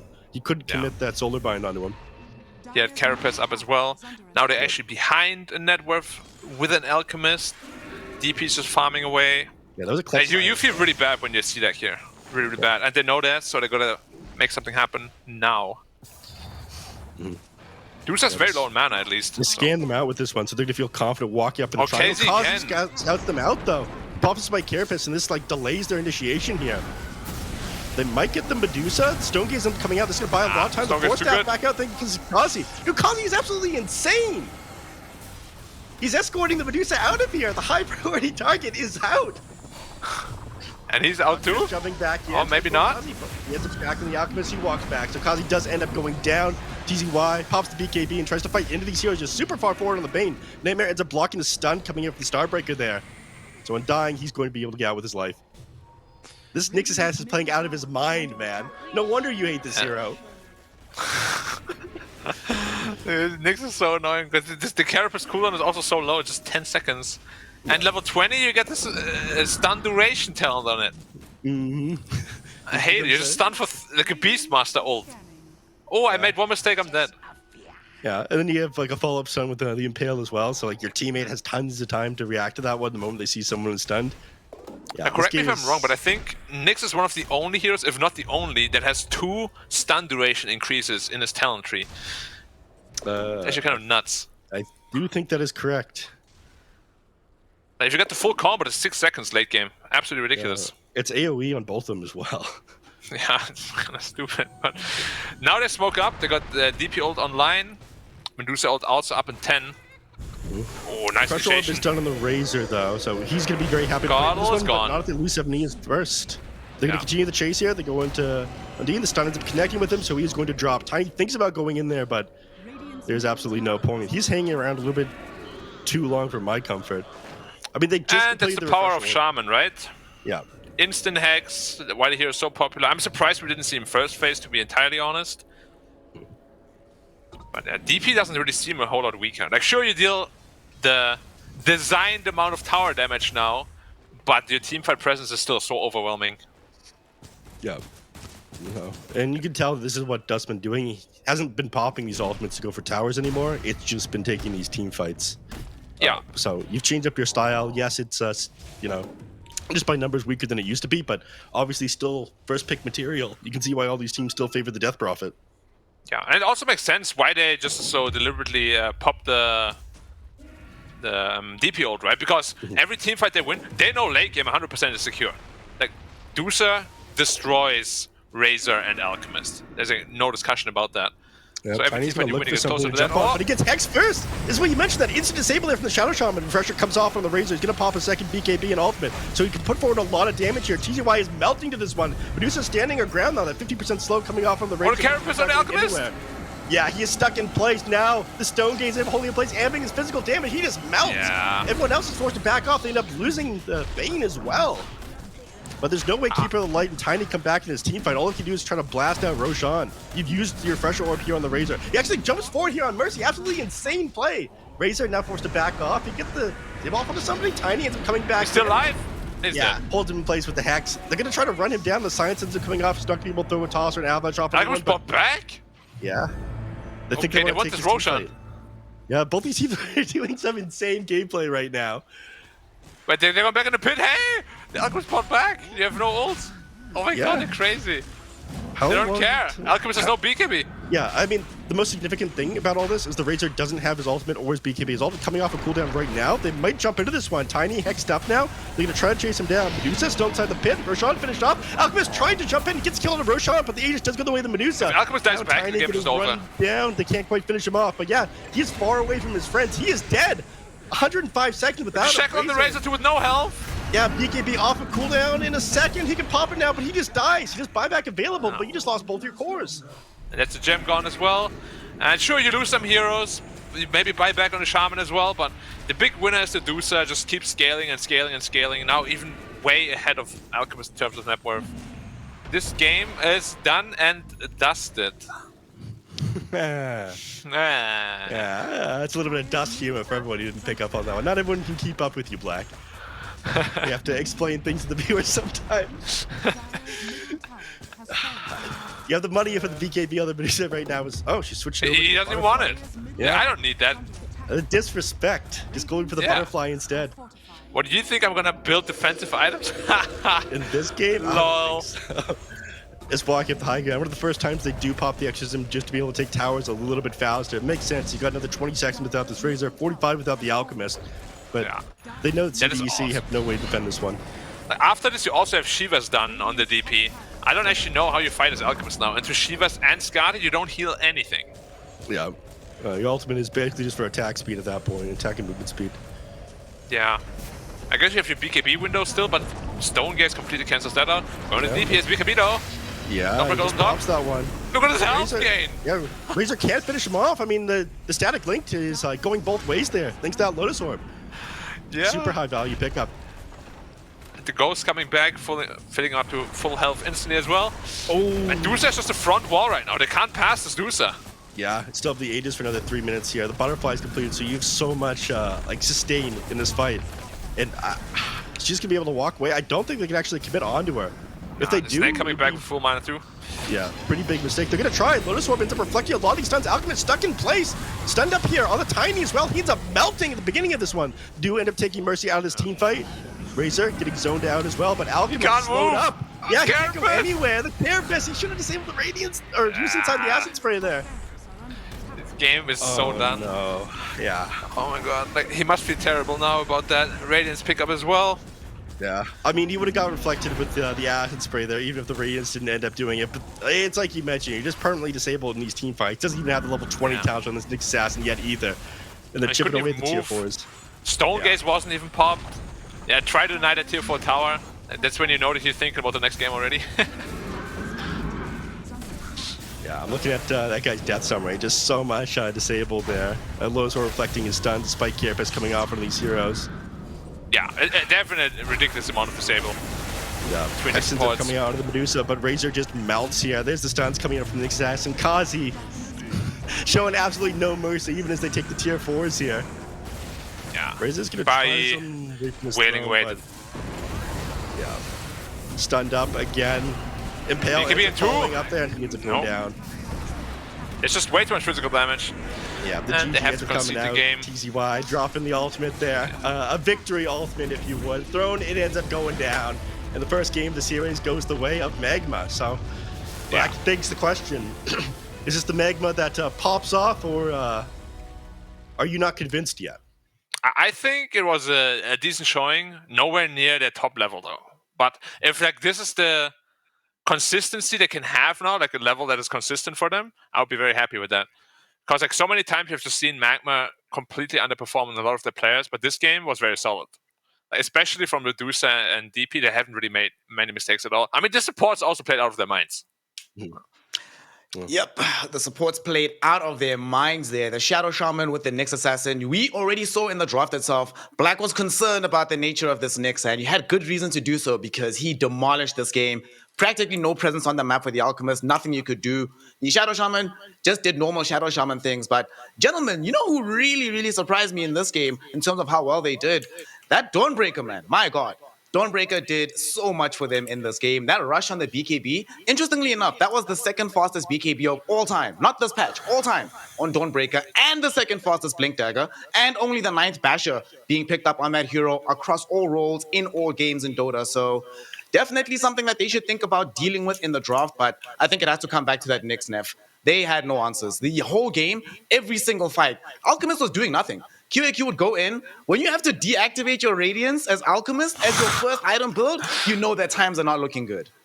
Yeah, it felt very weird that he was going for the raids. That's something that Black was talking about during the game. He would have preferred to see a Battle Fury pickup coming out there. But yeah, it felt incredibly awkward having to constantly disable that or just being stunned up in the team fight. He was not moving in any of these fights, so obviously he wasn't able to hit his timings or anything like that. So shout out to Kazi, shout out to this Nyx Assassin pick. I still think this should be picked across all regions, but again, it's more of a Chinese region staple. For now.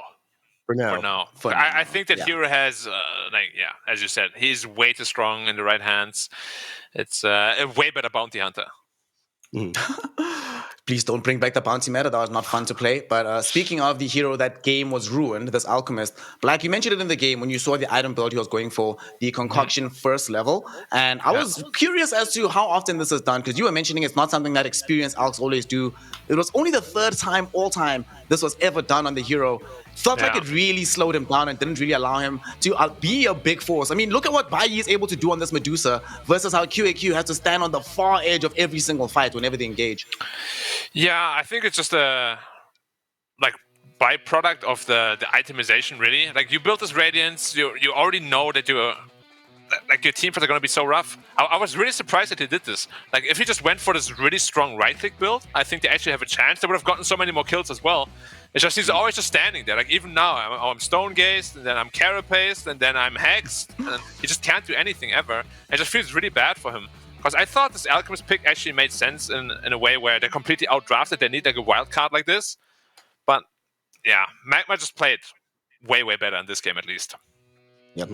And we see the impact. Nev? I was going to say there's a couple things that like slowed their gameplay down. That initial gank they made down to the bottom lane with that first Bane ultimate, not being able to find that kill just because Bane was Dawnbreaker was way too tanky. That really slowed down their momentum in a lineup that they needed to snowball with, in my opinion. Yep. Well, also for you, gentlemen, a question. If... Well, it's not really a question. We've seen what happens. If Tiny can't dominate the early game, obviously you can't really pick it. I'm very surprised that they picked this support Tiny with a Cuddle mid. If you have a Quap middle or something that can really dominate the lane, Tiny makes way, way more sense as a +4 for me, personally. Which makes me believe that Team CDEC does not quite understand why +4 Tiny was very successful when it was. So you're thinking about the old days where Tiny had like 1500 range toss at level 1? Something like that. But even when the SA teams played Tiny at the major, they always had a super strong mid hero. Like maybe a Bad Rider or a Quap or just a lane dominator that can kill. Like that. Exactly. Yeah. But you need to be able to kill mid lane. Cuddle is the complete opposite of that. He wants to push and farm. He doesn't care about killing. I mean, we saw so many times in this game where Imitator would be in the fight, right? He'd be going in, toss somebody out, and be like, all right, here we go. Here's a great example. Here, if they had a Storm Quap in this situation, this would have been a one-team fight. Maybe QAQ even snags up that Roshan Aegis, but instead, this is not only him dying in this fight, this is a dieback. How often do you see it at 30 minutes into the game that Alchemist has to buy back for a fight, but they have no tools left, and we see just the difference as well in these supports, to your point, Black. Imitator can't do anything in this particular fight in the same way that the Shadow Shaman or Nyx can to completely disable what the enemy cores are bringing to the table. Ultimately, yeah, it does feel like they didn't fully understand why this 4-position Tiny works out. And really, the way they built this Alchemist, this does not work. QAQ, poor guy, couldn't do anything. I just feel so bad for him. But there's almost nothing you could do. Like you mentioned that he could have itemized differently. Had he done so, you maybe have an outside shot, but boys, Nyx Assassin has to be, you have to deal with this in the draft.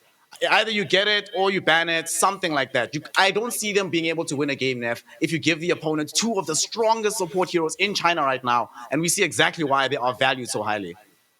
I feel like a little bit ridiculous ranting and raving about this 0-5 Nyx Assassin when there's a 13-1 Death Prophet on the same team. But Nyx Assassin's gameplay was pretty insane. Like the scouting ruined the ganks from CDEC. The stuns on the Alchemist was amazing. I don't think they're going to go back for the Alch again. Maybe if they've seen a lot of success with it in like their scrims or something like that, they'll do it again. They'll ban out the Nyx. But I think the CDEC, they're going to go for a completely different strategy in game number 2 here because, they got completely shut down by Magma.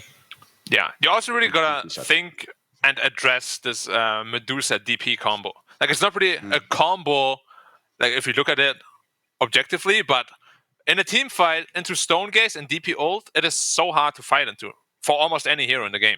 Once you're actually stoned from Stone Gaze, DP just solo kills you instantly. And then you still have the Medusa to worry about. Both of these heroes are mega tanky. It's just a very, very strong cookie cutter combination.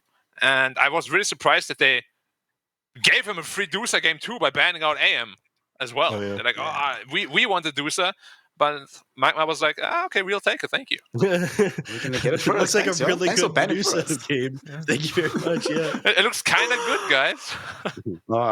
The Medusa game was not made any more easy to deal with by CDC because of the fact that because they have the Stormbreaker, you were just talking about it, 2 uber tanky core heroes, and even if you get them close to dying, how many times did we just see the Solar Guardian coming out, preventing that from happening? Immediate turnaround. Not much you can do under these circumstances. So CDEC need a new answer. Clearly, Keeper of the Light having that early vessel wasn't the necessary answer they needed. You need to find a different look, a different way of dealing with this high sustain, high tankability, high damage lineup that we saw from Team Magma.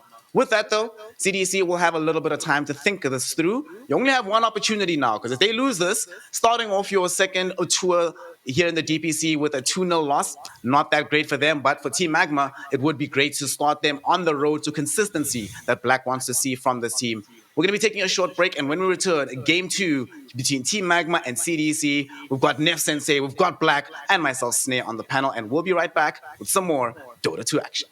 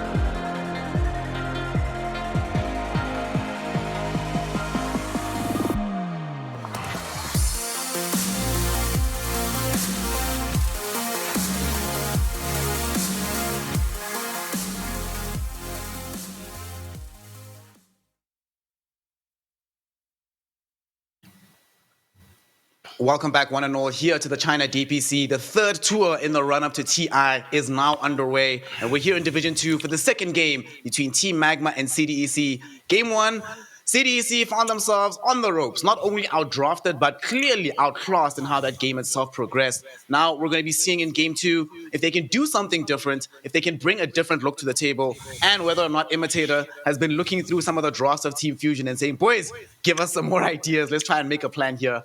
My name's Sneh. I'm joined with Neff Sensei and Black once again. Neff, tell me some good news. If you're now in the hands of CDC, you're the coach, right? What are you telling them? How do we come back into this game? Is there any hope based on what we saw in game number 1? I don't know. That's a scary bug, man. They managed to get it again. I'd say squash the bug would be my instructions if I was the coach. Get that thing out of the house. If you guys want to let it out, that's fine. But, my God, I don't want that thing in here. Kazi was insane on this Nyx Assassin in the previous game. Giving it up to them again feels like a little bit of a mistake. I think Mars could deal with it reasonably well. Phoenix is okay against it. Obviously, you're not spike carapacing anything back in these team fights if, he just drops his egg.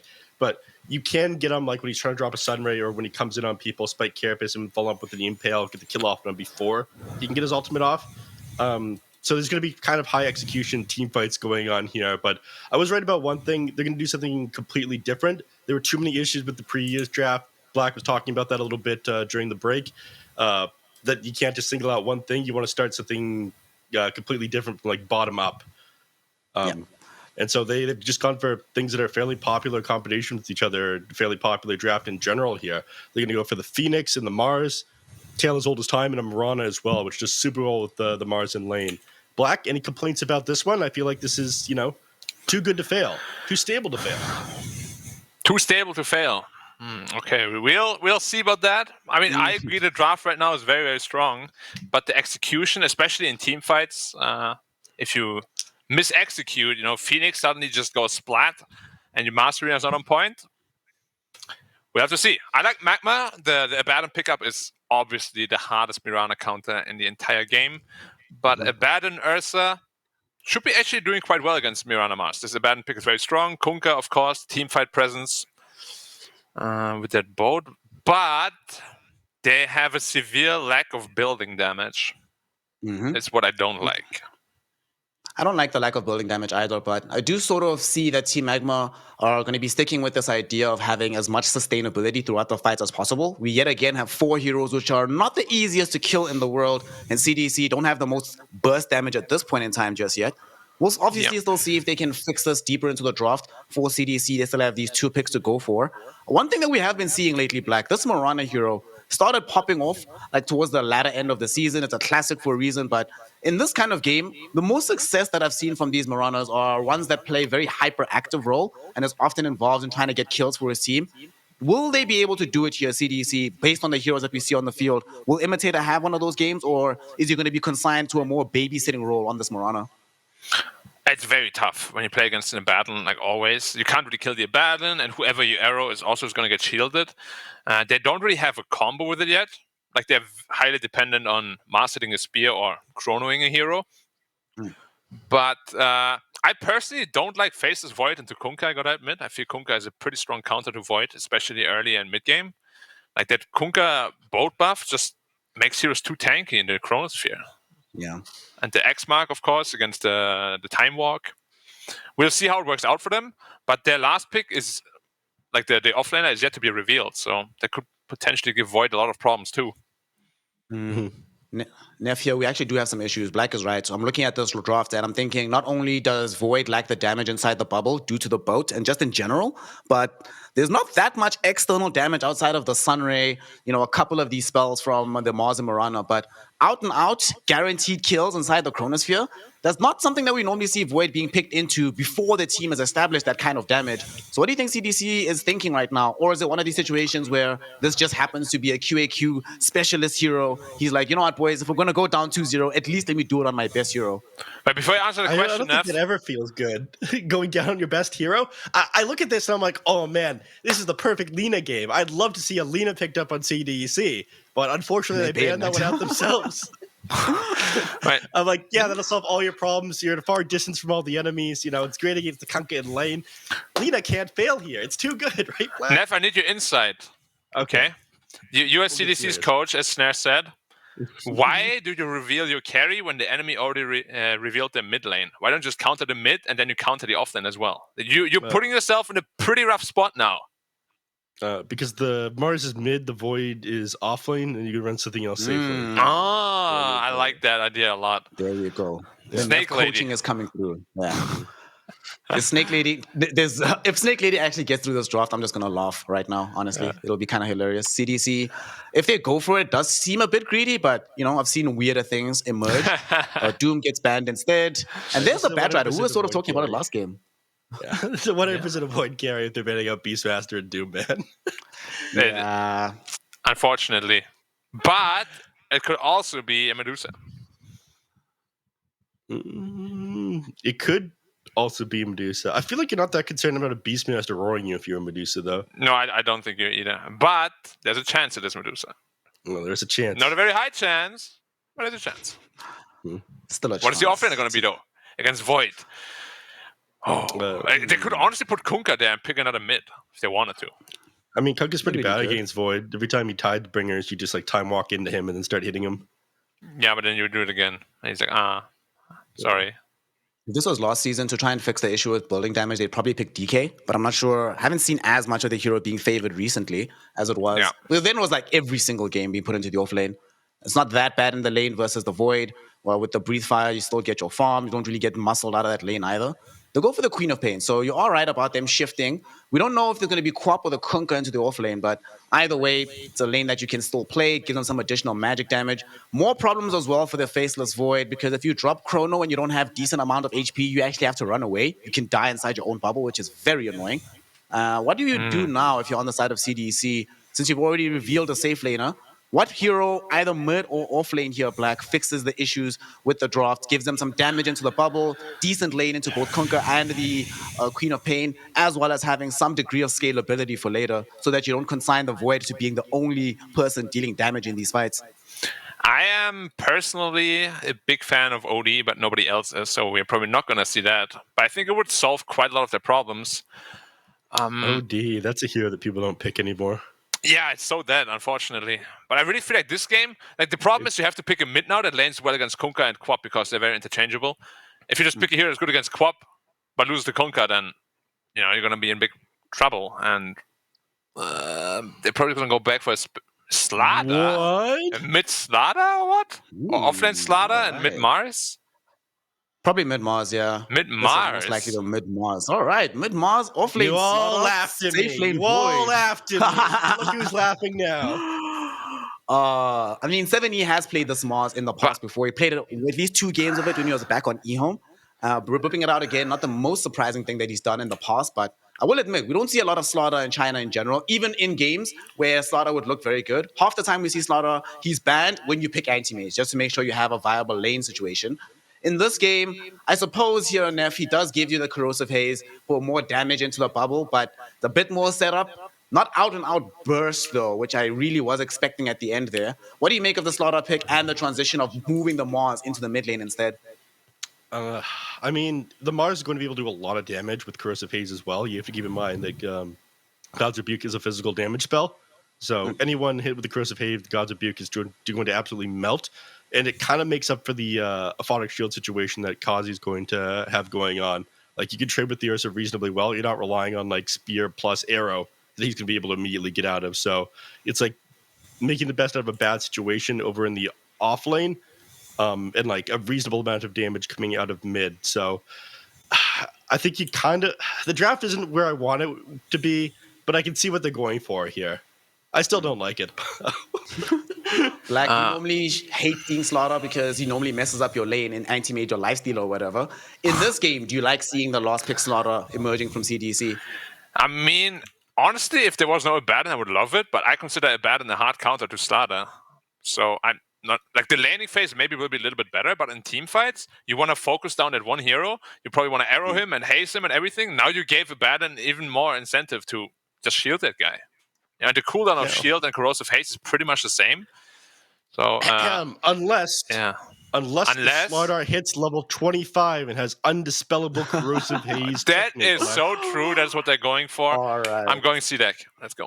CDEC for black. Nev, No, you definitely, no. after that, you definitely have to be backing the Slaughter here for that level 25 play. Let us see if they can make it happen, if they can bring this one to a 1-1 draw, or if it's going to be Team Magma, yet again, off the back of two extremely strong supports running over CDC. We're going to be finding out together with Neff and Black. Gentlemen, take it away. See you after the game, and good luck. Thank you, sir. Thank you very much, host. I gotta admit, I hate both drafts.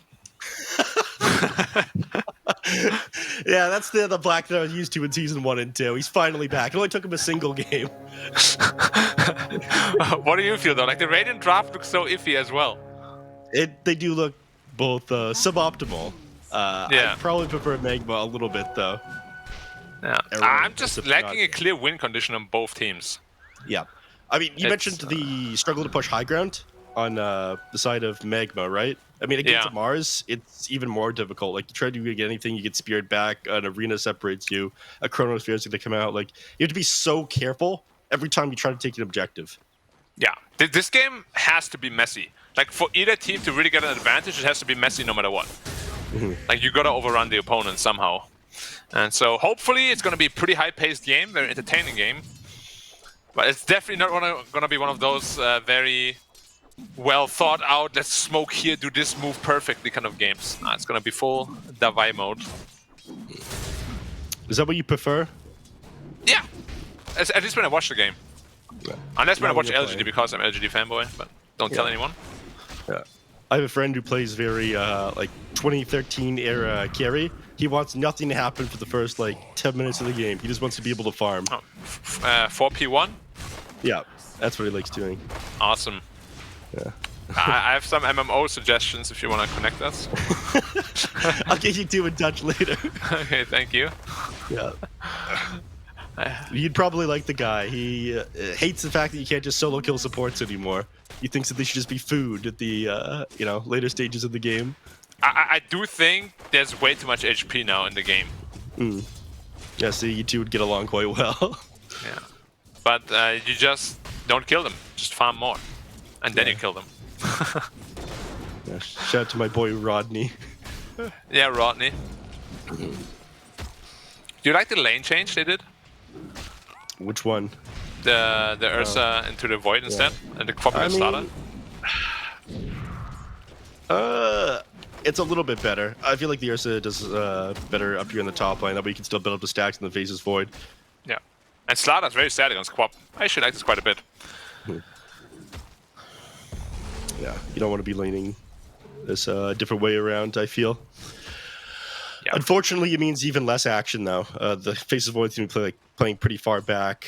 The Abaddon isn't going to be able to chase. Phoenix isn't going to be able to harass anyone down. It means boring lanes for us here. Everyone's very good at getting away, but nobody too good at killing. Yeah, the only way Void dies is if he like jumps and it jumps on cooldown. They run him down doing that. Which shouldn't happen. Mid lane, nobody can really die unless you get like speared into the tower, but even then Kunkka has like 1,000 health. Yeah. Yeah, not very eventful. I mean, Probably somebody level takes- 6 on the mid lane. Yeah. So we're thinking like 5 minutes, maybe the 6-minute rune rotations, people start going down, but until then, we're not going to see a lot of action. We talked about some of the macro movements happening on the map, though. Nick Sass moving back to grab himself the bounty room because he's not too useful down here in the bottom lane. Level 2 Shadows right now also online, so Slaughter's gonna start feeling pretty bad. Oh, he tried to shoot an arrow. Yeah. Not Sing Sing Surprised- though. Yeah. Surprised he didn't line that one up with like to grab the range creep or hit the enemy. That's usually the play that Miranas go for. They can't hit the hard kill. Yeah, it's the grief Miranas. Yeah. Like, oh no, I missed the enemy, my bad. Sucks that I got all this farm. Arrow ends up connecting on the spike Carapace, but I don't think they'd be able to finish this next assassin off. And Yeah. lucky the Sal back up. If only you had a blink, Mr. Quap. But instead he's greedy. I mean, this is kind of the build that most Quaps go for. The 2-0-1. Just secure the range creep with it. Yeah. Secure yourself CS. And then the 4 you usually get to the point of the blink. Sometimes I see Quaps not get the blink at 4. It feels like a massive grief to me, though. Top lane, Kazi getting run down. Doesn't have Viphotic shield up, so you're actually going to drop. Interesting. To solo Phoenix. Wasn't expecting that. But yeah, if you're not careful, like Phoenix level 2. He didn't even have level 2 fire spirits. No, it's level 1 Right, fire now in spirits. that It's case, good it's to go. very unusual to die to 10 damage spirits. But yeah, happens. Mistakes happen. Okay, we cannot be mean to them just because everybody makes mistakes. Yeah, it's like my girl Miley says. Everybody makes mistakes. Everybody has those days. Yeah. You a fan? No. I see. What? wasn't I'm expecting just such a hard supporting you. no. Yeah. Yeah. I'm supporting here my caster. You know? We have to make the world believe that we're really good friends. Right. It didn't talk to this guy a single time between seasons. And little do they know, it's actually true. Yeah. I know. You were my only worthy adversary in board games when we were all in studio. Yeah, the rest is kind of... Yeah, they were all really bad. Yeah. I mean, especially now that they're not here to defend themselves, they're kind of trash. But True. Absolutely true. next Mid season, lane, next season. TPing up. That's in my Yeah, spear. arrow to follow up. It was on cooldown until just now. He's got it available now, but he walked out of the way there on Dust. Ended up trying to predict his movement forward, so he's going to be able to walk away from this one. Tried to punish him the fact that he didn't hit level 6. And now the time Imitator's Marsh dead, did. I think. Yeah. The boat hits. Did he do the trick correctly? Yep, he waited 1 second before dropping it. Impale comes out afterwards, and there it is. Finished off there. So that's how you're supposed to land. X marks the spot every time, regardless of the enemy being or disabling you. You wait 2 seconds for the torrent. You wait 1 second if you're dropping a boat. Yeah. That way it'll always hit. Too many Kunkas. Don't know it. Kazi, sorry, Mercy about to drop here. Almost stick Yeah, he juked him. goes. But stick not big enough, unfortunately. Slaughter, though, is getting completely bullied off the lane at this point. It's, yeah, it's a very sad lane for Slaughter. That's also one of the reasons why we don't really see this hero a lot. Like, he doesn't have a teamfight presence, and if you lose lane, there's almost no way back into the game. Like, I don't foresee much impact of the Slaughter in this game, like, at all. Yeah. I mean, maybe he gets himself an early Blink Dagger, or he has like some super sick kills in the next like 3-4 minutes here, and he manages to get back in. But we're going for that territory that you're talking about, where he just does not have a game. Something needs to change fairly quickly here. He has to be careful. Quap has wave. Yeah. And you are sitting very low as well. Nick Assassin will probably set this one up for them, though. He hasn't gotten a creep in... No, I'm lying. He's farming one small camp right now. There it is. As long as he doesn't get broken, then he'll be fine. Dire's Top lane. QAQ getting gone on. Spear ends up coming out. Abaddon on the side of the arena. He ends up dropping as well. Oh, ends up connecting with the Phoenix, but they aren't able to finish him off. Arrow coming out. Doesn't connect with anyone. Walked out of the way there on the Ursa. Yeah, nice rotation. Oh, Quap used the wave on the Slaughter. He's slithering away, but the Shadow's going to take him out. 2 more ticks. 1 more. Yeah, he's dead. Yeah. Ends up blinking the wrong way. Dropped a screen. Wastes a lot of mana doing that, but wasn't able to get into that camp to try to deny himself to the creeps in time. Level 4 Shadow Strike. He really doesn't like the Slaughter. Maybe they had some pup beef earlier today. Yeah. It's gotta be. I mean, at this point, it's not even like a fish. You want to go the extra points and scream to be able to farm up Exactly, faster. yeah. Yeah, Like- it's like, I want to ruin this guy's game. He solo killed him, and after the solo kill, he's like, yeah, when you come back, that's level 4, bro. One Didn't more even think point about of it. Shadow Strike. Yeah, definitely some beef between these two. But mid lane, it's looking real rough, though. yeah, Impale Like, comes oh, out. Mirana also. Oh, he's fine. Cleave. Oh, you can't hit. The fire Yeah, too spirit. slow. The fire spirits. He's gonna walk away now. That's taking a Yeah. lot of damage. 20 seconds till he's got spear available. Doesn't hit him into the tree though. That's Yeah, what we're latching just onto. says thank you. Man, look at the Slaughter. He's just sitting there. Like, you might as well just go jungle. He doesn't know about this 4th point yet. Yeah, he doesn't want to test it either. I'm not getting close to TZY. That Shadow Strike is spooky, man. But yeah, you can see the silence went terribly wrong. Like, Ursa is over 1k ahead. Quap is almost 2k ahead of their counterparts. It's looking very rough for them in this early game. And we spoke about it, like, their damage in the chrono is already low. If you're underfarmed, I don't know how you kill them. Mars is your only playmaker now. The only damage you have. I mean, you have some super sick like wombo combo, you know. He's trying to kill the quad bottom, but no way. No That's blinks way out. too easy for him. Also, the observer ward helps. Yeah, 2 observer wards there, so. Do you think You just see observers him- should be able to see each other if they're in each other's range? That's interesting concept for sure. Oh, level 4 shadow strike that is, and earn both. Full This HP. sucks. All right, they're gonna try to run. I mean, he still knows that 70's there. He saw him walk into the trees there, so he's definitely like baiting this one out. Dude, 7E feels so bad. Like, Yeah. he knows he has to do something, but he can't get it done. Yeah. I mean, if they manage to land the spear, Oh, man. uh, This just feels really, really bad now. yeah. I don't even think they realize that there's an observer ward there either. I mean, I'm sure now they did. Maybe not, because spear is actually hard to hit. Yeah. I think He they sees think the starter too, level 4 shadow strike, there it This is. is just that he's dead. You can just ult him and finish him off. Yeah, he's burning bleeding down. out. Other side of the top map, the lane Chronosphere ends up coming out, trying to take down Kazi here. Doesn't have his level 6. Spears, the Nyx Assassin on the side of the arena. There he goes. He ended up losing Kazi. Now trying to run down his Nyx Assassin. Mercy pretty far forward, just to walk up to the enemy team's triangle instead to try to get away, but QAQ ends up finally kill off him. So they find some kills on the map. Yeah. They do. But I don't know what the starter's supposed to do in this game. He's back alive, but he's 2k gold Is he away really from a blink. living? Yeah, like, inside, no. Middle tower He probably wants to go next right now. If it was a pub game, he would definitely destroy his items. I mean, he has no items to destroy, but you know what I mean. No DPC players would ever be so toxic, though, right? Of course not. No, Yeah. no, especially not on stream. structure. Yeah. Especially that. Alright, this is Spirit Spirit Vessel already Vessel. Oh. Okay, this guy walks forward. He's gonna lose half his HP to a Spirit Vessel and Shadow Strike. Oh yeah, TCY's like, come here, bro. It's time for your treatment, Yeah. honey. He's 4 levels ahead of. Oh, this top lane. There's gonna be action happening up here. 70 doesn't have arena available. And they don't have Chronosphere, so they can't actually catch anybody. They hop. Why are they back all here forward. then? Spear comes out, but he spike carapace in the back. Yeah, Actually, why are they all there? Movement. I mean, if you He's had your going abilities off of Battlefield 2 on Earth, cooldown. Yeah. I feel like the Fuser Blade would fit the pace of the lineup much better, but they're probably feeling really good in this game right now. Yeah. Slaughter. Oh, he can't even hit creeps on the tower. Look at this. Yeah. Bully TCY. mentality. Yeah. He's not committing the blink dagger because he knows he's pretty far behind the towers. It's possible they TP in He's there just and getting the punish tower for free. TCY. Yeah.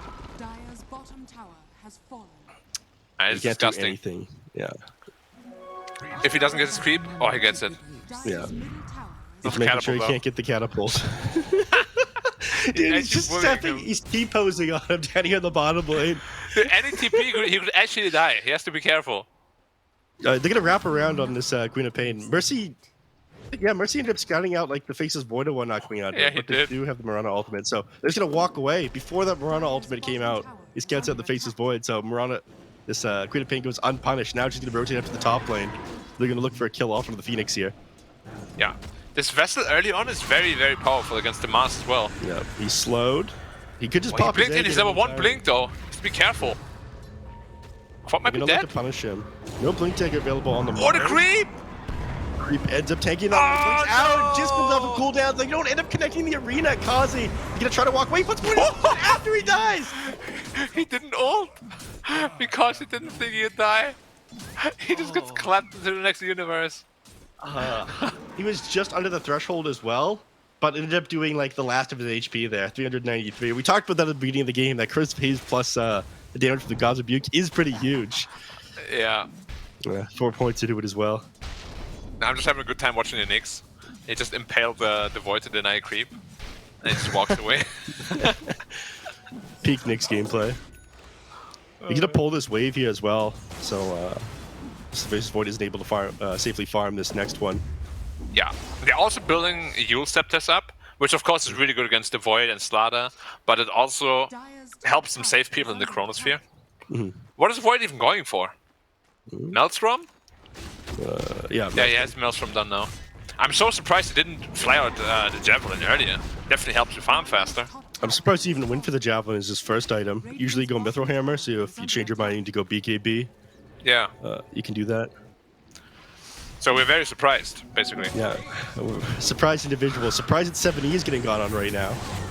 He is so Xbox dead. spot. Torrent comes Let out. him bleed out, let him bleed out. Ah. Oh, they don't. Finish him off. Yeah. That's definitely what I would do just to cause mental and emotional damage. Like, just don't even hit him anymore, just let him bleed.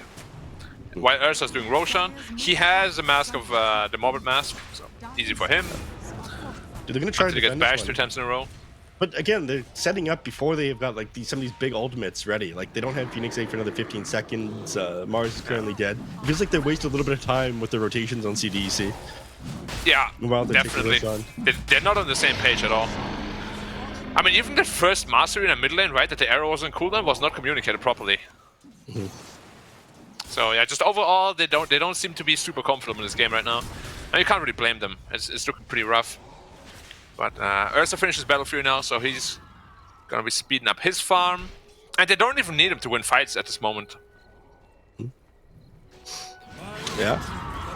I mean, generally, like, what do you even do now as Void? Like, without Mom, you actually have no chrono damage. Usually the build is a Mom into Maelstrom, but he just went straight Maelstrom. So, like, what do you even do now? You know, pray. Fall back on level 20 town, give you the extra attack speed. They're going to try to Rhaegar? get a kill onto Mercy, but he ends up getting scouted out by Dust first. He even gets to spike Carapace off onto the Mirana as well. They just can't get a win, man. Yeah, it's all the L's. Where did W's at? Slaughter Blink in 50, Yeah, that's a pretty big win. Chronosphere ends up coming out. He doesn't drop the Time Walk yet. Spirit inside the arena there on the Queen of Pain. She ends up going down. Face of Void. If the Void dies, Time oh! Walk, he can't! Finish him X off Mark with the II? Vendetta there. They're not chasing. Okay, I thought they were gonna chase for this one. Yeah. Weren't able to connect with him. It is nighttime though, so they lost vision of him pretty quickly. Maybe they're afraid of getting juked out there. They Yeah, don't try to there's- follow up onto the Mars. Dire's top tower is under attack. So just DPing mid lane as well. First Euro Scepter is... 2 Euro Scepters are almost done. And then it's very hard for the Master also to play. He had to go for a Blink first as a mid-Master. Generally doesn't feel super good. But he knows how far his team is behind. Yeah. Now you have They 2 wanna be Blink Daggers though, and no real fight sustainability. Usually, if your offlaner builds Blink, you want to go for that BKB just to be able to frontline properly. But now you have 2 Blinks, you definitely gotta pick up the pace now, you gotta find some kills. Yeah. They're 8 key net worth behind here at 16 minutes in. I mean, it's even on kills, but you control none of this map. I think it's going to get very rough for you the moment the Ursa finishes up his next item. He's got the Blink Dagger now, so he's looking to get on top of people. But, you know, because of these Blink Daggers, and you're about to have damage and sustain problems because you've put all your gold into this without being able to find anything. 7E needs to get gone on here. Yeah. Stunned up by the next assassin, taken down very quickly there by Mercy as well. Stunned up on Phoenix on the backside of the fight. Just forced to try to Icarus dive away. The X marks no mana for egg. place. Yeah, he can't egg. 40 mana away. He's gonna get chased down here by the Ursa. He's bleeding. Yeah. Yeah. I mean, I don't want to sound like a broken record, but if Mars has a BKB there, that is a legit team fight right there. He drops the arena, gets a good egg on top, and they can actually fight back. But being forced to go into Blink first on mid-Mars, you run the danger now of having 2 heroes not scale at all. Starter's getting scouted out as well. Yeah, it looks like he's just going to melt. Ursa's going to make very quick work of him soon. Yeah, as soon as that overpower comes out. Hunka is on the Void. Can't see him. Void does have TP available. Never want that He's too. going to hold him in place. Impale going to come out in just a second here. Here it is. Torrent ends up setting that one up, and you're not going to be able to heal up near enough. Actually gets the spike Carapace off of the Phoenix as well, but they don't want to try to follow up. Actually jumps the backline here in the Ursa, and you already used your dive. You're going to pop a Supernova, but that isn't 2 in Ursa. He's going to overpower it. Oh no! And 70 is dead too! Yeah, already used his stun. He can't drop the arena. He's just going to die here. Kill after kill going the way of Magma. Yeah, nice play by Mercy too. Pre-clicking the Yule, so after the blink, instantly in the air. And yeah, I mean, we saw this in game 1 as well. Magma is just completely outplaying CDEC here again. It's a good sign for Magma. I like the way they're playing. Very, very quick. But again, you know, hold your horses. They're not being super tested right now. Mirana, Hold your cats. dead. Oh, hold your cats. Thank you. You got that one, I see. Oh, your horse cats. Yeah, horse cat. Get the amp on their bat. He's all by himself and they don't even try to kill him. They're terrified of even engaging the enemies at this point. I mean, look at the Abaddon's helmet too. Looks pretty scary. Yeah, it is a spooky helmet. You can see like part of his face with this one. Yeah. Yeah. And you don't want to see Abaddon's face ever. That's kind of rude, Blank. I expected you to have a more PMA attitude. Yeah, but it's the last time you will see it. That's what I mean. Oh, yeah. Underestimate his say it's carry, ugly. and they'll carry you to the abyss of suffering or something like that. Slaughter blinked in mid. He's dead. Yeah. You can't. Assassin's just gonna stun him. Yeah. Yeah, he didn't even commit to Yules there. I think Thunder canceled that TP himself there after a moment. Yeah, he I think knew. He realized. Oh yeah, he had he's Yules. like, yeah, he's like, wait a second, I can't do this. It's gonna Yules me at the last second. I need to start moving now. The next assassin is coming in. 7E cutting waves. Quab is. Oh, if he gets on top of him. Can he? Oh, a nice try. But yeah, Good he's job out. though. Yeah. And Quack pushing out the bot lane. He has made 900 gold since he picked up that Maelstrom or what? He's made more than that, I think. He's 1,200. All right. It's rough out here. It's not much, but it's honest work. Yeah, it is. Yeah. And Bad is just such a boss. Like, nobody wants to go Yeah, on he him. TP's in. Oh, gets And my therapist shield. the moment the arena comes out. The arrow doesn't end up connecting. Stunned up now on the Mars. Peter Payne gonna come in. Heads with the dagger. And the Spirit Vessel. Ultimate comes out. Zag is going to be able to get the kill off for the next assassin. Makes avoid jumping in and getting some stuns off as well. He's still alive. They have to commit the Chronos Spear. They get the kill off in a 7E. Kill him. He is still alive for way too long. You don't have the Supernova anymore either. You end up getting the Chronosphere off onto this Ursa here, but you're not going to do near enough damage to finish him off. He's going to turn on you. That is exactly what he does. Slaughter as well, trying to tree with the Ursa, but he's inside this enrage. Cannot do any damage to him. TZY throwing out the high fives on the QAQ. They try to chase him down. If the X-Max comes out, he's dead. And here it comes. Here's the boat. He's going to try to dodge this one, maybe? No, he's not able to. Interrupted in the middle of the cast animation for that one. Yeah, the only way you get out of that is if you jump while he pulls you back, and you don't actually get pulled back, but didn't manage to time it quite right. Yeah. I don't know what's left for CDC here. They're probably just processing the loss at this point. Yeah. The Queen of Pain did 4,500 damage to that last fight. Yeah, she got an amazing quap wave on like 4 heroes as well. And yeah, I don't know, the Nyx Assassin just lived for like 15 seconds or so. He had no business surviving that long. He was doing some voodoo magic or something. Oh, if he sets up the Yules here on the Phoenix, could potentially be a kill. He's thinking He's about it. smelling something. Yeah, this Phoenix realizes that something's up. Mars though, he wants to cut up again. Quap is already there. Yeah. If you get the Vessel on you, you're just dead again. Yeah, He sees him down the way. Oh my god! Hi, bro. Dire's middle tower. Come on. Oh yeah. Oh, they see him now. They saw him blink over there. You have to catch him inside the trees. You saw him? Ends up, yeah, I get an idea where he is. There he is. He's dead. He's as good as dead now. Nyx Assassin coming in, hits him with a Vendetta. The Impale comes out. The high five again. TZY being a bully, man. I mean, look at the laning phase. Level 4 Shadow Strike? Definitely a bully. Who does that? You grieve your own game just to be mean to the guy. Just wants to shut the enemies down. He becomes the abuser, you know? Probably had some Yeah. rough games before this. I mean, when the offlaner becomes the guy that actually bullies super hard, you know, that's prime territory right there. Does Phoenix go down in the mid lane? Cleaned Yeah. up very BKB now quickly. down on Ursa as well. AC almost down on Kunkka. They're just getting more and more tanky. Honestly, it's kind of just how Magma loves to play. Being tanky, itemizing tanky. Yeah, it's a very safe Quack? way of playing. He's not even moving. You know, you mentioned the mental damage portion of this game. I think they are there. Magma's destroyed the mental of CDEC. What mental state? There's none. Minds are broken. Roshan gonna respawn another 1 minute, by the way. Mindbreaker isn't even out yet. Yeah, in the bottom lane, Murano gets finished off there inside the trees. Yeah. Mercy's getting dead one. Slaughter's farming the enemy ancients, the safest spot on the map right now. Dude, almost got scanned out by the Radiant as well. It did get scanned out. Oh, they caught it at the end. They realized. Quapper's on the hunt on 7E too. Yeah. 7E is just going to get chased down here. Again, he still doesn't have this BKB that we were talking Oh, about. he can't be on. Yeah, he'll just get Yules. He's going to tick out here. He does. Meanwhile, the Slaughter's on the hill. Yeah, they're going to know that he's somewhere around here as well. Dude, is this a Dagon? Nyx Assassin just got a Dagon, dude.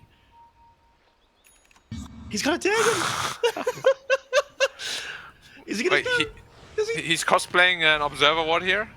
Yeah. He saw the next the guy out. Yeah, he scouted the Slardar, I think.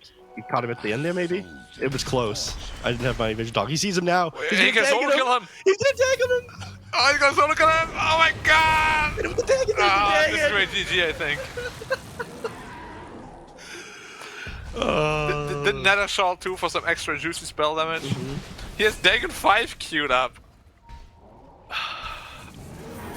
Yeah, this is mind play territory. Oh, that could be good, He's that could be good. about to get X'd back. He can't finish anybody off. Supernova Shield? off with the Ursa as well. Oh no! Yeah, but they're happy to be here. They can't finish off the Kunkka. Not with his BKB active. Boat coming in now. Doesn't have to connect with anyone. The boat buff means he's going to be able to keep going. 7E is getting absolutely destroyed here. He's stacked building up from the Ursa. He has too many dots on him, and that is it. GG is called. Super quick 2-0 here by the side of Magma. Complete dismantling in this game number 2, especially. Yeah.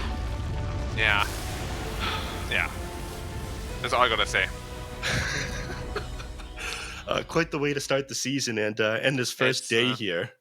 Yeah, it's just pure outplay. I really like the way Magma played this game. It looked really nice. Great team play, great itemization all around. Good job. I mean, yeah, you just said that you didn't like either draft here, but these Nyx Assassin plays, I think, were pretty incredible. The bullying from TZY was also maybe a little bit too much, but I want to hear your thoughts on this one, Sanair. The bullying was way too much. So he did a couple of interesting things in this game. Obviously, we did see the immediate rush for that Spirit Vessel, then into the Yule Scepter. And I was curious how often it's been done in this fashion. And it's been done a grand total of 4 times in this patch. Obviously, he broke all the records for the fastest people to do it. He just was everywhere on the map. I really felt bad for them also being unable to deal with Mercy. How that Nyx kept surviving these fights on a sliver of HP, turning things around the carapace. Things just got very quickly out of hand. Another thing about this Nyx, though, that Dagon that he got, second fastest in the patch because he's a boss. And after that, they were already struggling with survivability.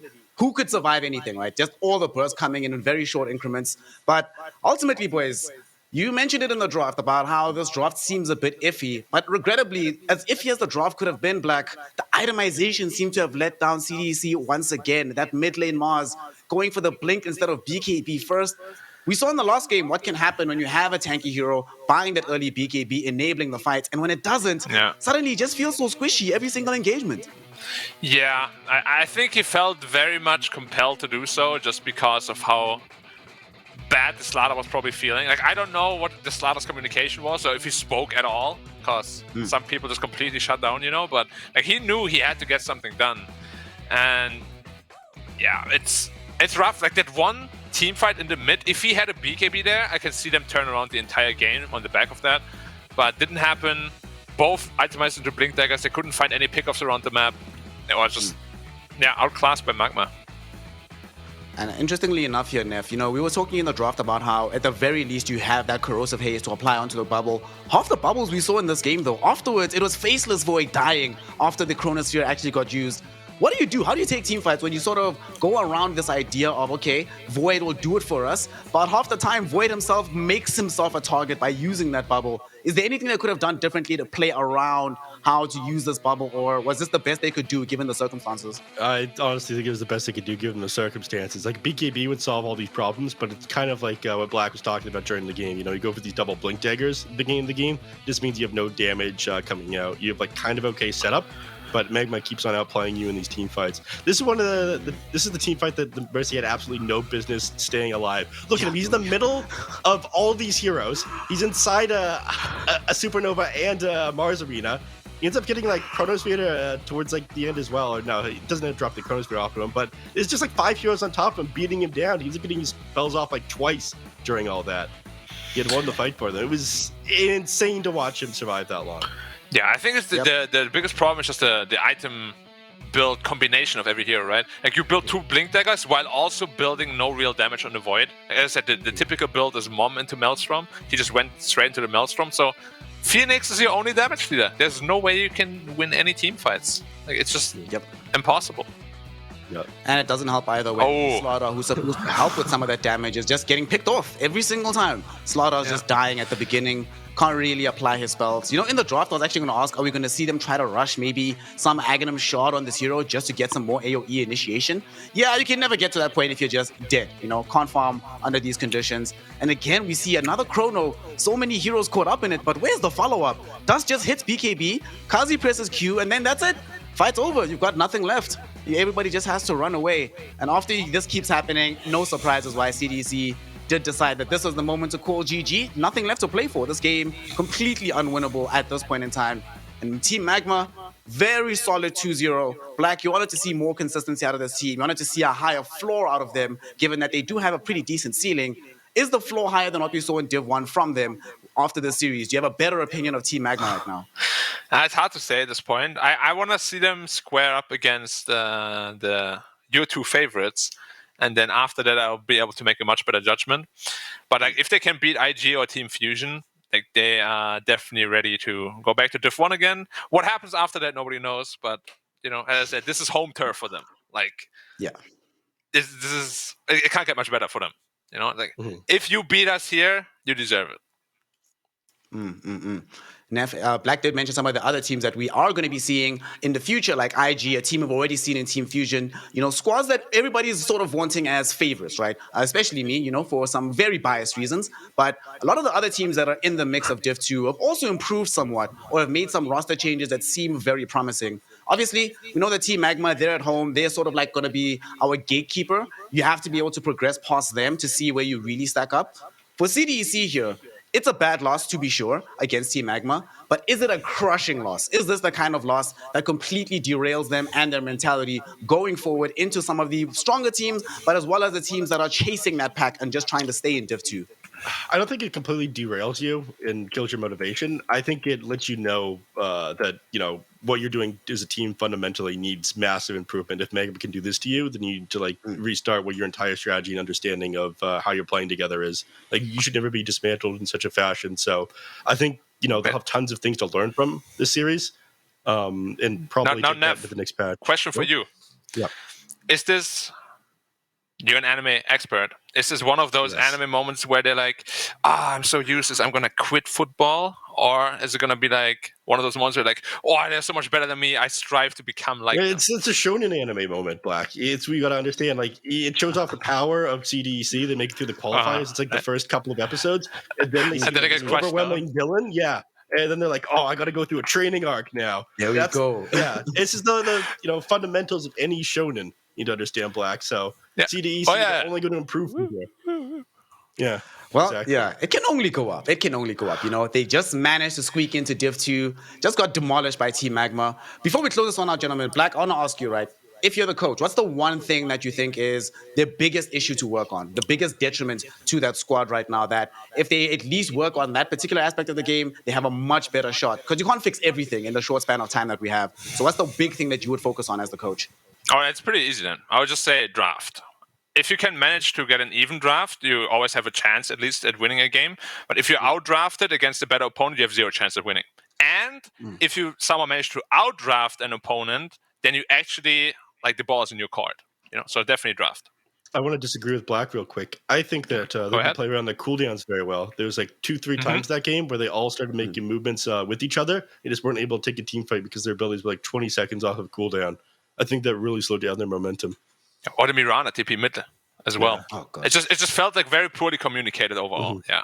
But So draft and communication, that does seem to be the issue. I mean, looking at those games, I think those are the ones to highlight the most, especially in the way that they approach these team fights, because it seemed like everybody had different ideas on what the purpose of any given fight was supposed to be. But CDC will have a couple of days to try and figure that out. And Team Magma, you know, as much as they'll be happy with the 2-0, it only gets more difficult from here on out for them. And they have their sights set back towards Division 1. And given that Div 2, you don't get DPC points, this is quite important to place highly here because you increase your seed potential for the qualifiers to go to TI, which the entire year revolves around TI. So all of these teams will be having that in the back of their minds, thinking on how to get closer to there. With that, though, we are going to be closing this one out. Final thoughts, gentlemen, on where do you expect prediction, Neff? Where do you expect Magma to end at the end of the season here? First, I think they're stronger than a lot of these other teams. IG have broken my heart too many times, and I don't think Team Fusion is going to be as good as a lot of people think they are. Boom. All right, Black, what do you think about CDEC? Where are they going to be winding up at the end of the season? 7th or 8th? 7th or 8th? Well, Yeah. wow. You don't think they're going to go through the Shonen arc, man? It's hard to say. Like, usually a team that wants to stay in Div 2 really destroys those open qualifiers, and then they end up somewhere in the middle. But the fact that they just barely eked out some victories in the open qualifier is worrying. It's worrying. Well, the Team Magma being predicted first by Nef Sensei, and of course CDC being predicted for relegation yet again by Black. To find out which one of these predictions, which one of these futures will actually come to fruition, you need to make sure that you stay tuned to every single day of Dota. Easiest way to do that, follow the channel here, go over onto Twitter as well, follow Perfect World Esports, and of course show some love to the lovely gentlemen of Nef Sensei and Black Dota 2 TV, and let them know exactly how well they did on the mic. With that, we are done for the day. Team Magma take the 2-0 victory. Earlier on, Team Fusion took a 2-1 victory, and that's the first day of this third tour of the DPC. Keep tuned, stay on track, because we'll be back with some more Dota 2 action very shortly. We'll see you then.